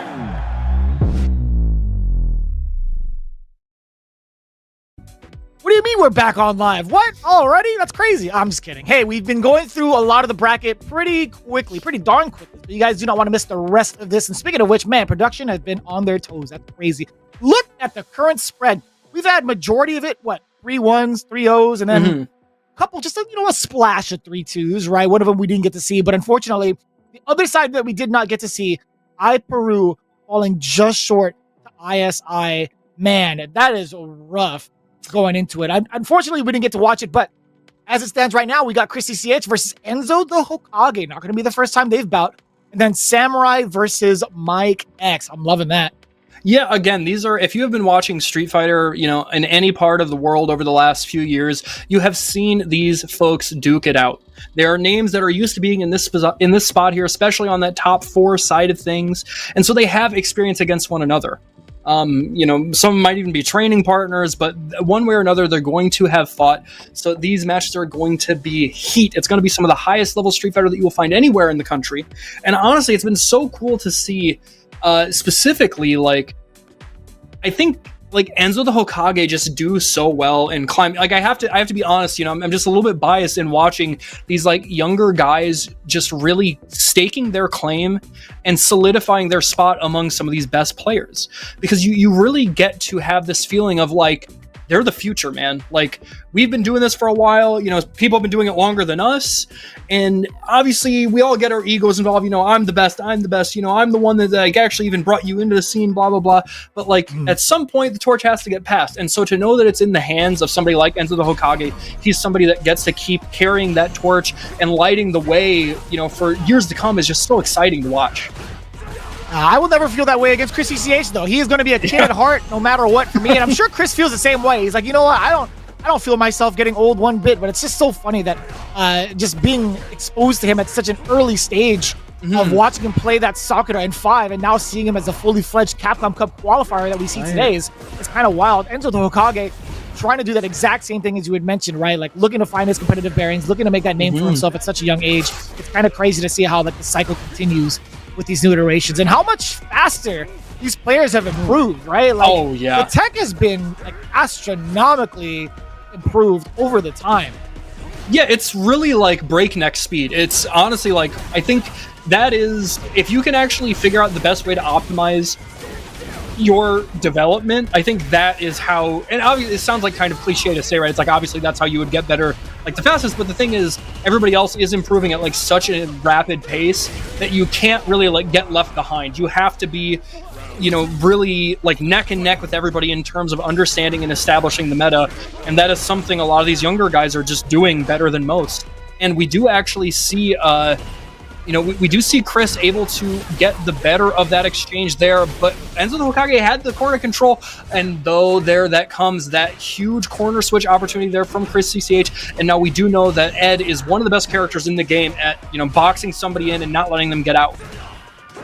The nature of the character, right? He's got to box somebody in with that boxing style. That just happens. But right now, Chris CCH has been totally calm while facing that corner himself, right? Like, even though he's been in the corner, there have been 3 instances where he's had major conversions against Enzo the Hokage. It's been really rough thus far for the Akuma main. But actually, yeah, seeing the Akuma is actually quite a surprise. I thought he would stick it out with Ken. We've seen that type of success with Tokido, right? Facing off against the Ed Army over in the Super Premier Japan. Maybe it's not going to be the flavor for Enzo the Hokage to face off against. So, a little bit of a rough shot already. Chris CCH putting the brakes on the kid pretty early on. Yeah, he and Samurai are great friends. They train together a lot. You know, being 2 of the very top dogs on the West Coast, they have to make sure they get their reps in, and so he's going to understand how to fight this matchup better than most heads. Oh my gosh, he was not quite ready. They're gambling wrong with that flicker attempt. A little bit late on the draw and getting clipped by that air fireball into the corner carry. Now Enzo Hokage taking this all the way to the corner and just controlling things in a big way. Try to get out of there. At least text the throw. Chris CCH creates some space for himself as well. Not gonna really fear the fireball game as much, at least within range of the flicker. What do you do though? Do you set up the spark and then set up the mind games?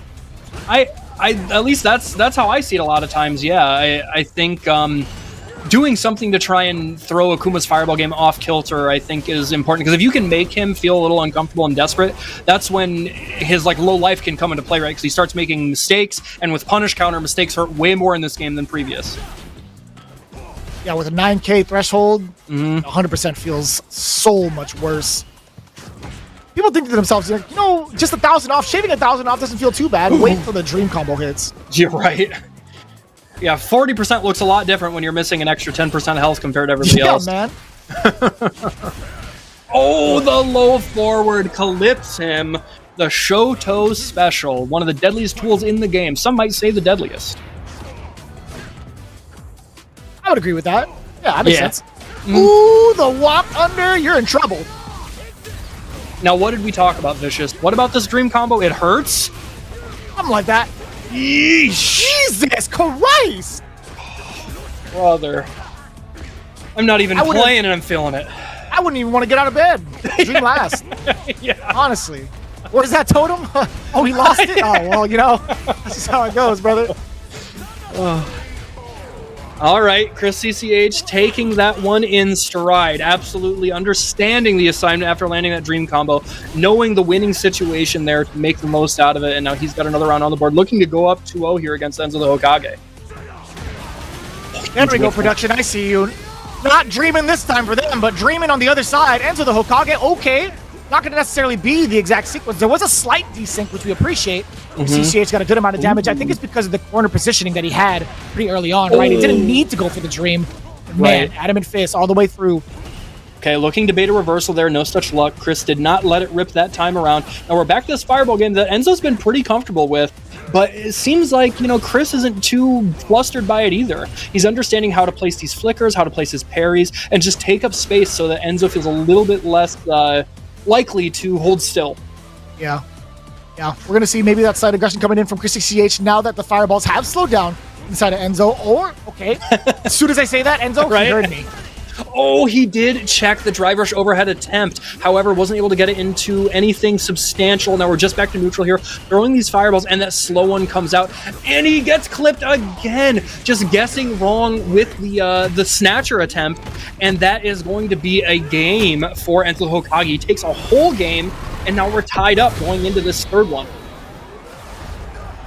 Kind of wild too. That dive kick hit right at the kneecap. Like I was thinking to myself, like maybe if you were not trying to commit to it, you'd want to like kill rush backwards. But my thought was like Chris CCH was gonna hold it down regardless, because in case Enzo did maybe like a fast fall or something, he'd want like plus frames to capture him and pull him in off the block, right? But that was cool for Enzo to kind of commit through it. I really enjoyed that. That was nice. Oh man, the counter hit conversion there off the towards medium kick. That's something you don't see very often from Akuma players. Is very aware of his spatial variation from that range. He could have gone for a sweep, but no such luck, and just opting to actually get the conversion there and still maintain this corner control. You can tell, even though this might be considered a secondary for him, he's put in the time with his character. Oh, counter hit Link nice and easy with the lights. Set him up. The rush forward within fierce range, but he walks up anyway. Brother. Oh, and he goes for the overhead. Yes, that level 1 will be enough. Enzo Hokage tapping into that youthful abandonment of care and just going for the risky option that paid off. That was kind of messed up. That was actually kind of degenerate. That was like shades of Noah. Right? Ooh, bro. Yeah. Uh-huh. Okay. He's pissed. Chrissy's just like, all right, listen here. You think you can just sneak that overhead in on me? No, sir. We're taking this round back. Yeah, animation-wise, doing a bunch of ducks in the air actually looks kind of sick. It's not legal in boxing. Neither is the rest of his moveset, but you know what I'm saying. Imagine if Mike Tyson had fireballs he could throw against Jake Paul. I mean, he could have. He was held back by contract. Yeah, right. For every fireball that you throw, you lose 10K. I was like, all right, brother. Oh, yeah. The toes getting clipped. Yes, sir. You think he hasn't been paying attention to the range you've been using that? Chris CCH gets up earlier in the morning, brother, and look at what he's getting off it. Just looping these throws time and time again, trying to bait a reversal there, but still sitting pretty. Here's the drive rush conversion, and a perfect to seal the deal. That's another game in his favor. That was destruction. He was really upset about that overhead, huh? Right? Jesus Christ. We'll be all right now. Get the conversion now. Ends with the Hokage. Finally getting Chris CCH into the corner. But we've seen this before, right? Chris is comfortable fighting out of this corner. Oh, like I said, man, this guy's found so many of the spots airborne on the ground, converted to massive damage, and it also creates space away from the corner, and also at least neutralize the momentum. Oh boy, spoke too soon. The spark was punished. I am really impressed with how well Enzo is using these dive kicks. It's like he just really, not only is he tapped into like the timing with which Chris wants to like commit to like the flicker or like the snatcher, but just the spacing and the strength of dive kick that he's using is just perfect. It's like he has gotten so much mileage in ways that have won him rounds. Can I just say as a side note, damn, that was cool. Yeah, weaving through the block string, the untrue block string, excuse me. I gotta say, why did they change the snatcher to flicker? Like, why did they change the names of that? Like, I don't know. Come on, man. Like, I never understood that. I think I've heard I've heard Ending Walker say the same thing. I think even that longtime Ed players are confused. Oh God, that is so sick looking. This character's got some swag on him, man. I think it's just very hard to pilot him. Like, if you're just trying to play this character amongst like the players in ranked, it's just so difficult to get them to sit still that it never really works out. But like in high level play, when you see it work out in this way, it gets like it's something else. I agree. Really a beautiful sight to see. I agree entirely. I think what is like he's very unconventional, right? Like if you want to try and succeed at a high level, it's like a lot of his stuff doesn't like come very naturally. You have to put in a considerable amount of thought into how to utilize his tools, but it comes together in like such a unique way compared to most of the other cats. Yeah, I would agree with that, right? Like all the hard work you put in really pays off when you're playing a character like Ed. You can see it too with how powerful he is in the current meta, destroying a lot of the people, destroying a lot of the players from all avenues, really. Yeah. We'll see. We do have the level 2 loaded up. No rush forward, baited out the parry. That was mad far also. Oh, and he actually, and yes, you go into the, Raging Demon. Get the most amount of damage, you will get the 2 bars of drive gauge chip, and now you're going to be sitting in control here. Grass is greener on your side of things, and now suddenly the onus of making this comeback is on Chris CCH. I think he's going to be okay. Yep. Yeah. Bless the cap gods for neglecting to give Akuma a hurt box on his fireball. That was mad far, though. I mean, like, that was something else. We've seen Jury get away with it, right? We've seen Jury type out that level, or sorry, that fireball with her level 3 between, like, the, what was it? I think it was a Samurai versus ISI matchup. Yeah. So, That's fair. I think she was a little bit closer. And I guess, and I have to clear the air. Like, I am saying this as an Akuma player. I recognize how busted this character is. He's ridiculous. Yeah. Oh. Knocking on the door. Catches with the throw. Overhead block again. Ooh. After the jab, the slight walk back too. Actually, I couldn't even tell if that was a micro step backwards with the timing of it. Yeah, it was a little tricky, and that's why it worked, right? And also, can we just like take a moment to recognize how quickly this is turned around and suddenly it's a tie ball game, Vicious? Like, it really looked like Chris had things under control despite kind of the chaotic, balls to the wall nature of Enzo. But like, he has fought this back, and this Akuma's in this ball game. You applying the commentator's curse? Is that what you're telling me? Because it was match point for Enzo. Wasn't able to get the trip guard punish. Okay, but he's still in control, still boxing Chris in, trying to extend there and apply some amount of pressure, but Chris sniffing that he's going to be able to go into, doesn't go into the level 2. Oh, you hate to see it too. The forward heavy punch clipping whatever normal Enzo had put out. I would imagine like that was a crouching medium punch. I bet you're right. He's been doing so well with it, right? Why not go back to the well? Backing away, fireball pressure is going to be applied very soon. I love that too. Being able to snipe out the spacing with the dive kick, catch Chris CCH right at the tip. And like, even though he didn't land his mark and actually get a hit, he got still the incredible frame advantage to really just run with that and keep his pressure applied and feel comfortable. Look at the life lead he's got. Look at the positioning on the screen. He is big, chilling. He's not feeling the pressure in a big way, but Chris CCH is not done yet. He is going to try and close this out to stay on winner's side.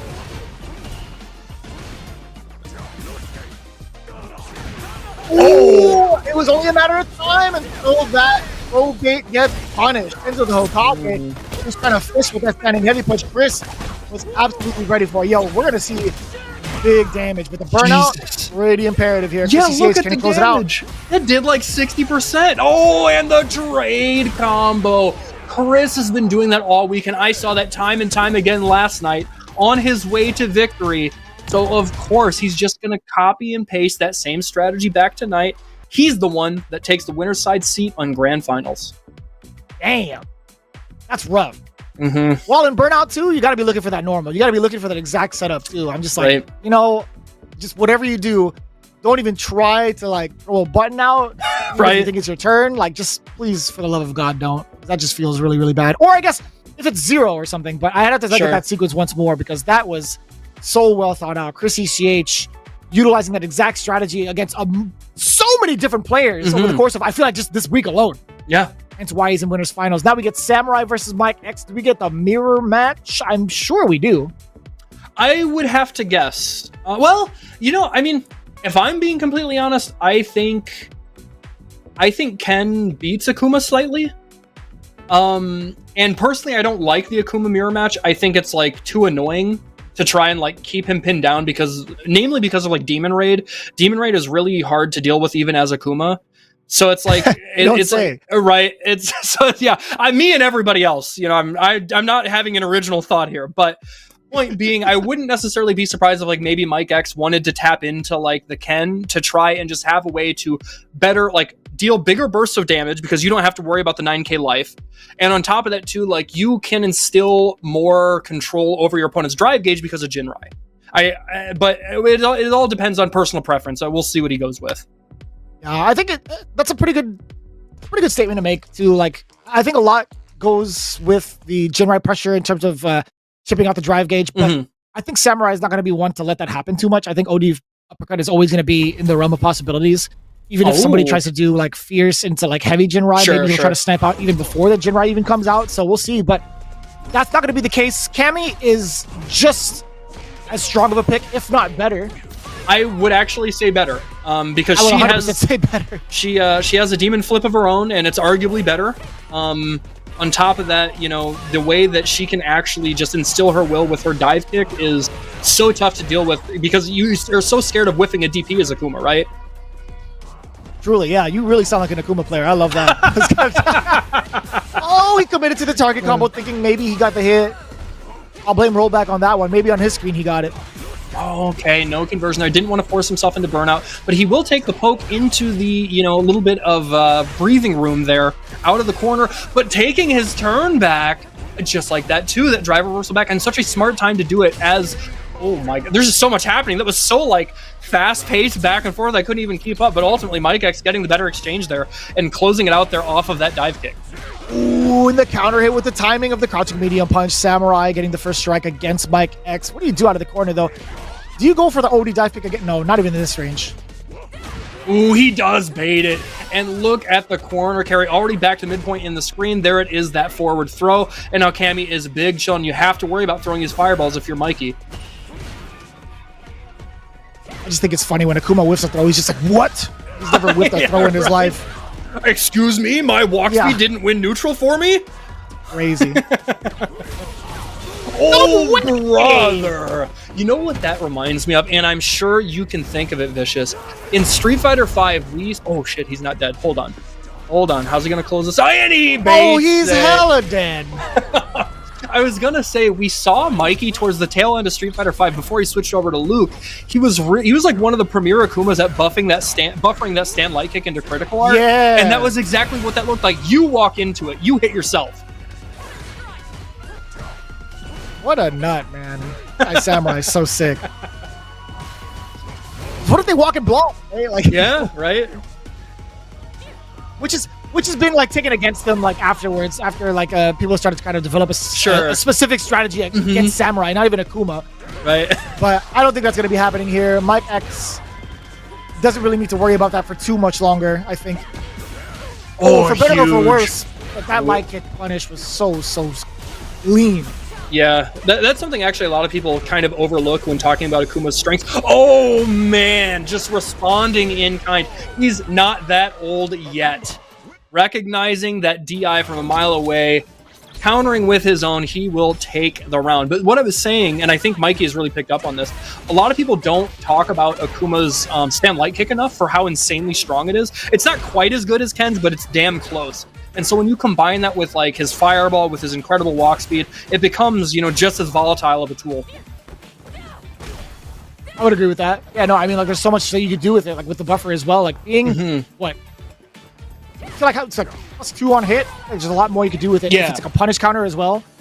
But either way, Samurai's been using it for everything else but that. So, ooh, the punish counter against the sweep. Mike X back in control of the Mike Express. I was about to say, Samurai's been the one that's giving him the ride the entire time up until this point. I know it's only been one game, but X finally finding the flow.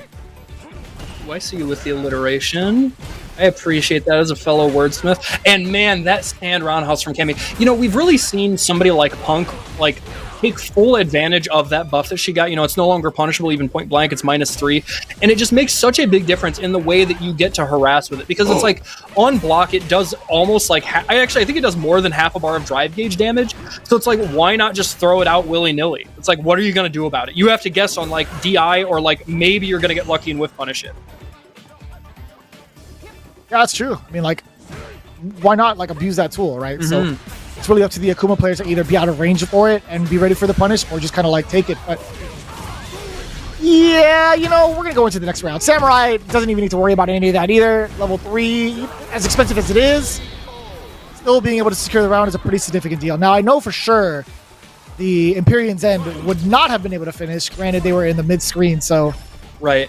I like the decision from Samurai. Yeah, it gets him the win, and, you know, again, he is looking at going up 2-0 here, so with a game already on his side, he doesn't feel quite as much pressure, but it looks like Mike X, you know, is making him pay for it. Oh, he's dead.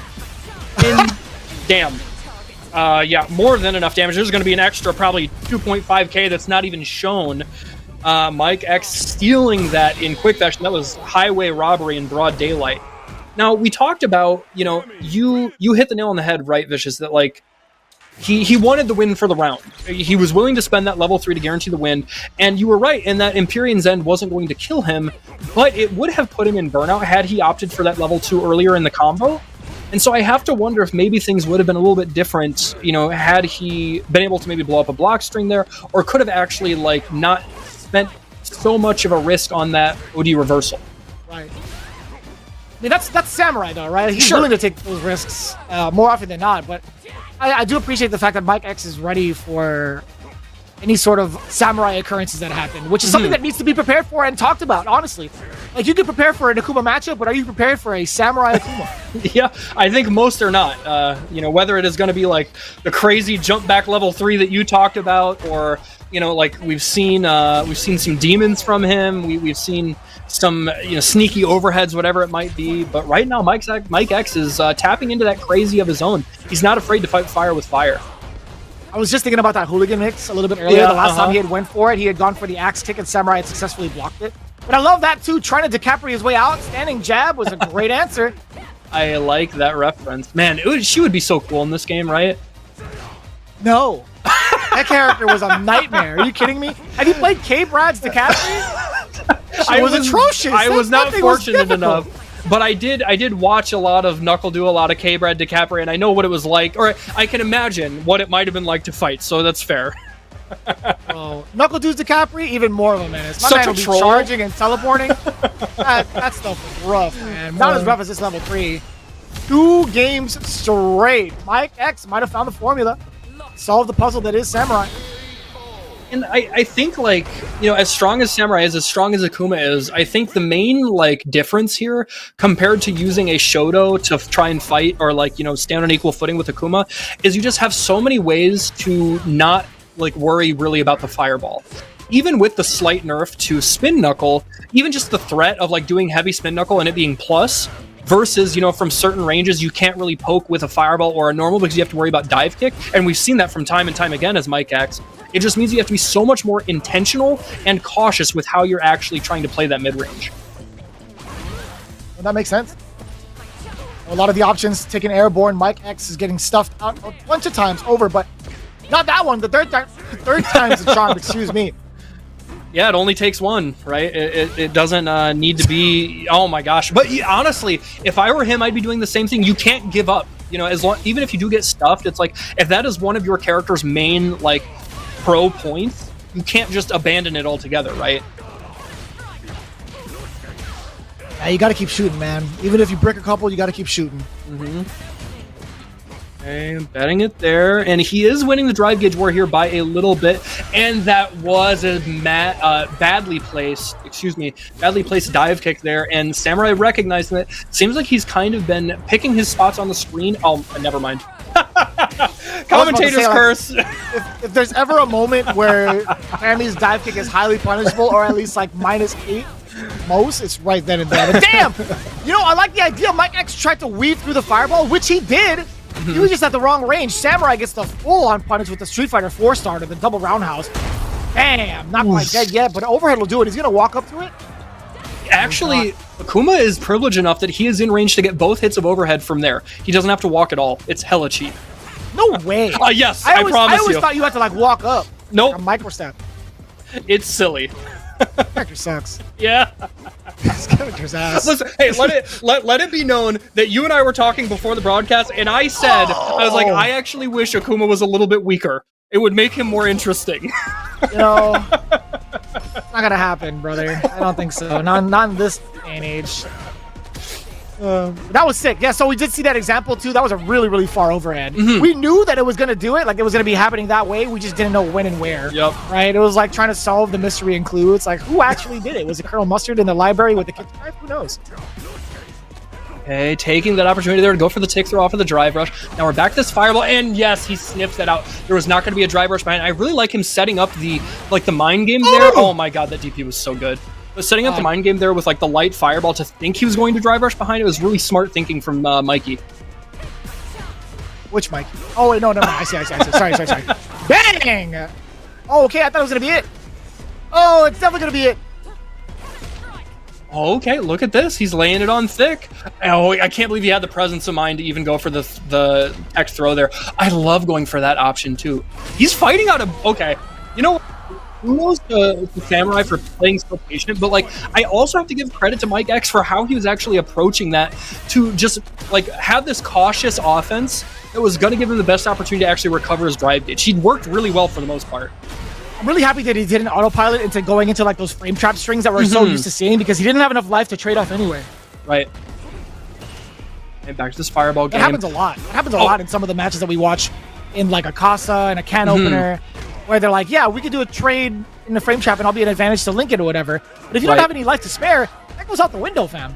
Yeah, and it's hard in like the heat of the moment with the pressure on you. It's hard to make that decision, right? You know, because you're used to fighting these like, oh my gosh, dude. That light kick has been putting in work. He's so good with it. He is just an absolute surgeon with the precision. He is, you know, just like cutting Cammy away at the legs. Damn. Well, keeping the scalpel pretty sharp the entire way through. I gotta say, like, he's kept the air approaches in check. Either he takes out the legs airborne or on the ground. He's been very adamant about it. I know EC Money had actually said Samurai DP 100%. There was a time in games 1 and 2 where he wasn't, right? Only DPs actually whiffing pretty badly. I mean, it's happened also to Mike X where he tried to weave his way past a fireball and actually got punished for it because of the fact that he was too far. Sometimes even at high level, you kind of get like, you know, a little bit of a, I want to say, mismanaged spacing. There's definitely moments where those kind of things happen. For sure. Yeah, it's high pressure, right? You know, nobody's 100% perfect one way or another, but it's about those like pivotal moments throughout the match where like the critical shifts in momentum, whether it's going to be you win a round, whether it's going to be, you know, you're down on meter, whether it's going to be you force your opponent into burnout, whatever it might be. If you can have, you know, the statistical advantage there where it's playing out in your favor more often than not, that's when you come out on top. And we saw that as the set developed. Mikey was able to, Samurai, to make it more clear for the viewers, Samurai was able to kind of reel it in and play a bit closer to his chest in ways that really mattered. Like his anti-air game went up. It became much more difficult for Mike X to actually get the dive kicks to land. He was doing a better job of actually baiting some of these preemptive buttons out from Cammy and Mike X so that he could get these big whiff punishes to put her in the corner, to instill the offense, whatever it might be. And that is just like that top level experience for longer coming out, I think. The stamina, right? The pro player stamina. I got a random question for you, Mr. Mustafa. What's up? I know this is going to be like completely out of left field, but do you have a standing desk? I do not, but so you are not the first person to ask this because there's something about like how my camera is positioned. Oh, and it also might be with how my bed is positioned too. That like it looks, yeah, for sure. You're not the first person to ask that, but no, I do not. Because like I know you're mad tall in person. I'm just like, what the hell is he doing right now? Like I feel like your head's about to hit like the ceiling, man. You got me cursing on this one. My bad, but it actually threw me for a loop. That's gonna be my first and last time that you'll ever catch me slip an expletive on that one because it throws me off how tall you are. But anyway, Samurai's gonna be moving on into the winner's side with the finals against Chris CCH. I'm actually quite surprised that you know, Mike X going with the Cammy. I'm not surprised at in regards to like how he performed, in regards to like where his results are. I think he could easily be in this seat. I'm just surprised that I haven't really seen his Cammy that much, and to see this much progress already is quite phenomenal, man. Mike X, truly a very talented player. I love watching him play. I had the luxury of like meeting him over at one of the Capcom Cups just for a brief moment, just kind of say what's up or whatever. He's a really, really nice guy, so I wish him the best, honestly. He's still got more to go on the loser side as well. Yeah. He is somebody that's been like kind of a rising star from Canada. I remember, you know, you talked about meeting him at Capcom Cup. I remember everybody like from the chat, like that was a lot of people's first time. It was a lot of people's first time like seeing him like in person as opposed to offline. So like I remember a lot of people talking about he's got like the big bushy mustache too, but he performed really, really well at Capcom Cup. So to be in that position like for the first time and to show up, I think really, you know, lends itself to your confidence as a player, knowing that you can keep doing that well and like, you know, it's not a fluke. You know, you didn't just get here by happenstance. And I think that translates to a secondary like Cammy. You know, she is somebody who's like a very straightforward character. I think she's a little more complex in this game than maybe in Street Fighter V, but still, you know, she's not like an Edge. She's not like an Aki. She's, you know, you're gonna use your dive kick, you're gonna use your hooligan and your spin knuckle to get through the fireballs. You're gonna anti-air when they jump, and then you're gonna fish with low forward. But it's like, to have the fundamentals to succeed with a character like that is a whole different story. And we just saw it right there. He went the distance against one of the best Shotos in North America in Samurai. And that means that he can get it done. You know, on a long enough timeline, that matchup's going to even out a bit more. Right. That's what we're looking forward to the most, really. I want to see that development pushed even further. Mike X already having a plethora of characters. He had Ken in the season One, he had a Kuma now, and he also has a Kami in the back pocket. This is actually the trifecta, in my opinion. And one of those components of the trifecta being played out right now, right? We have Ken back on the screen with Enzo the Hokage going up against ISI. All right, and yeah, I'm interested to not opt for the Akuma here. Personally, I think Akuma does pretty well against Jury.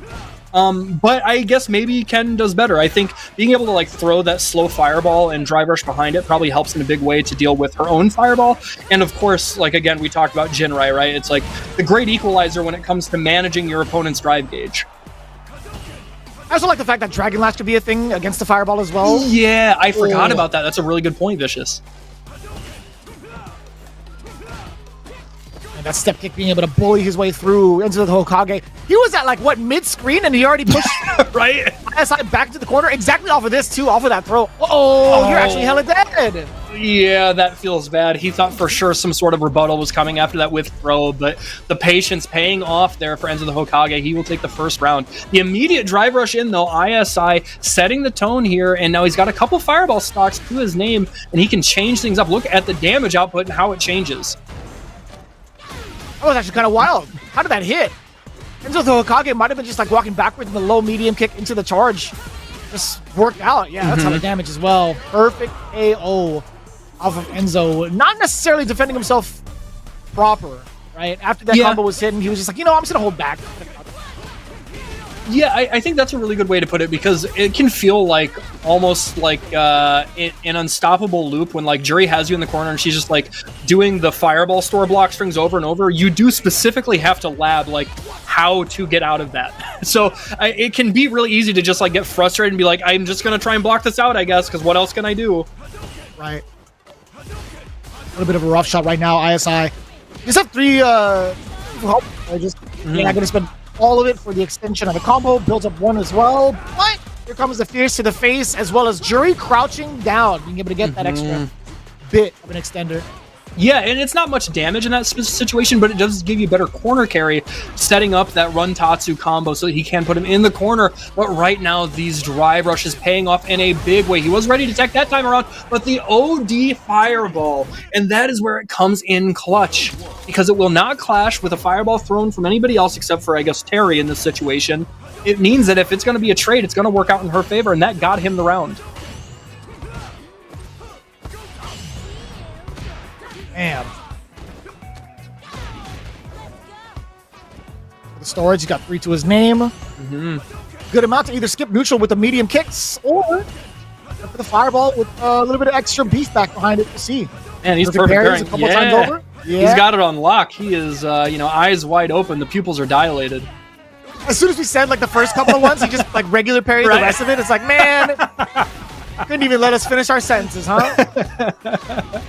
All right, there's another throw, and that has kind of been like the great equalizer throughout the set, like trying to match, some of the aggression that bursts out of Enzo the Hokage is like just getting the slowdown for a second so you can jump scare him with that Jury drive rush and throw him over and over and over. Ooh, we saw that coming a mile away too. Like everything's slowed down in time. We saw the low medium whiff. All right, that OD reversal response back on the side of ISI. The drive gauge is a little bit low, but now we see again these throws coming out, and Enzo just hasn't really been able to get a handle on how to deal with them, whether it's, having his like perfect parry attempt whiff and he's getting hit with crouch medium kick, or, just whiffing the throws in general, getting whiff punished. He just really hasn't had a consistent answer. Coming at ya, you already know. Pretty much already in the yellow. I gotta say, is there extra sand in these? Yeah, I was gonna say, in these punches? Yes, sir. Yeah, it was. I think that was like right on the pixel, but Ken able to close it out there. It is an expensive win, though, because we have to remember, this is tied up at 1 round apiece, and with one already on the side of ISI, with 3 bars to his name going into this last round, this could be a lot of inertia behind him if he does win this set. That could feel real bad on the side of Enzo. We'll see if it comes to fruition. Level 3 again with a big level 3 punish against the fireball. Whether it's Samurai, whether it's Enzo, still the same type of reaction. ISI, I love that. Uh-oh. And then 2 bad decisions in a row, all of it for naught. Look at the damage equalizer coming in from Enzo. Uh-oh, again. He is so ready. They're the perfect parry coming out in a clutch opportunity, building the most amount of meter here off of that low starter there into the Dragon Lash. And now with the corner control, Enzo was big chilling there into the back throw. And now he is at the critical point. Now both of them in the yellow, who will actually get the better exchange here and control things. He doesn't go into the OD score. And not dead yet. Oh, that's rough. I'd imagine there was a couple of things maybe he was banking on, maybe like a OD uppercut, maybe a level 1 on wake up. Enzo going for that jump there makes a lot of sense. Yeah, I agree. I think that was like a risk where the options that he took, like the tree that he followed, made sense, but I still think it was like an unfavorable gamble. Do you know what I mean? Yeah, no doubt. Yeah.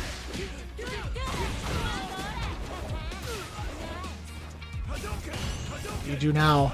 Enzo being down 2 whole games. Oh, that's a good start, Vicious. Yeah, you do that right there. That whole thing, yeah, just keep doing that. Look at the drive gauge. The lawn is dying. Somebody's got the pesticide. Brother, did you see that anti-air low medium punch? Oh, no. No side switch. Oh, it doesn't matter. He's dead. What am I saying? I thought he was going to go like dash under. I was already like, optimize. But yeah, he's already dead. Don't worry about it. Match point. That's why he's up there and I'm on the mic. True. Oh man, the low forward clips the toes. See, this is why you gotta wear shoes, Jury. You gotta put the feet, put the feet away. You can't get clipped like that. Damn, just silence. You're not gonna chime in at all. You're gonna leave me out to dry. I was just waiting. I thought you had something backed up to it. I was like, wait a minute, that was my bad. You can call me out on that 100%. That was my bad. You know what? I'm out of here, guys. I'll see you guys later. Ringe.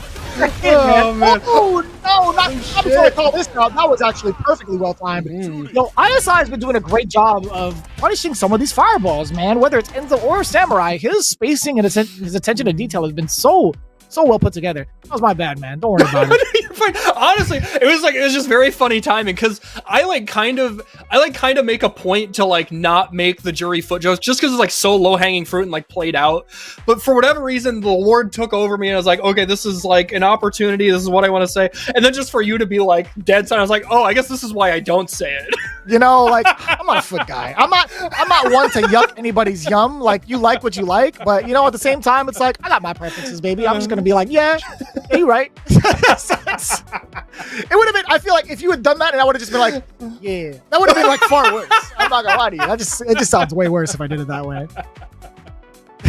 But great stuff, honestly. Like ISI, I'm really impressed with how he controlled that match compared to what we saw versus like Samurai.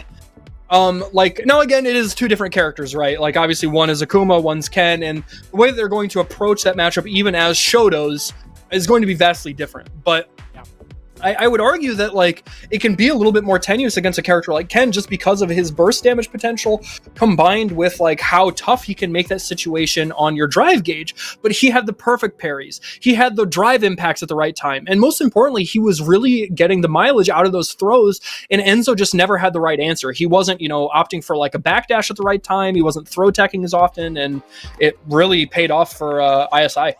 I'm glad you mentioned those 2 out of those 3 factors, right? It was like the punish counter and the perfect parries, right? Do you think it's because of the speed of the fireball that allowed ISI to have the confidence to work around the fireball game the way that he did specifically in this round or in this game in comparison to the way he was working around Samurai? Because you see like a night and day difference. ISI had actually gone to this guys a lot more and relied on the dive kicks to face him up against a fast fireball like Akuma, where in comparison, Ken having a significantly slower fireball, it's like, all right, well, if I'm in the right spacing, I could definitely punish counter these. I think you're exactly right. I've often talked about that too. As a matter of fact, we all saw Sajam just yesterday had like a question for Twitter. It's like, what do you think is the best special move in the game? A lot of people talked about Bison Scissor Kick. A lot of people talked about Kami Dive Kick. One that I mentioned that I don't think enough people draw attention to is Akuma's Fireball. and it's mainly because of the variation in speed. Whether he is throwing light, medium, or heavy, but also having the option to charge it just makes it so difficult to have a consistent answer. And I think you are exactly right, Vicious, in that really changed how the match was going to get played and how he would feel comfortable in that mid-range.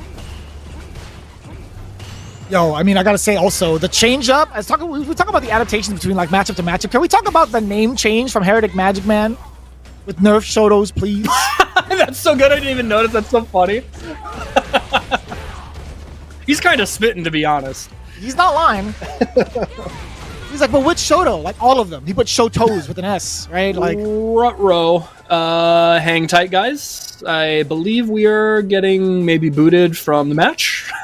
Man, you know what I love about this though? When you know specifically that it is like a network error, like you know, like the room is like kind of botched or whatever, because of the fact that the stage is still going on, like the background is still like.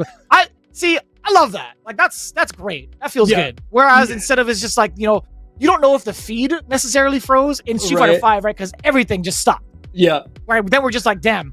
It made it much harder for the production to be like, wait, is this from our end? Right. Is this from like CFN? Like what's going on? So like some of the small changes in Street Fighter 6, just like the quality's alive. Yeah. Goes a long way. But I do have to say, and I think you might agree with me on this, it's not an original take, but I do miss the dun dun, like the signifier for like when the match ends was so good in Street Fighter 5. It was such a good like meme by the end of the game's lifespan.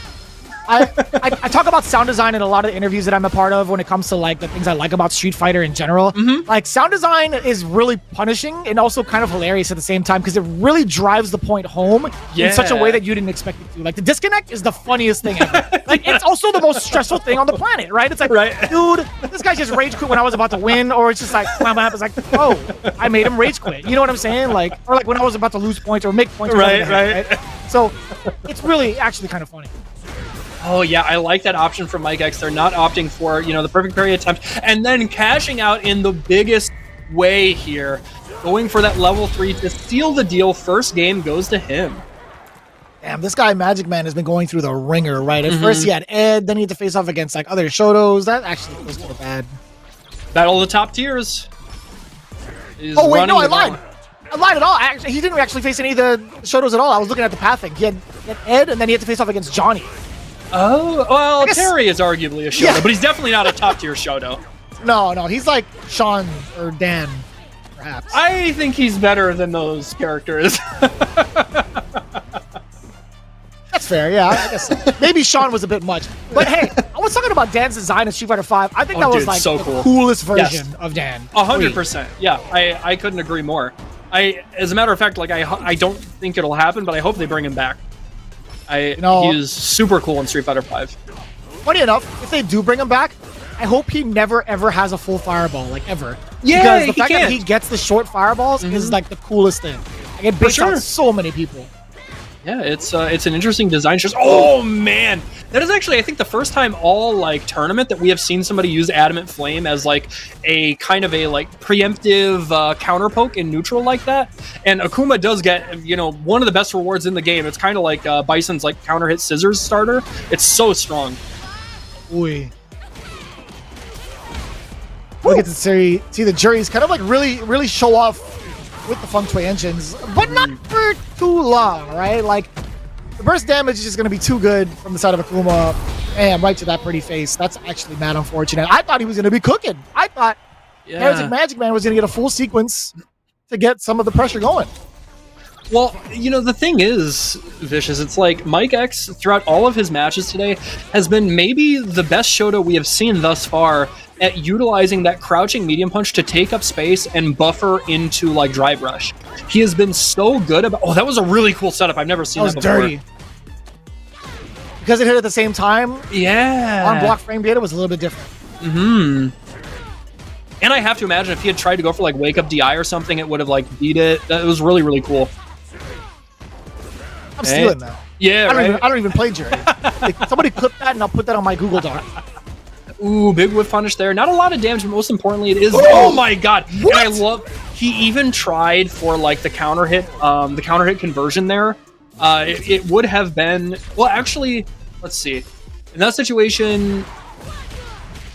It actually would have only been +2. if he would have dry brush off it. But nevertheless, I appreciate the attempt. Mike X is cooking. He's thinking a little too far ahead. Have his time, man. Oh, and I get that too. That's so tough. Damn, make it hurt. He did the. I like him committing to the fireball afterwards because, like, sorry, the normal afterwards because after the standing light from a dry rush, you would automatically think, all right, this guy's gonna throw me. Sure, right. With the corner positioning, how much little life was left. Like, I do not want to get thrown here. Yeah, yeah. It's one of those situations where like you're putting the ringer in a more stressful way. It's, you know, if it wasn't tough enough already being in the corner against a character like Akuma, on top of that, like your life is really low. You can't really afford to get hit by much. And so like you don't want the offense to like pile on with something like a throw and then you have to guess again. So you try to steal your turn back, but it just doesn't work out. Mike X, was that, I guess, yeah, that was 3, Losers, right? Yeah. Yeah, was, okay, I just making sure. Should have been 3, yeah. Yeah. Got a little sidetracked with the tech issue, but it's all good now. That will mean Mike X moves on. I like the way that Heretic was playing, though. I mean, I loved him utilizing that level 2. It's just unfortunate that it fell the way that it did, but really looking forward to getting familiar, even more so familiar with that name as we go forward with all of the other tournaments that have been happening throughout the week. But speaking of which, you guys are tuning into FlyQuest Fight Series. When we come back from this break, I guarantee you it's going to be absolutely insane. Chrissy CH and Samurai in the winner's seat. You already know it's going to be a banger. We're going to have that for you right after. Who's your least favorite Swedish person? Oh man. Y'all know Swedish people? I only know laughing. Like, I don't know any other person from Sweden. I guess I hate Lefted. This feels like pretty specific. Yeah. It was very specific. Yeah. Which one do you wrote this?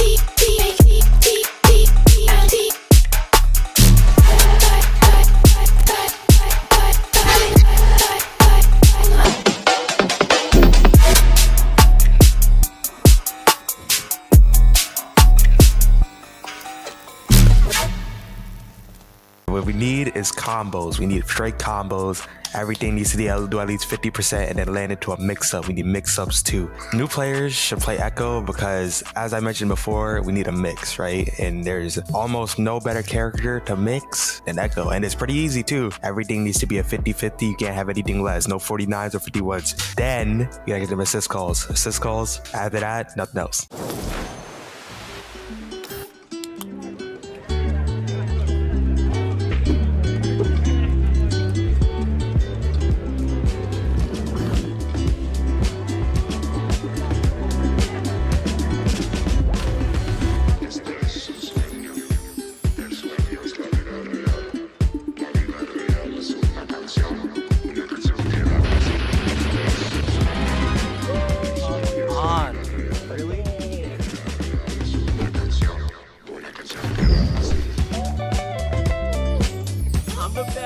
I'm the best of all time, baby.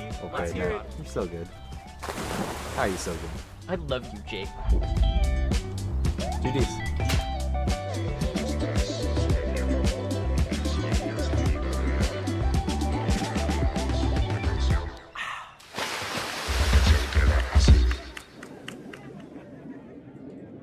For new players, I would probably recommend Braum for how easy it is to just swing and attack. If you like just being like a big, reliable like support or like tank type of player, I think Braum does that for you. I also think that his moves are pretty big, pretty swingy, can hit from pretty far away. So you don't have to worry too much about movement. That's like the big thing with Braum. You know, just get in there and just hit them and just protect your friend.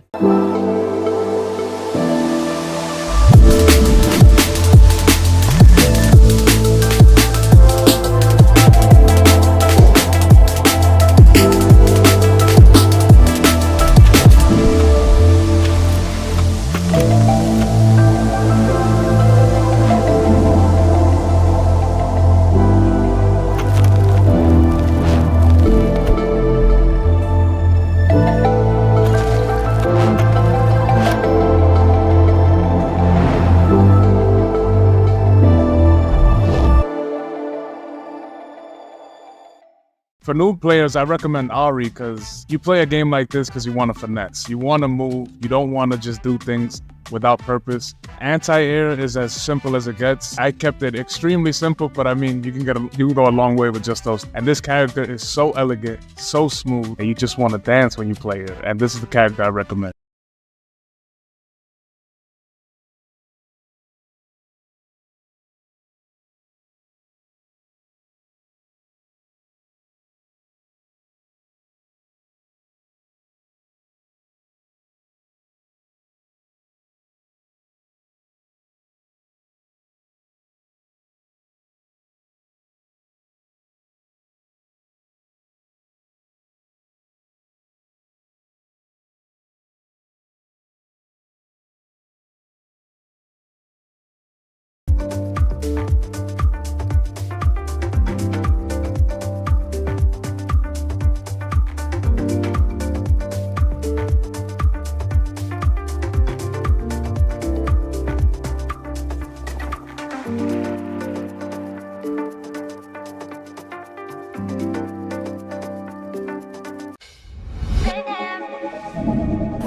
Ray. Easy combo. Keep it simple. Look at that.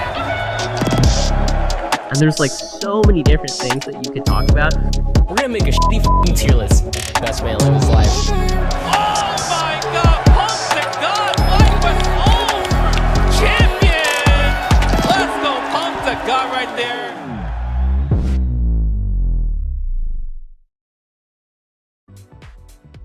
And we are back. It is the final leg of tonight's event. Again, you are watching the FlyQuest Fight Series West Coast Top 8 here.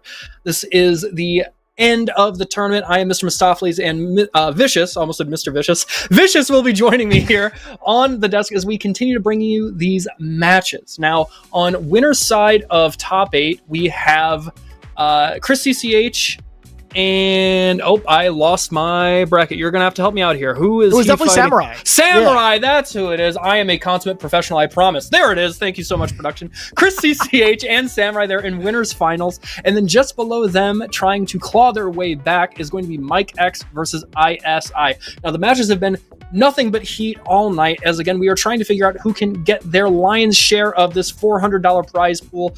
How do you think tonight's bracket has been going so far? I mean, there were a couple of moments where I wasn't too sure about how the names that I personally wasn't like super familiar with were going to perform.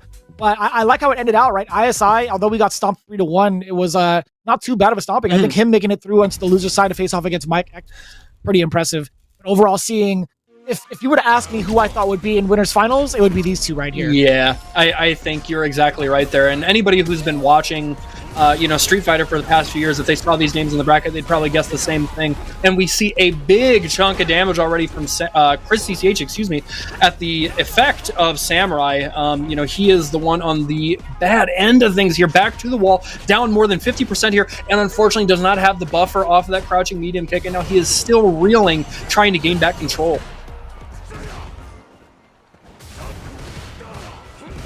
Pretty expensive entry point right now for Samurai for such little return, right? Even though he's trying to maybe open up Chris CCH, although he's trying to get some drive gauge damage on top of that, it just hasn't really proved to be that much just yet. Samurai now at the 3-bar threshold. Yeah, see if his approach is different.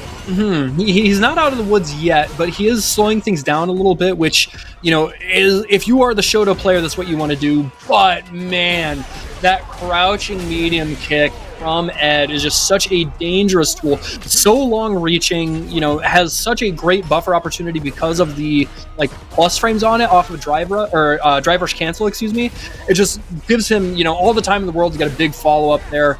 And it was more than enough for Chris CCH to steal the round. It was a little bit of an awkward exchange too when you saw the rest of the OD Blitz kind of disconnect. I always think to myself, how often does that really happen and how often is somebody really prepared for it? But right now, Samurai being able to get the most mileage out of this Empyrean's End while being in the corner. Yes, sir. Back roundhouse. Give him the shebang-a-bang into the sweep safe jump. The shebang-a-bang. He's hitting him with all of that. I thought this was a PG stream. He danced all over him afterwards, dude. You see that? He ended it with a sweep. That's how you know it was all right, well, he's trying to make some moves against Chris CCH to make him think it was one thing or the other. Damn, that overhead was mad for. Dude, I told you it's good. character is something else. Oh, he baits out the level 3. No fireball there, and he gets the best possible starter, a cool 35% without even spending any meter. He's just a boy. It's too much, man. It's too much for the young man to handle. Now he gets to chill with the fireball game. Rookie! Man, I love Ed's voice lines. I really do. He talks so much shit. I love it. He really does. Oh! That was actually kind of awkward. CCH tried to throw upon landing. A little bit too far off the mark. No Samurai applying the pressure with the OD fireballs. CCH trying to move his way out, though. Okay, this fireball game, yeah, just running face first, and that incredibly disjointed hitbox there, working out in the favor of Chris CCH. He's able to land that big conversion, and man, I think the OD, well, yeah, I guess that was the right decision. He could have gone for OD Psycho. Oh, he's no shot! Are you kidding me? Is he dead? He might be. No, not quite. Okay, man, what a pickup there. All right, this is so tenuous for both of them. Oh man. Not going to be a problem to perfect parry all of these fireballs. Chris CCH with the slow approach. He's got 30 seconds. He's got plenty of time to make it work. Right now, Samurai, he's going to be hanging back. He's going to let his drive gauge do the talking a little bit. He's going to be replenishing all of that. And then maybe OD. Yep. I was waiting for it. And yes, was not blocking his dome yet again. That's ended the round twice. And now I have to imagine this might be setting up the long con, right? You know, he's gonna just have these moments where the life total is low. You know, the round timer's getting, you know, towards the end, and he might switch things up and start clipping his toes. But for right now, the overhead is landing its mark, and now Samurai is up a game. I know chat's rooting for Enzo the Hokage, but right now it truly is Samurai. Samurai the Hokage instead, or is it Enzo the Samurai? Either way you spin it. Definitely works out. But Samurai, one game at the deficit right now. No juggle potential off of that. Forced knockdown, I wonder. All right, able to just parry those fireballs. A pretty decent life lead here for Chris CCH. He can still take a handful of those throws. He's not really worried about it too much, but he is trying to figure out how to thread the needle that he can actually close this distance and do something about these fireballs. But the dive kick pays off in the biggest way. You know, it's actually fitting because we saw Enzo the Hokage using those dive kicks masterfully earlier. It seems like Samurai might have channeled something of the young champion into this set. Kind of funny. That would be actually kind of cool. Right? If it was actually Enzo by mistake. Yeah, well, that combo was like, it is a pretty challenging combo to get that juggle with the timing like that. But man, doing it online, doing it under pressure, CCH making it really, really impressive run. At least with some of the combos that we've seen. He's pretty good. He's all right. He's pretty good at the fighting game, I'd say. He be pressing the buttons real good. Recognizing from that range that OD uppercut would not have dealt with that air fireball well. I like the spatial awareness from Chris CCH to assess the situation correctly, and he interrupts this time. The dream combo is coming out. Is he going to have the desync correct? Yes, sir. Starting it out and take him all the way to the other corner. We're not done yet. There's more, Vicious. Oh, wait. There's more. Damn, that was like the deal of a lifetime. You got one uppercut, and you got 4 included with it. Right? Oh, but it doesn't matter. Cool. Just cashing in off of that crouching medium pick into the drive hook. A tale as old as time, ending it with the level 3. That's another game on the board. Samurai up 2-0. I think it's rather funny to see how it played out that way. Like, Samurai was just taking a beating. He was just soaking up all the damage. He's like a damage sponge, right? Like, as soon as it's his turn to play and he gets the big damage, he's like, all right, brother, let me show you what a real super can do. Right. Oh, yes, converting into that sweep. They're setting up the safe jump and perfect parry on deck for Chris DCH. I love that the micro walk under into the autocorrect DP. Just that way he doesn't have to spend any drive gauge there. Baiting out the perfect parry attempt, and now look at how things have shifted. He's taking this. Random question. Do you miss the demon flip command grab? Yes. I hella miss it. I miss it so much. And it's like, brother, Cammy has it. Akuma would not, like... Akuma is cheap for other reasons. If he had that, that would not be what makes him broken. It's like, but whatever. You sound so defeated on that whatever, man. I get it. Like, I'm not even like an Akuma main, but I just like the way it looks. A little bit of a mishap against level 2. And like, and imagine too, in this, you know, they did a lot in this game in the way of like wall splats, wall bounces, ground bounces. His OD version could like cause like a wall bounce or a ground bounce. It could be so cool. You know, let it be like an alpha style type of command grab too, or it's so funky. What he should do, like the OD version, it should grab, do no damage to the OD version, and just chuck him up in the air. Shoot, that'd be cool. I'm sure. Sign me up. That'd be sick. Is that like a combo up afterwards, a scaled combo? That'd be tight. No scaling. Oh, it does. Well, all right. Are you sure you're not an Akuma main? I'm a command grab enthusiast. Dude, what was that? He did drive rush forward. It was a counter hit stand jab, enough for him to micro step forward and get 2 more jabs. That's crazy. What was that combo? It's all about the recognition, just understanding the situation there to make sure that he could confirm it safely. Now, he did have to work a little bit harder than maybe would have liked to actually secure the win. Oh, it isn't able to actually get anything out there. Yes, recognizing from that range, he isn't going to be able to punish. That is -5. Ooh, I like that. The micro step forward and then right back out of it too. Level 3, you got to spend it. Chris CCH. With the call out really to keep himself alive against Samurai. I like him using it at that moment too. Samurai, when you think about it, like the risk assessment behind it, Samurai's like, all right, well, maybe I can afford to take this throw. And as soon as he presses it, it's like, oh wait, he has level 3. Yeah. Yeah, you can never count Chris out. He is somebody that, like, I think not only does he have, like exceptional fundamentals, he's got great reactions, good spatial awareness, but I really think he cranks up the offense better than almost anybody. And I think that's kind of a trait of West Coast players. There is the old adage, RTSD, and it seems like he has learned that from a young age, because when he smells blood in the water, he is going all in. Right. Really depends right now on the drive gauge what offense is going to be like, at least for Samurai, but he's going in. Early jump fierce, huh? He was banking on Chris CCH to do anything air-to-air to get the juggle, so that was a really, really smart tactic. That was a big read against Chris CCH. You're exactly right, and look at how it's paying off. These throws, but he does get clip low, and that is going to set him ever close. Oh my God. You want to talk about Ending Walker, right? Yes, we saw that time and time again. Street Fighter 5 all the way into Street Fighter 6 when his character finally came out, and now he's pulling it out in this clutch moment that's sending a bit of little bit of a message. And you can see Mikey's really amped up the offense here. What a normal to choose after that too. I like that medium punch to keep Chris locked down as well. Sweep. They jump into it. I press the button. Oh, and he was still composed to not only anti-air in that situation, but do it in a way that's going to get him out of the corner and Samurai's back to the wall. But that backdash paid off in such a big way. Chris CCH thinking, a little too far ahead there and betting it all in the worst way. Samurai's trying to get in somebody's head. Right. He's definitely trying to get in somebody's head. The last round starter, he did Drive Rush, Demon Raid. Now this time, Drive Rush, teleport back. What in the hell? Oh my God, the Drive Rush stand medium punch. What a button. He's hoping to bait out a perfect parry attempt there, but no such luck. And now we see the purple jawbreaker coming out. How's it gonna land? Oh, you're so right. Oh, but he didn't get the right extension for it. I think he might have maybe mistimed like afterwards, but the single bounce was everything. Yeah. But man, the tables have turned now.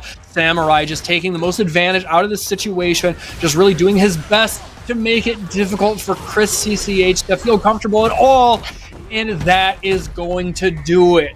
Samurai with a fist to the face will be moving on 3-1. He is on winner's side grand finals. Damn, that was a big call out too. I think, Chris CCH had been pretty adamant about trying to catch some of these fireballs and like some of the other shotos that we had seen from like yesterday's bouts over at the World Warrior finale. But at that moment, it's like he went for what? Standing heavy kick?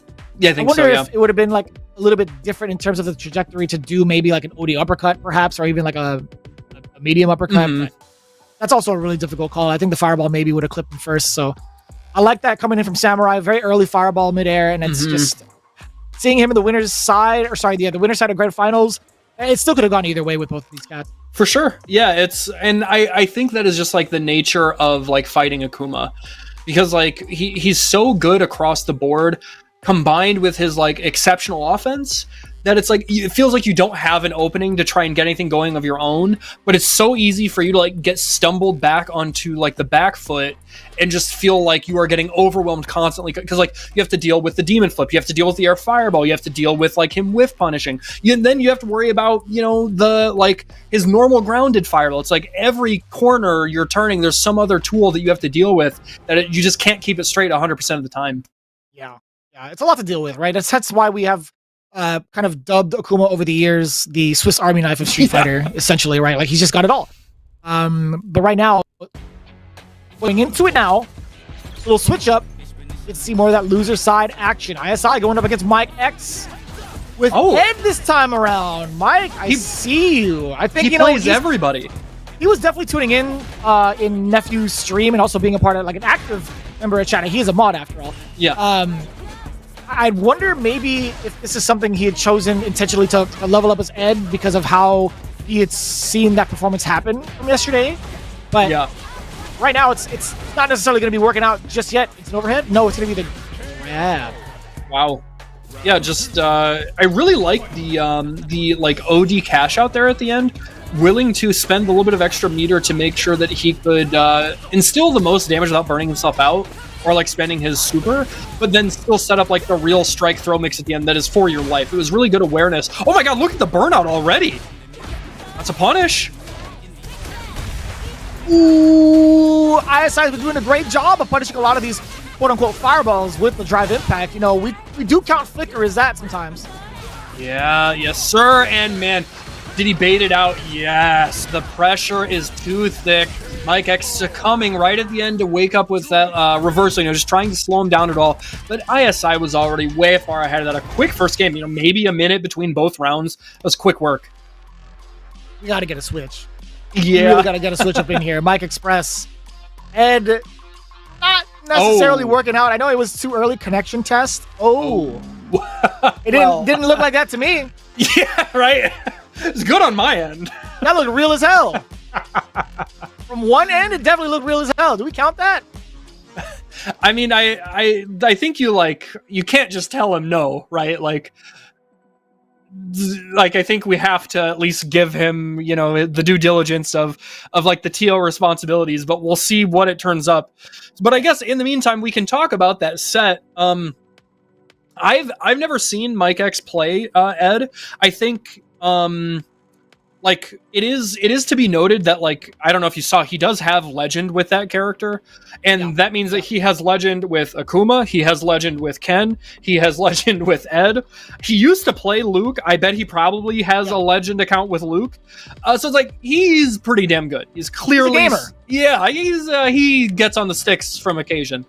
So it's like he clearly knows what he's doing, and even with, like, you know, how that set turned out, or I guess that first game, I should say, there were clearly instances of like him having a game plan, but it could be that, you know, maybe the connection is a little spotty and it was making him react late to things, or it's a little bit more difficult to like see some movement or whatever. I'm not sure. That's reasonable. I'd imagine like maybe he typed out connection tests beforehand. Like we wouldn't have known, could be, right? Yeah. In the lobby. It could be the fact that he typed it in. He could be like asking for one like right now because perhaps of the region differences or the discrepancies between regions, right? Granted, we do have the info that ISI is playing from Mexico, so it is quite a lengthy journey from border to border, right? So understandably so, Mike X is going to be taking a little bit of a pause, as well as our gameplay currently, but overall, if that was after, then we count that W. Right. We have to count that W. ISI is technically on the board. However, if it was something that was expressed prior to the matchup and prior to our knowledge, then it will be indeed 0-0. Yeah, that would be my guess. I assume that's how the TOs would work it. So I guess, what do you think about this matchup between Ed and Jury? Now, we did see it last night just between Chris CCH and Nephew, and we've seen it in this bracket a couple of times even. How do you feel like it plays out between these two characters? I think, again, with Ed, he's the overall package of being able to stop a lot of mid-screen pressure, control the mid-screen a lot within ranges of like the 2 and 3 ranges a bunch of times over and really apply pressure. What I did like out the gate was ISI kind of like backing away from Flicker and just like opting to load up on Flogen storage, then getting the party started.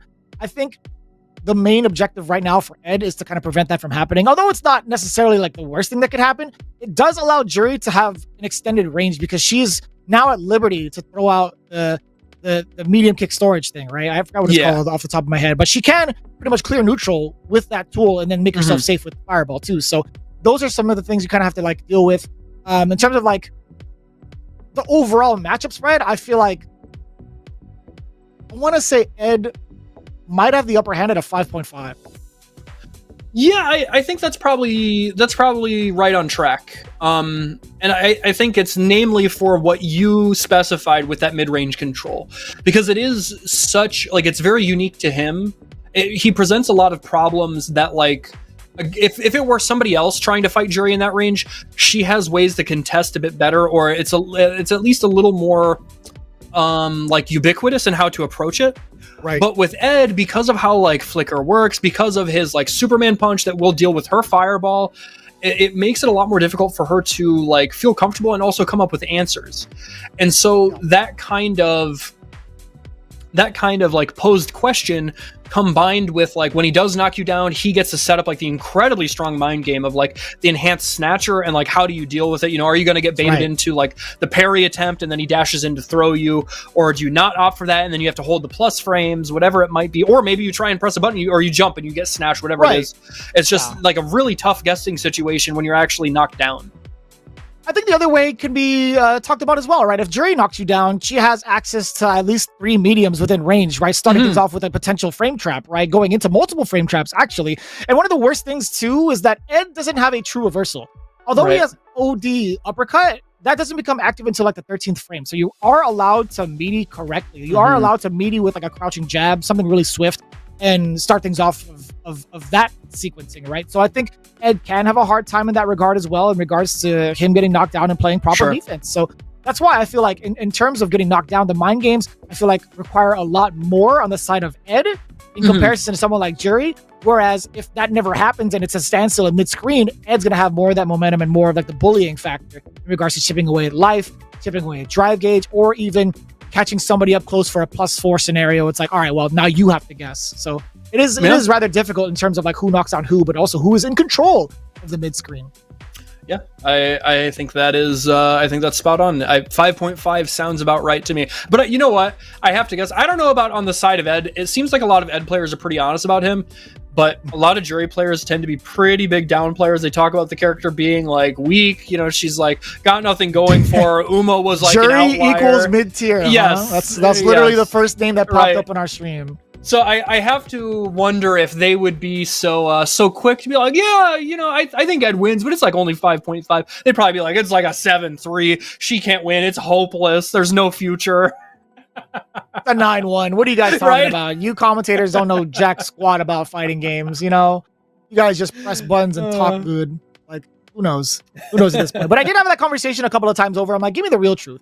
And even no matter how often you ask for the real truth, it'll still be like a slight hint of like downplay. I'm just, man, all right, brother. Like you'll never get like a true conversation unless it was like somebody outside looking in that has like no skin in the game. That's like, I don't play either character. Let me just tell you how I feel like this matchup goes, and that could be like from another pro's perspective, which I would actually want to do. Like I know Justin Wong has been kind of doing that with Run the Mindset, where he would eventually ask people like, how do they think like these matchups go? Yeah. That doesn't necessarily have the characters in mind that the guest plays. So I think that could go a pretty long way. Like being able to ask some of your favorite players. Like I know you guys like see like your training partners go up there like Big Bird and Angry Bird, right? So you could kind of like catch them in an interview and be like, yo, going into this, like why do you think Big Bird can win this? And then you're like, all right, well, let's talk about characters on paper now. Like, why do you think Rashid wins this? And he'll give you like the honest answer. So long as Ken's not involved. Ken or Akuma's not involved. I'll give you the honest answer. You know, it is weird. You bring up an interesting point. It's really bizarre, like how honest Angry Bird is, or I guess both of them are about Rashid and like how crazy that character is. But yeah, you bring up like Ken or Akuma and it's like those characters are like trash, they suck. But like Rashid, they're like, oh yeah, he's broken. Like he is crazy good. He's like insane. But anybody else, they will not admit that. It's really bizarre. I mean, people talk about level 2 being like the main criteria of brokenness, but there is so much of this character that just leads to so much, man. Like his mobility options off of a charged whirlwind is insane, man. Like being able to skip neutral with that is a pretty big deal. Like super jump, who allowed him to get a super jump, man? Right. Actually, talking about Rashid, we're trying to fill time here, kill a little bit of time while things get sorted out. I do think the conversation around Rashid is interesting because despite the the full breadth of tools that he has available to him, I do think it is reasonable to assume that level 2 is the worst of it. It's it's so powerful. There's not really any reasonable counterplay across the board. So, but outside of that, so for me personally, what I think is not talked about enough for Rashid and his relative strength and position in the top tier part of the cast, I don't really see anybody talk about how he might have the best set play in the game. It's he can do it from anywhere on the screen. He gets to basically set up like a high-low 50-50 from anywhere into a fake high-low that baits out parry attempts and then he throws you. And he can do it from anywhere. And it's to just have that loop over and over and over again is so insanely good, because on top of that, not only is he instilling this pressure where if he hits you, you're taking damage, but then he's building up the level 2 again. Yeah. I think the reason why is because we've seen it so often than not that we've become sort of numb to it. Yeah, right? You get so used to it, it's oh, that's not really a thing. But level 2 comes out, you see it once or twice a round, perhaps, or whatever. And it's yo, duck for cover. Come on, dude. Let's talk about everything else in the toolkit. Right. Let's talk about the entire shed that he has, plethora of tools, right? So I think, one thing that I will say is kind of overlooked, is Fireball, right? I think his Fireball can be a little bit tricky to set up, a little bit tricky to even get around, because he also has that factor of being able to charge it. Yes. You won't know what it is until it's released. On top of that, it could come out a little short, right? It could come out right in front of him, and it allows for a giant juggle that could lead to death, right? So I think also in terms of special moves, he has to be talked about in regards to having some of the best Fireball games for sure that we could ever ask for too, and just what you get out of it too. In terms of even if it hits or whiffs, if you charge it all the way through, you have an enhanced whirlwind that allows you to spinning mix, skip, truly skip neutral. Yeah. Not only spinning mix, but you can also get the enhanced cartwheel. You can get, like you said, the super jump. You get the safe eagle spike. Yeah, he's pretty wild, bro. And you can do counter. You get to do it again, right? Crazy. Okay, so now here's another question, and this is something I'd like to ask because it gives a lot of interesting answers. Let's talk about DLC.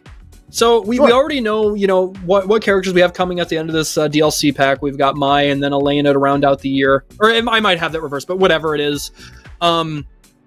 We have the characters figured out for what it's going to be for the rest of this DLC pack.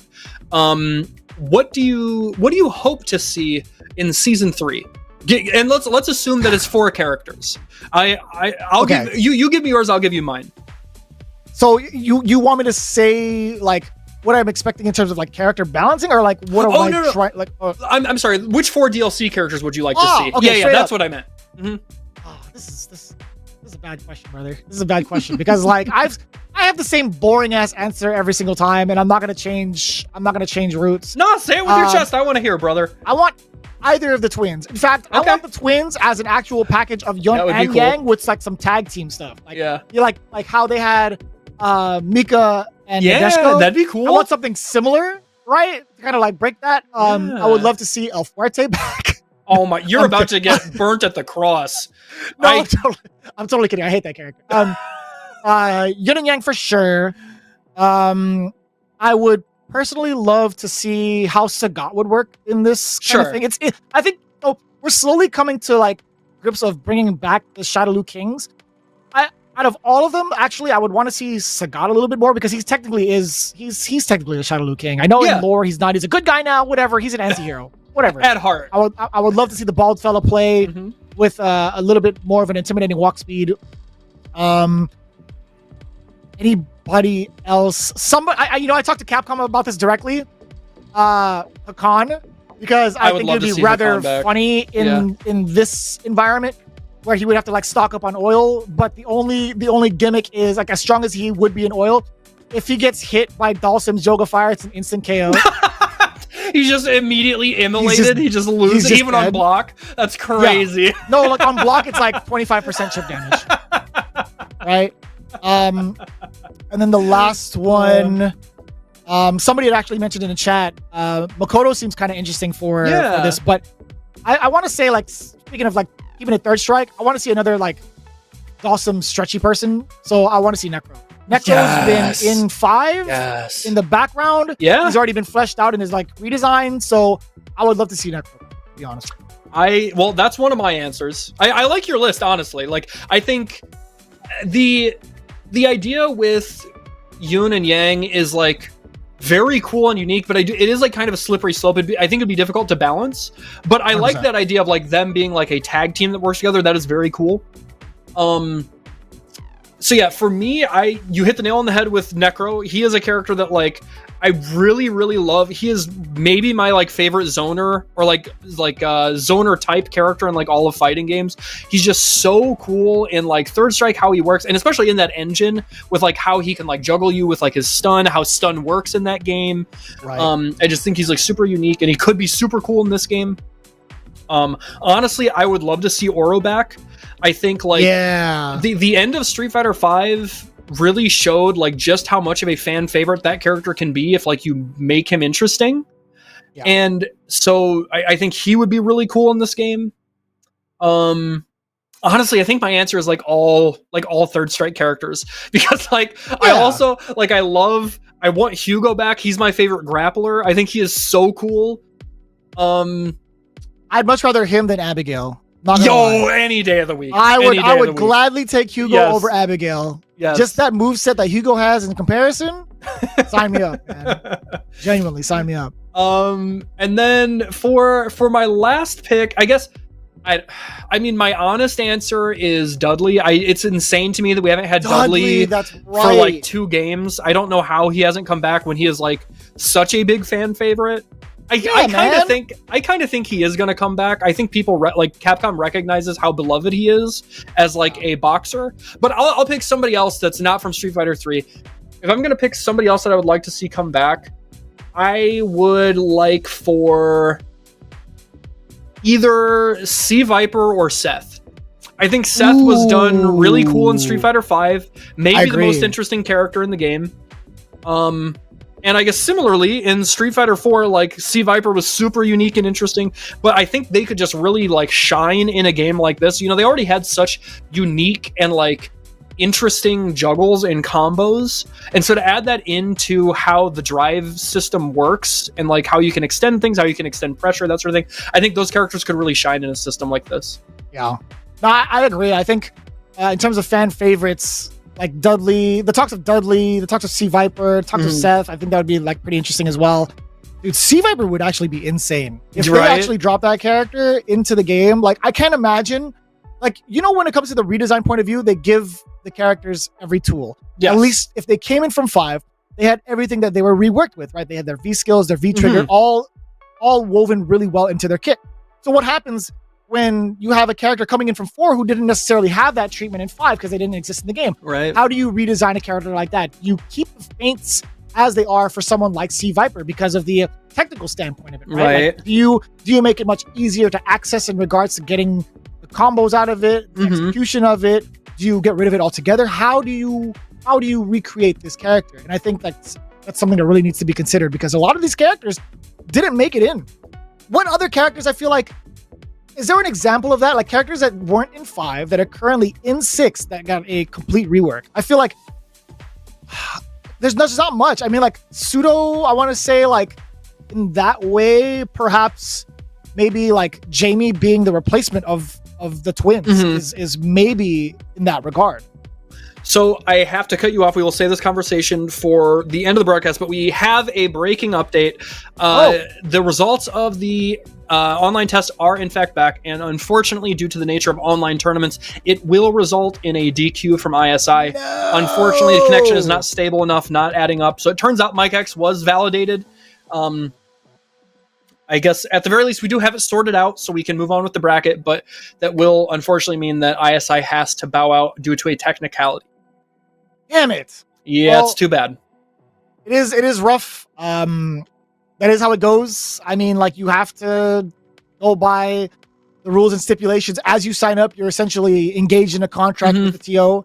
So as enjoyable as it was to watch, if you're not able to provide what is asked of you, right, that's just the nature of the beast. But ISI, again, man, I would love to see him like pursue it even further, the way that he's been playing. But that is going to be the big DQ. The strike going through Mike X's heart, actually, instead of ISI was actually quite funny. But it is going to be Mike X going up against Chris CCH in the losers finals. I don't know if that puts us anywhere near a break, because I feel like with us skipping a match, I think we could just go right through it, no? Yeah, I would assume so. Unless we hear otherwise. But this is going to be a match that we have been seeing, assuming that it is going to be Mike X using Akuma, and Chris CCH just hole in on Ed now at this point. So this is a matchup we've seen throughout the tournament, and we've seen it, for the past while now, because these characters have naturally progressed, to the very top of the cream. Everything good rises, and that means that they are in that prime spot in regards to the meta. Now, again, we were talking about this a little bit earlier. As an Akuma player, I personally think, like, Akuma does pretty okay against Ed. I don't know that it's, like, a big advantage. If there is one, it's, like, maybe 5.5. If you really want to get into the weeds of it, maybe it's, like, 5.25. But that's the type of minutia we don't have to, engage in. That's silliness. But the point is, I think Akuma can fight Ed in a pretty good way, just by the nature of how his air mobility is. It's so tough to consistently anti-air Akuma, that if you guess wrong once, you're eating a huge punish counter, you're getting put in the corner. And with a character that doesn't have a, like, traditional reversal, you talked about it being active on, like, frame 13 or whatever, you can get baited all day by Akuma, and that's just worse for you. So you really have to figure out, okay, do I actually want to try an anti-air here, or do I want to, like, hold the block and then just pray for the best? Yeah, and it's rather difficult, right? Like, if there's any sort of big callouts that you have against Akuma and trying to control the air, it's via the flicker, right? Like the roundhouse flicker, and that is a very hard callout to make. So overall, I think with the damage output that both can present, I feel like Akuma gets access to that more often than Ed does without the meter. So I'm inclined to think maybe, like, there are a lot of departments where I could see that argument being the case, but genuinely, I think it's a pretty near even matchup. Yeah.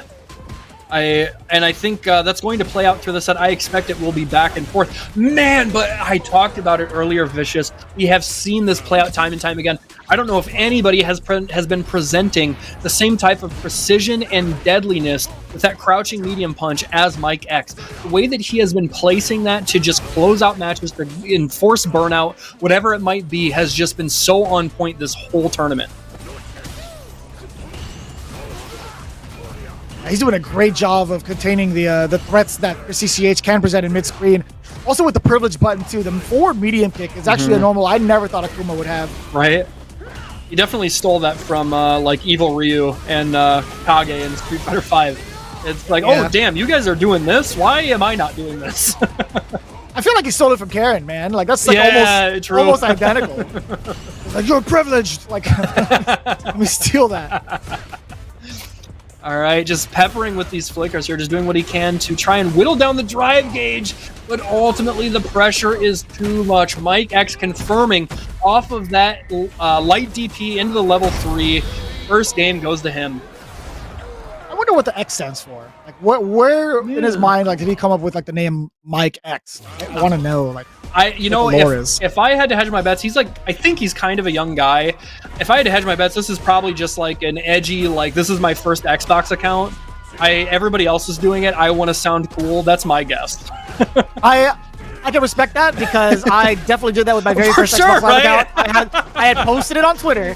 I had talked about how I found things on the forum of SRK, what my Xbox Live account name was, and it was definitely on some, like, super brackets with Vicious in the middle. I'm like, dude, I was a weeb. Yo, you want to hear? Okay, so I still remember my very first Hotmail account when I was like 12 was SSJ _ Vegito 13. That was you? I knew that was you.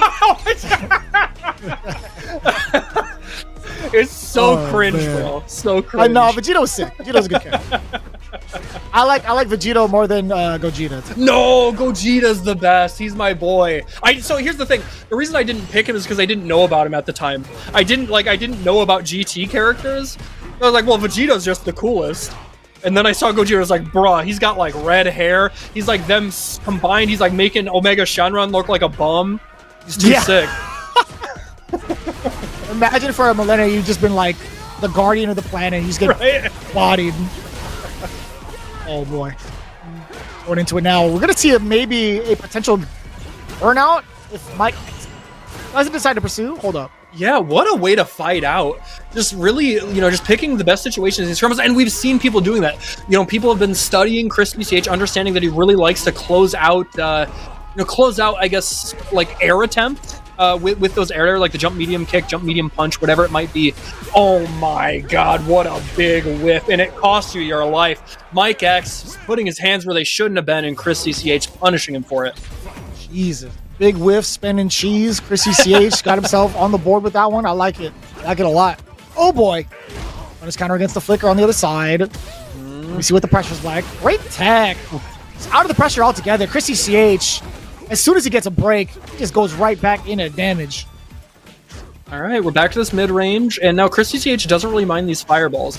We'll just deal with that, and he has the punish on deck. We've actually seen a lot of Ed players struggle to deal with the max range Akuma sweep on block. It's like so tricky because it doesn't have that lingering hurt box. Recovers relatively quick.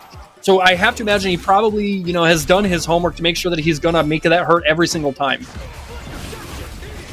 Oh.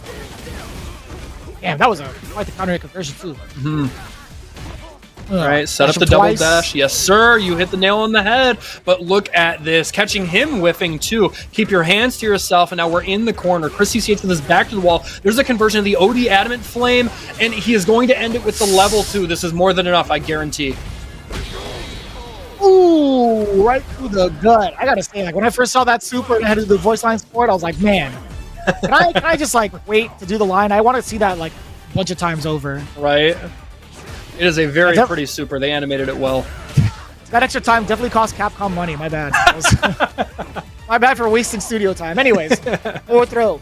Ooh, dash up stand medium kick for immediately. You don't see that very often. That was an interesting choice. Oh, but oh my dude, look at the damage. This is gonna do so much. Oh, he doesn't have the dream combo.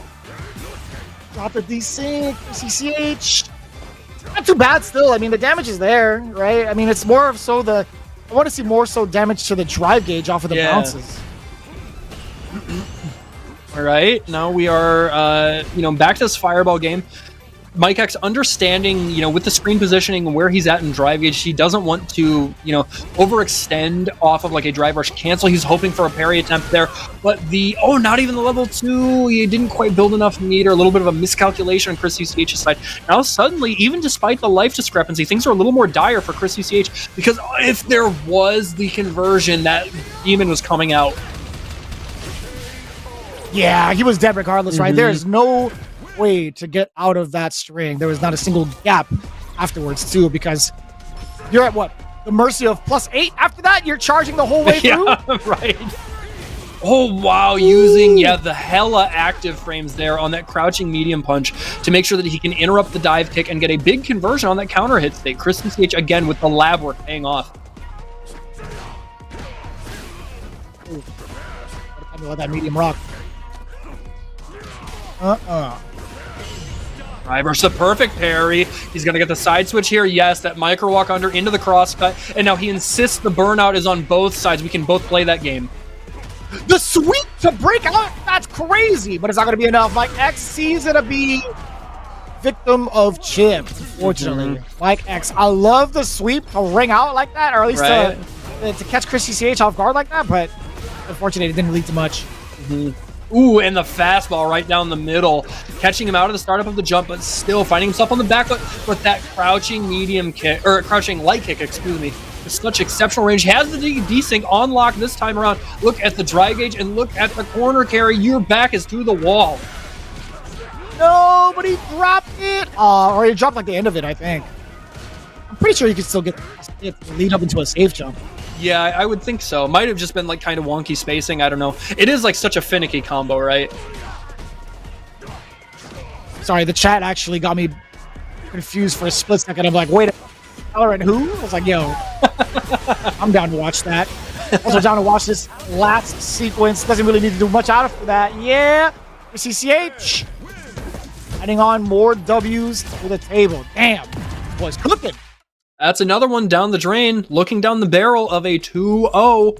Or no, I'm sorry. Excuse me. Let me fix my face. That was 3 games.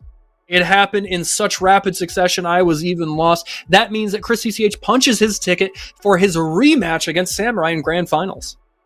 Damn. So being on the loser side, you know, it's very similar to what I think he was experiencing. No, actually, yesterday he was undefeated. My mistake. So this is the first time we actually see him in the loser side, I think, this week. So nice work, I feel like, for the side of Chris CCH, but more exceptionally well done for Mike X, the way that he's been flouting out all these characters under his belt, like the Ken, Kuma. No Ken, at least this week, but Kuma and Cammy, and then Ed, willing to lead into a connection test. I see you, brother, but it was really, I gotta say, man, Cammy and Akuma are so well polished. For sure. I think the Akuma especially, because although I do think that character is like, if you are somebody who can play the game at a high level, he's not like super difficult to pick up and find success with, but playing at like the highest level to get consistent success is difficult. Because again, he is low life, and the nature of how this game's volatility, you know, plays out, it can mean that one ODDP is you're just dead. More so than maybe other fighting games, right? So it just really seems prominent that he has found his stride with that character, and shit, he got 3rd place this week. I only expect better things in the future.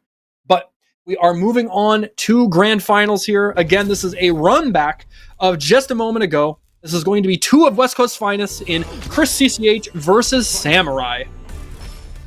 Yeah, Chris is going through the ringer. It's like as soon as Heretic Magic Man was out of the equation, he's like, you know, I have to face off again. So I gotta go do Enzo, gotta fight Samurai, gotta fight Mike X. It's like all Shotos, man. But again, that's definitely Street Fighter 6 right now. They are sitting at the top comfortably. If you've got a fireball and a cancelable load low forward, you're pretty good in this game. Reading pretty well, that's for sure. Nice, the walk forward, just taking up space there to ensure that he can get the DP off of that, you know, kind of pseudo fireball trap. Now we're back to normal, and again, the life lead is on Chris CCH's side. But we've seen Samurai just bring this back and overwhelm him before. Ooh.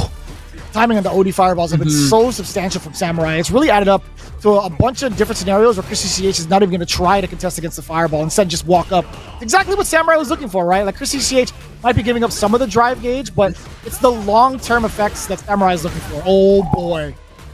Yep, there is no Oki off that ODDP, but man, he's just walking into range, just threatening that throw, threatening the low forward, whatever it is. He can't take another hit, and forcing himself to go into that OD fireballer just to stop the approach. And now we're back to slow and methodical gameplay, lulling him into that false sense of confidence, and the overhead landing its mark again. We have seen Samurai time and time again throughout these sets close out rounds with that. Man's a bully from that range, man. Right? He did the overhead from like, what, 2 clicks away, brother. Yeah. Oh, the immediate bro. Look at the damage. Oh, no desync, but he still gets a good chunk. Damn, and the conversion off of the drive rush cancel is still a cool 45%. Yeah, I like that too. I don't know what the scaling is like because it was just off of a raw hit directly into level 2 instead of like raw hit into OD blitz and then going into the whole thing. So that was a really big chunk of damage, all things considered. And it's paid off, you know, look at the damage disparity. Oh, he wanted to walk up and get the throw, just slightly mistimes it, gets a little worried, you know, maybe of some sort of rebuttal. But Samurai taking advantage of that in a big way. Here it is, the conversion, just opting for the corner carry and damage, you know, doesn't want to spend that level 3 here. I respect it. It wouldn't have been the smart choice. Oh, that's so scary to even like walk away from that range. But Samurai, the presence of mind to just sit still. Force Chris CCH to throw out a normal, but now in this range too, and Samurai get froggy? Well, not enough to leap out of danger. that is absolutely correct, Vicious. He, you know, unfortunately missed his mark there with that cross-up. Even on block, he was hoping that it would hit, but the extra recovery on the landing meant that Chris CCH had that punish locked and loaded. And we're still trying to figure out who can get first blood here. I love that. Chris CCH has been sniping everybody out of the air all weekend long with that.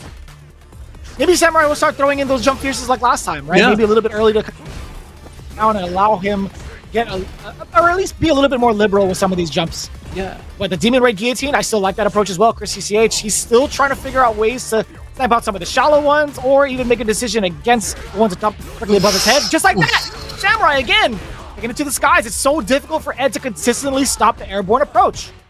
Yeah, if it ain't broke, don't fix it. And Samurai understands what he's got locked and loaded. His tool belt. Oh, man. He wanted that. Opts to go for the level 2 here. Now, he can't set up, he cannot set up like a DI follow-up here, but he is still going to wail on that drive gauge and set up, hopefully, some pressure that instills the DI there. He did have a rebuttal. He could have done the level 3 to return and actually win the round, but even, you know, the very best have to react. It's not just a guarantee. It's almost, I don't know, in my opinion, it's near impossible to react to that kind of stuff. But that's just me being old. I wouldn't also say that it's not in the wheelhouse for Samurai to kind of just like mash for it. Sure, you know, sure. I'm just going to go off of a read and make a big level 3 happen. Yeah, I agree. Is that type of player. Talk about a read. Recognizing the insistence on going for that enhanced snatcher there from that range. Responds with the DI, and look at how things have shifted in his favor. A huge 60% life lead here with his opponent's back to the wall, but the side switch off of that air-to-air. Chris CCH taking advantage of the frame data difference and now just doing what he can to try and bait out some sort of overextension from Samurai. Yeah, I forget how fast Akuma's red fireball travels. That thing is insanely fast. You know? Ooh, we don't really get to see Chris jump up to this guys that often either. Yeah. Unless it's air to air to stuff out of Samurai. Yeah, you put out a good point, and the most important aspect of that is like Samurai was ready, despite the fact that it has mostly been this ground game. You know, these fireballs, these flickers, you know, poking in and out, dashing in and out. The time when it does finally come, he is poised to actually deal with it appropriately. Damn, he walked up for that. No way, the uppercut. Recognition of the spacing too, man. Samurai still going for the guillotine. Yeah. Well, it's so fast, right? It's like it's so easy to either like connect in a way that means that like the perfect parry isn't in time, or you just catch them asleep at the wheel and they're getting knocked down by it. It's a really good gamble. Yep, yeah, the classic. Every single time I've seen that. Udo does it a bunch of times over. Yamaguchi's starting to adopt it too. That frame kill has caught so many people off guard. Yeah. It's really easy to like, it just naturally looks like a dropped combo. And it's like, even if you like know that he has that setup, it's really difficult to discern whether it's on purpose or not. Like I find myself getting clipped by it a lot too. It's not easy to deal with, even though it looks like it should be. Yeah, at that point you're kind of like trusting and putting faith in the opponent of knowing what they're doing with their frame kill. It is really deceptive for sure. The damage output right now, Samurai getting all the way back into a very comfortable position, at least tie up the set, bro. Yep. You're ready for the overhead, right? Oh, probably. Oh, damn, no. And he had the parry again. Do it again. Samurai's Do it being again. cheeky, right? Oh! Yeah. You can only defend correctly so many times. There are so many different angles you have to keep your eyes out for that more likely than not, eventually you're going to fall short. That was a very interesting outcome too. Like the charged fireball against the flip for CCH thought it was going to be like a regular fireball. Damn, if one sweep doesn't work, do it again, huh? Now you're looking like Fujimura. All right. And honestly, you know what else? You talked about his forward medium kick reminding you of Karen. Didn't she do something similar in Street Fighter 5? Her damn privileged white woman sweep? That thing having like no hurt box on it? Like the way that it retracted just didn't really do anything for anybody. It was bad. In season 1, oh my god, that thing was atrocious. And I abused the hell out of it. Oh, I also played her while I was waiting for Akuma. That's who I picked. Ooh, big punish counter. Yeah, I think everybody else was kind of saying the same thing. I was also on the Karen train. Then I saw Tokido over at Capcom Cup the very first year, right? That's where they had like the Akuma setups on the side too. And I was watching Tokido play it. I'm like, man, I'm not really vibing with this character just yet. I gotta stick with Karen. Boy, was I an idiot. Oh, dude, I will fully admit, and I'm embarrassed to say so, I definitely thought Akuma was bad when he first came out in Street Fighter 5. And I think even Tokido was like, this character's like not that good. Like, and we could not have. In fact, I think Street Fighter V first season Akuma might have been his strongest iteration, considering like how he worked in the game. I agree. Oh, he's got these. Look at this. Setting up that frame kill too with the counter hit conversion. Chris CCH laying it on thick. Oh my goodness. Who sees? Who sees? You're so right. Towards the end. Why it's CCH. Hey, Bars. extra That was thick good. on that one. That was crazy, man. Yeah. Although he hasn't been necessarily like super consistent with it, I'm glad that the moments that he does get it leads to so much. And classic fireball trap too, Samurai letting it whale, but okay, a little bit too predictable now with the overheads. And again, that ever important side switch, that meaty stand roundhouse leading to such a big opportunity there. The safe jump follow up, laying on the pressure and just really making it difficult for Samurai to feel comfortable at all. He's forced to wake up, and he does actually catch him. Now, he's not quite in critical art range yet, so that means this is only going to do 1.5 bars of drive gauge, but it's still going to shift things in his favor. The management is much more difficult for Chris to deal with here. Did you see that jump short? Like, just in case Chris CCH was going to go airborne. What a call out, man. Samurai's been having all the right reads against CCH thus far, at least within these last couple of instances. Actually, even since Winners Final. Yeah, you're exactly right. He's tapped into the Matrix. Dude, the overheads, it's so good. It's so strong. It reaches so far. And there it is. Another fastball right down the middle. Chris has been swinging every time. I just don't understand why it's a two-hitter. You know what I'm saying? Like, what... Like, where does he stop on your body that allows him to get momentum to continue on and hit twice? Like, does he chop your collarbone and then like your knee while you're crouching? I don't know. He's just he's chopping the head, bruh. He's taking care of the Hydra. All right, there's the forward throw, taking advantage of the position. A huge roundhouse starter. This is going to be a little bit. Oh! I love it. Yes, the optimization, making sure he can get that extra juggle there with the back heavy kick off of the normal. But again, Chris has been so on point, and look at how he's cashing out. He's gonna go for this level 2. That's gonna kill. Actually, yeah, go for it. It's gonna be safe. I think maybe the level 1 would have been. Wow. Okay. My God. Whew. I was a little nervous he was gonna survive. It did take until the final blitz, so I was also in that camp as well. Oh, he's old! That's rough. I thought it was a young man. Right. Okay, the perfect parry, though. Again, getting the side switch here, setting that up. Ooh, another frame kill. Just trying to catch him slipping. And, man, he is adapting that so well. And honestly, Chris doesn't have the right answer yet. He's going to have to find it soon, despite having a 1-round lead. He is down 1 game. We'll see. The perfect parry. The sequence, a good sequence at that.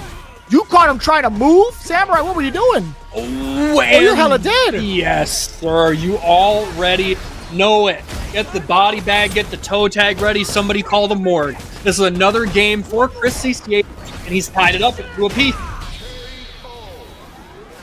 I can't imagine working at the morgue and then pulling out like somebody that looks like Akuma in their You're jeans. right. Like, what the hell is this? You'd be calling a priest. You'd get the rosary, the garlic oil. It's like, brother, this is not supposed to be here.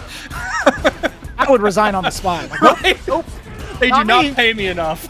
Man had rope sandals? No. Get out of here. His karate belt's not even right, dude. Like, what rank was he really? Like, it's just a belt. Like, there's just a rope and a belt. All right, both these guys willing to, play it far back, not really pressing anything because they both understand the relative strength of their fireballs. I do think Akuma wins that game, but like the way that they can put projectiles on the screen is very strong in like their own respective camp. Ooh, what a call out! Hold it. Hold it. Okay. Oh, don't hold it anymore. Well, it's such a firm answer, too. Like, you see someone charging up for the flicker, you just OD fireball right up there. Not going to be ready for it. Like, nobody's really ready for that speed of a fireball. Dude, it's if they're so committed fast. with the flicker. You can't kill rush backwards. You can't kill rush forwards. Okay. Again, just this fireball war, but I do think Akuma has the advantage here. And we see Samurai just this slow and steady attempt, just doing what he can to get his drive gauge back, so he's got another opportunity for those OD fireballs, just like you said, because it is such a strong commitment against a character like Ed.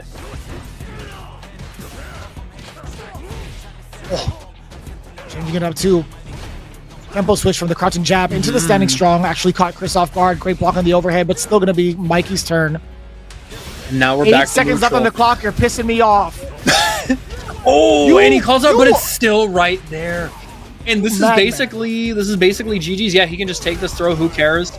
It is a little bit of meter on the side of Samurai, but like that was a strong win for Chris CCH because it wears down the mental, right? It's like it's such a long con game that like Mikey's really working for these wins. Wow, that is. It didn't even feel like it was a whole like 99. Oh right. Boy. Ugh. You're not even gonna get that same amount of time if Samurai off the background house. Ugh. There's the safe jump, another one. There it is, using that frame advantage to get the walk-up throw, doing what he can in there. That the huge call out, a good chunk of damage, and now we're back to the midpoint of the screen. The back throw here, and he's got a little bit of time still to maybe try and actually get. He just ran out. Just in the nick of time, Samurai, eyes wide open, able to sniff out that DI, respond in kind. And just like that, he is looking to maybe take this on winner side. Chris is going to have to dig deep if he wants us to go into extra innings. Actually kind of wild that Samurai did that because I think he's above my age. Right? Him being able to react to that? Hold up a minute. Juggle it. Bam. Damn. Forward. Jesus. Yeah. 45%. Just under 1 bar. My mistake. Go ahead. Yeah, no, I was just going to say 45% just like that just gives you such a strong positional advantage if you can land that dream combo. Oh, he tried. And honestly, the trade-off of the fireball is not the worst situation. And even though this is doing a good chunk of damage, the most important part is that it is leading to that level 2 one more time. He's a sliver away, but Mikey checking the hesitation here. He's calling it out in a big way and bets it all, risks the farm, and Chris CCH gets the better extent of that. What is that spell, Vicious? Where are we going? We got the bracket reset, ladies and gentlemen. Chris CCH now bringing Samurai down to his level over on the loser side. The full reset of another 3 out of 5. Again, Chris CCH. Extra thick on the C's, but that C stands for Capcom Cup for sure. I don't know what H is. That's courtesy of I Got Them Bombs. He actually put it out in the chat. I don't know what the H is, though. Then we're just going to have to guess. Capcom Cup. Like, I don't know. Like the Jadakiss? Like yeah. Oh man, why do they pay us to be on here? That's right? Yeah, who knows? That's the world's greatest mystery. They expect better, but we are getting some of the very best here, some of the finest action you'll find anywhere in the damn world. This is Bracket Reset, Samurai, Chris CCH, and already a huge opportunity there for Samurai. Back to the wall is Chris CCH. You're trying to fight his way out, and these perfect parries are a good start, but he's still not breathing easy. He's fighting for his life here as he tries to get out of this position. Oh. Yeah, you gotta be dead. Deader than dead, for sure. Yeah. Oh, and I love that sequencing. It looks so damn cool. Samurai, as if he never left. Oh yeah, getting the reset bracket on him. He's still just as sharp. Oh yeah, and that's. I think both these guys are really like if we're talking about kind of like like stats departments. If this is like an RPG where you get to put certain points into like attributes, I think both these guys are on the higher end when it comes to stamina. They really know how to play the long game, the long sets, and really squeeze the most out of what their brains can do and what their characters can do. Yeah, and speaking of squeezing the most, it was really unfortunate. Chris CCH, he actually got the Shin Dream. Didn't get to really make the most of it towards the end because he did drop. That micro step forward in between is really, really difficult. Yeah. Understandably so. I think that could have been lights out, and Chris CCH would have been able to at least get himself 2 bars already had he completed the sequencing. Oh my god, that was far! What the hell was that? Bro, so, okay, we have to talk about that, okay, so we know Akuma does not have that extended hurt box on his hands when he throws the fireball, right? That's why Samurai did it from that range, and more importantly, that is why Chris CCH waited. Because he understood, okay, from this range, I'm not going to be able to do anything, but there was that buffer attempt off of, the crouching medium punch from Samurai to try and, interrupt something to try and make him think he's going to throw another fireball, and that's actually what the enhanced snatcher caught. And it's just the recognition there from Chris CCH to capitalize on that and optimize in the biggest way. This is some high-level stuff. Dude, that was, man, the fact that you get to change trajectories from both the Demon Raid and the Ender, is insane, or at least for the dive phase, right? Being able to choose between light, medium, heavy angles still is probably the best thing that he could ever have, like any sort of Kuma style like dive. Yeah, I think you're right, because that hasn't been present in other Street Fighter games. It's always been just changes up like the speed and like the range, but having that differing angle is so huge. Okay, Opsa actually not go for the heavy adamant flame, and now with that lucky drive, or actually clutch, I should say, clutch drive reversal, it was going to put him in a prime position for Chris CCH to work on that comeback, but ultimately the air fireball shuts that down, leading to that light conversion into the level 3 super. Samurai taking first blood here in the bracket reset. Not bad at all, I guess, from both players, but there was a little bit up on the table from the side of Chris CCH. That kill rush was everything to navigate past the air fireball. That was slick. Oh my god, you saw it too, Vicious. The confident walk, just like absolutely hunting him like a hawk in the night. He scooped him up, already put him back into the other side of the corner. A huge life lead now. He does bite on that, and look at the drive gauge. The grass is dying. It's all brown all season. Everything else, you could always replace it with fake grass. Either way, he's in the green. Forward throw here, pairing those fireballs. And honestly, that trade works out for Chris CCH because, again, the onus of trying to manage the drive gauge was on Samurai. But that crouching medium punch just landing at the right time there. He's willing to spend the cancel, and then he closes out another round. And Chris was so adamant about walking up, trying to get that throw bait twice, literally 2 shimmies over. Samurai didn't budge. Pretty impressive, man. Having the gusto, the wherewithal to just sit there and take it for CCH. Now he's forcing Samurai to play in the box, but the big perfect parry against the flicker is everything for Samurai to get started. That was a huge start. His maybe potential comeback. Yeah, I mean, look at how it's turned around. Just took that in stride and turned it into, an immediate back throw situation. But forcing the burnout here is Chris CCH, and I really respect and admire his utilization. Oh my god. Respect and admire the utilization of his level 2. It's not just about the dream combo. He's got it there for the chip. He's got it there for the cash out into burnout, whatever it might be. And he's still wailing on it, trying to do his best to maximize what he can do before the green comes back for Samurai. Yeah, you got so much of a life lead. This threshold is going to be hard to break. Samurai is going to be doing a lot of the talking with the fireballs first until this point. But if there is a character that can do it, it's Akuma. He's got all the damage in the world here. Oh man, he was. You used a really good word earlier, the gusto, right? And that is something you have to mention when talking about Samurai. He is somebody that will play with his whole damn chest. And that call out right there with the back heavy kick, he's tried that twice now in this set. It didn't work out, but the idea is there, and I have to imagine he's going to be keeping that in his back pocket going forward. And what a reaction too! What a response from Chris CCH, playing it heart to heart against Samurai. You know what? If you're gonna have that type of discipline, I'm gonna go just as nuts as you do instead and take a page out of your book.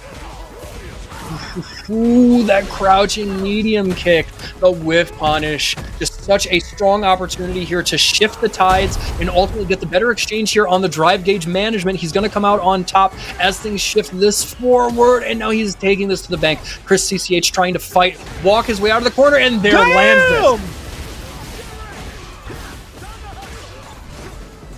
Oh, that would have been so sick if he had landed that. Damn, he was just shy from getting the enhanced version.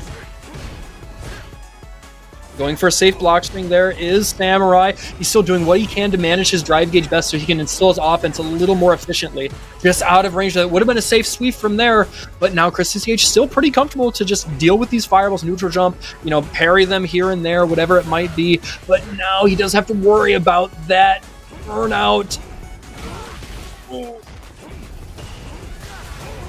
Oh boy.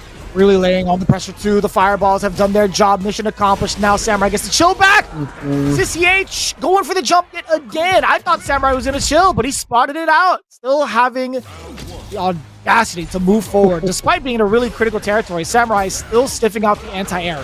Crazy set thus far. Yeah, it's just been so high octane and just such fierce decisions, like fierce commitments, one way or another. Man, just a little late there on the commitment to that jump heavy punch. Would have paid off in maybe a way that would have killed, but now things have turned around. Chris CCH able to take all this momentum, all this inertia, and apply the pressure to Samurai. Oh, what a snipe out against the green. CCH with level 1. Oh no. Dead. Snipe. Oh, okay. Wow, what a gamble from Samurai there. But you know what? You're up 2-0 in the bracket reset. Like, I don't necessarily hate it. And again, this is Akuma we're talking about. He's a character that can run you over before you even know it.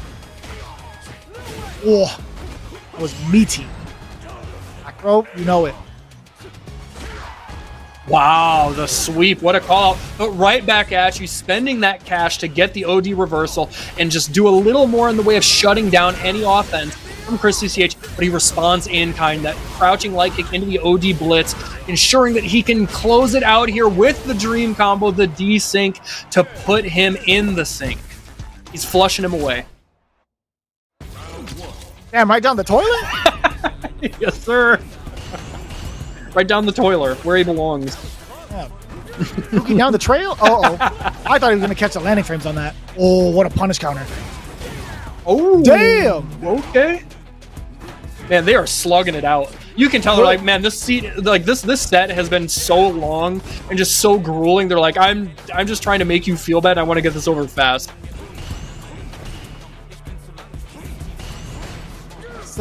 Still an unbelievable position for both characters, for both players right now, right? Samurai, again, albeit having a 2-1 lead over CCH, there's still so much that Chris could pull out with. Yes, sir! Yeah. OD uppercut could be the start of something big. And just slowly but surely, he's imposing his will to get this space back, to fight back from Samurai. But I have to imagine that was part of the plan. Setting it up, that level 1 will do it. The last hit is all she needs. And now we are 1 round away from Samurai maybe coming back here to 3-1 Chris. Chris has to dig deep. He has to slow this down.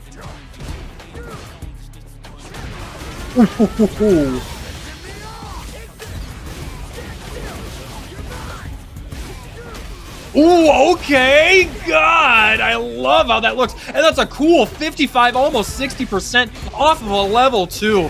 Chris CCH optimizing to the very fullest here. There's the forward throw and working on maybe, hold on.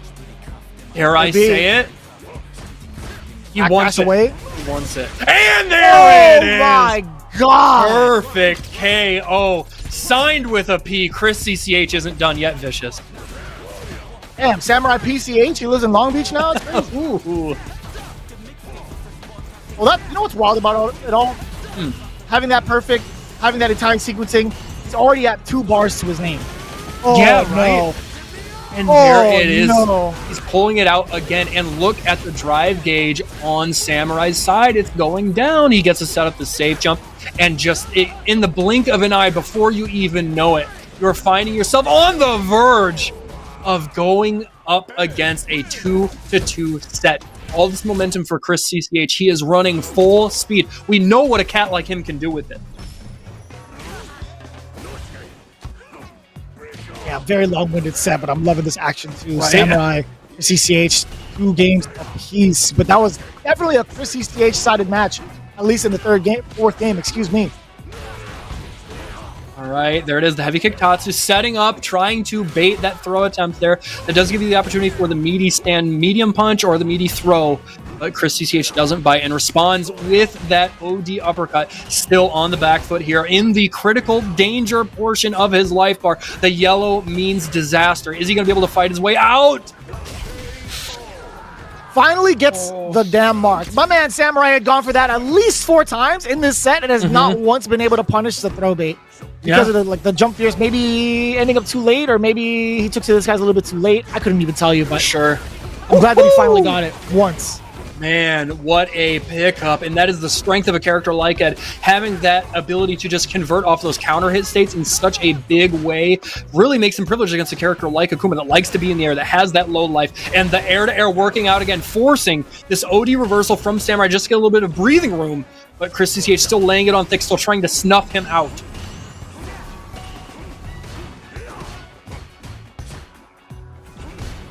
to find the spots as Chris CCH, like a boxer should, right? He's playing the outboxer style. He's trying to wait and get these big counter punches in, but Samurai now taking the judo approach, actually getting some of the throws in. But what happens when the fireball game just becomes a little bit too much while you're in the yellow?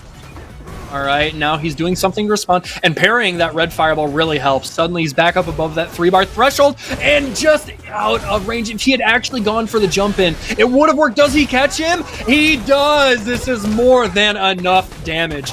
And honestly, I do not blame you.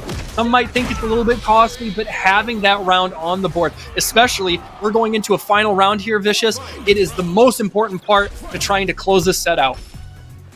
I wonder whose super level 3 would have more invincibility frames back behind it, because I don't actually really know off the top of my head. Like, what if Samurai had actually done like drive rush, and then instead of committing to the early stand medium punch like you saw in the animation, he was able to like level 3. But we'll get to that when we get there. Right now, it's final round, by the way. Final round for both of these cats. We got 3 bars to Samurai's name. Okay, both of them really trying to just trying to figure out how they can best, start their offense without overextending in the way of like taking too much damage. Because in a set like this, where it's 1 round apiece, you don't want to be at like a 50% life deficit, because it's so hard to play at your mental best. It's so hard to keep composed, make the right decisions. And so it's pretty even so far. It's maybe like a 5% life difference. For long. So in the yellow, Samurai's going to let some of the fireballs talk. I lied to you. He snuck up with the intention of overhead again. And those go a long way, right? Uh-oh. Guillotine. Wow, he was dead. He had to risk it.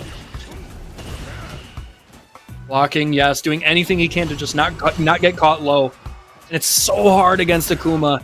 That walk speed is so insane. The crouching medium kick has pretty good reach. Oh no, man! But he did force the burnout. Oh, look at how this changes things. Are we gonna see a reversal level 3 from Samurai? He's not afraid to do it.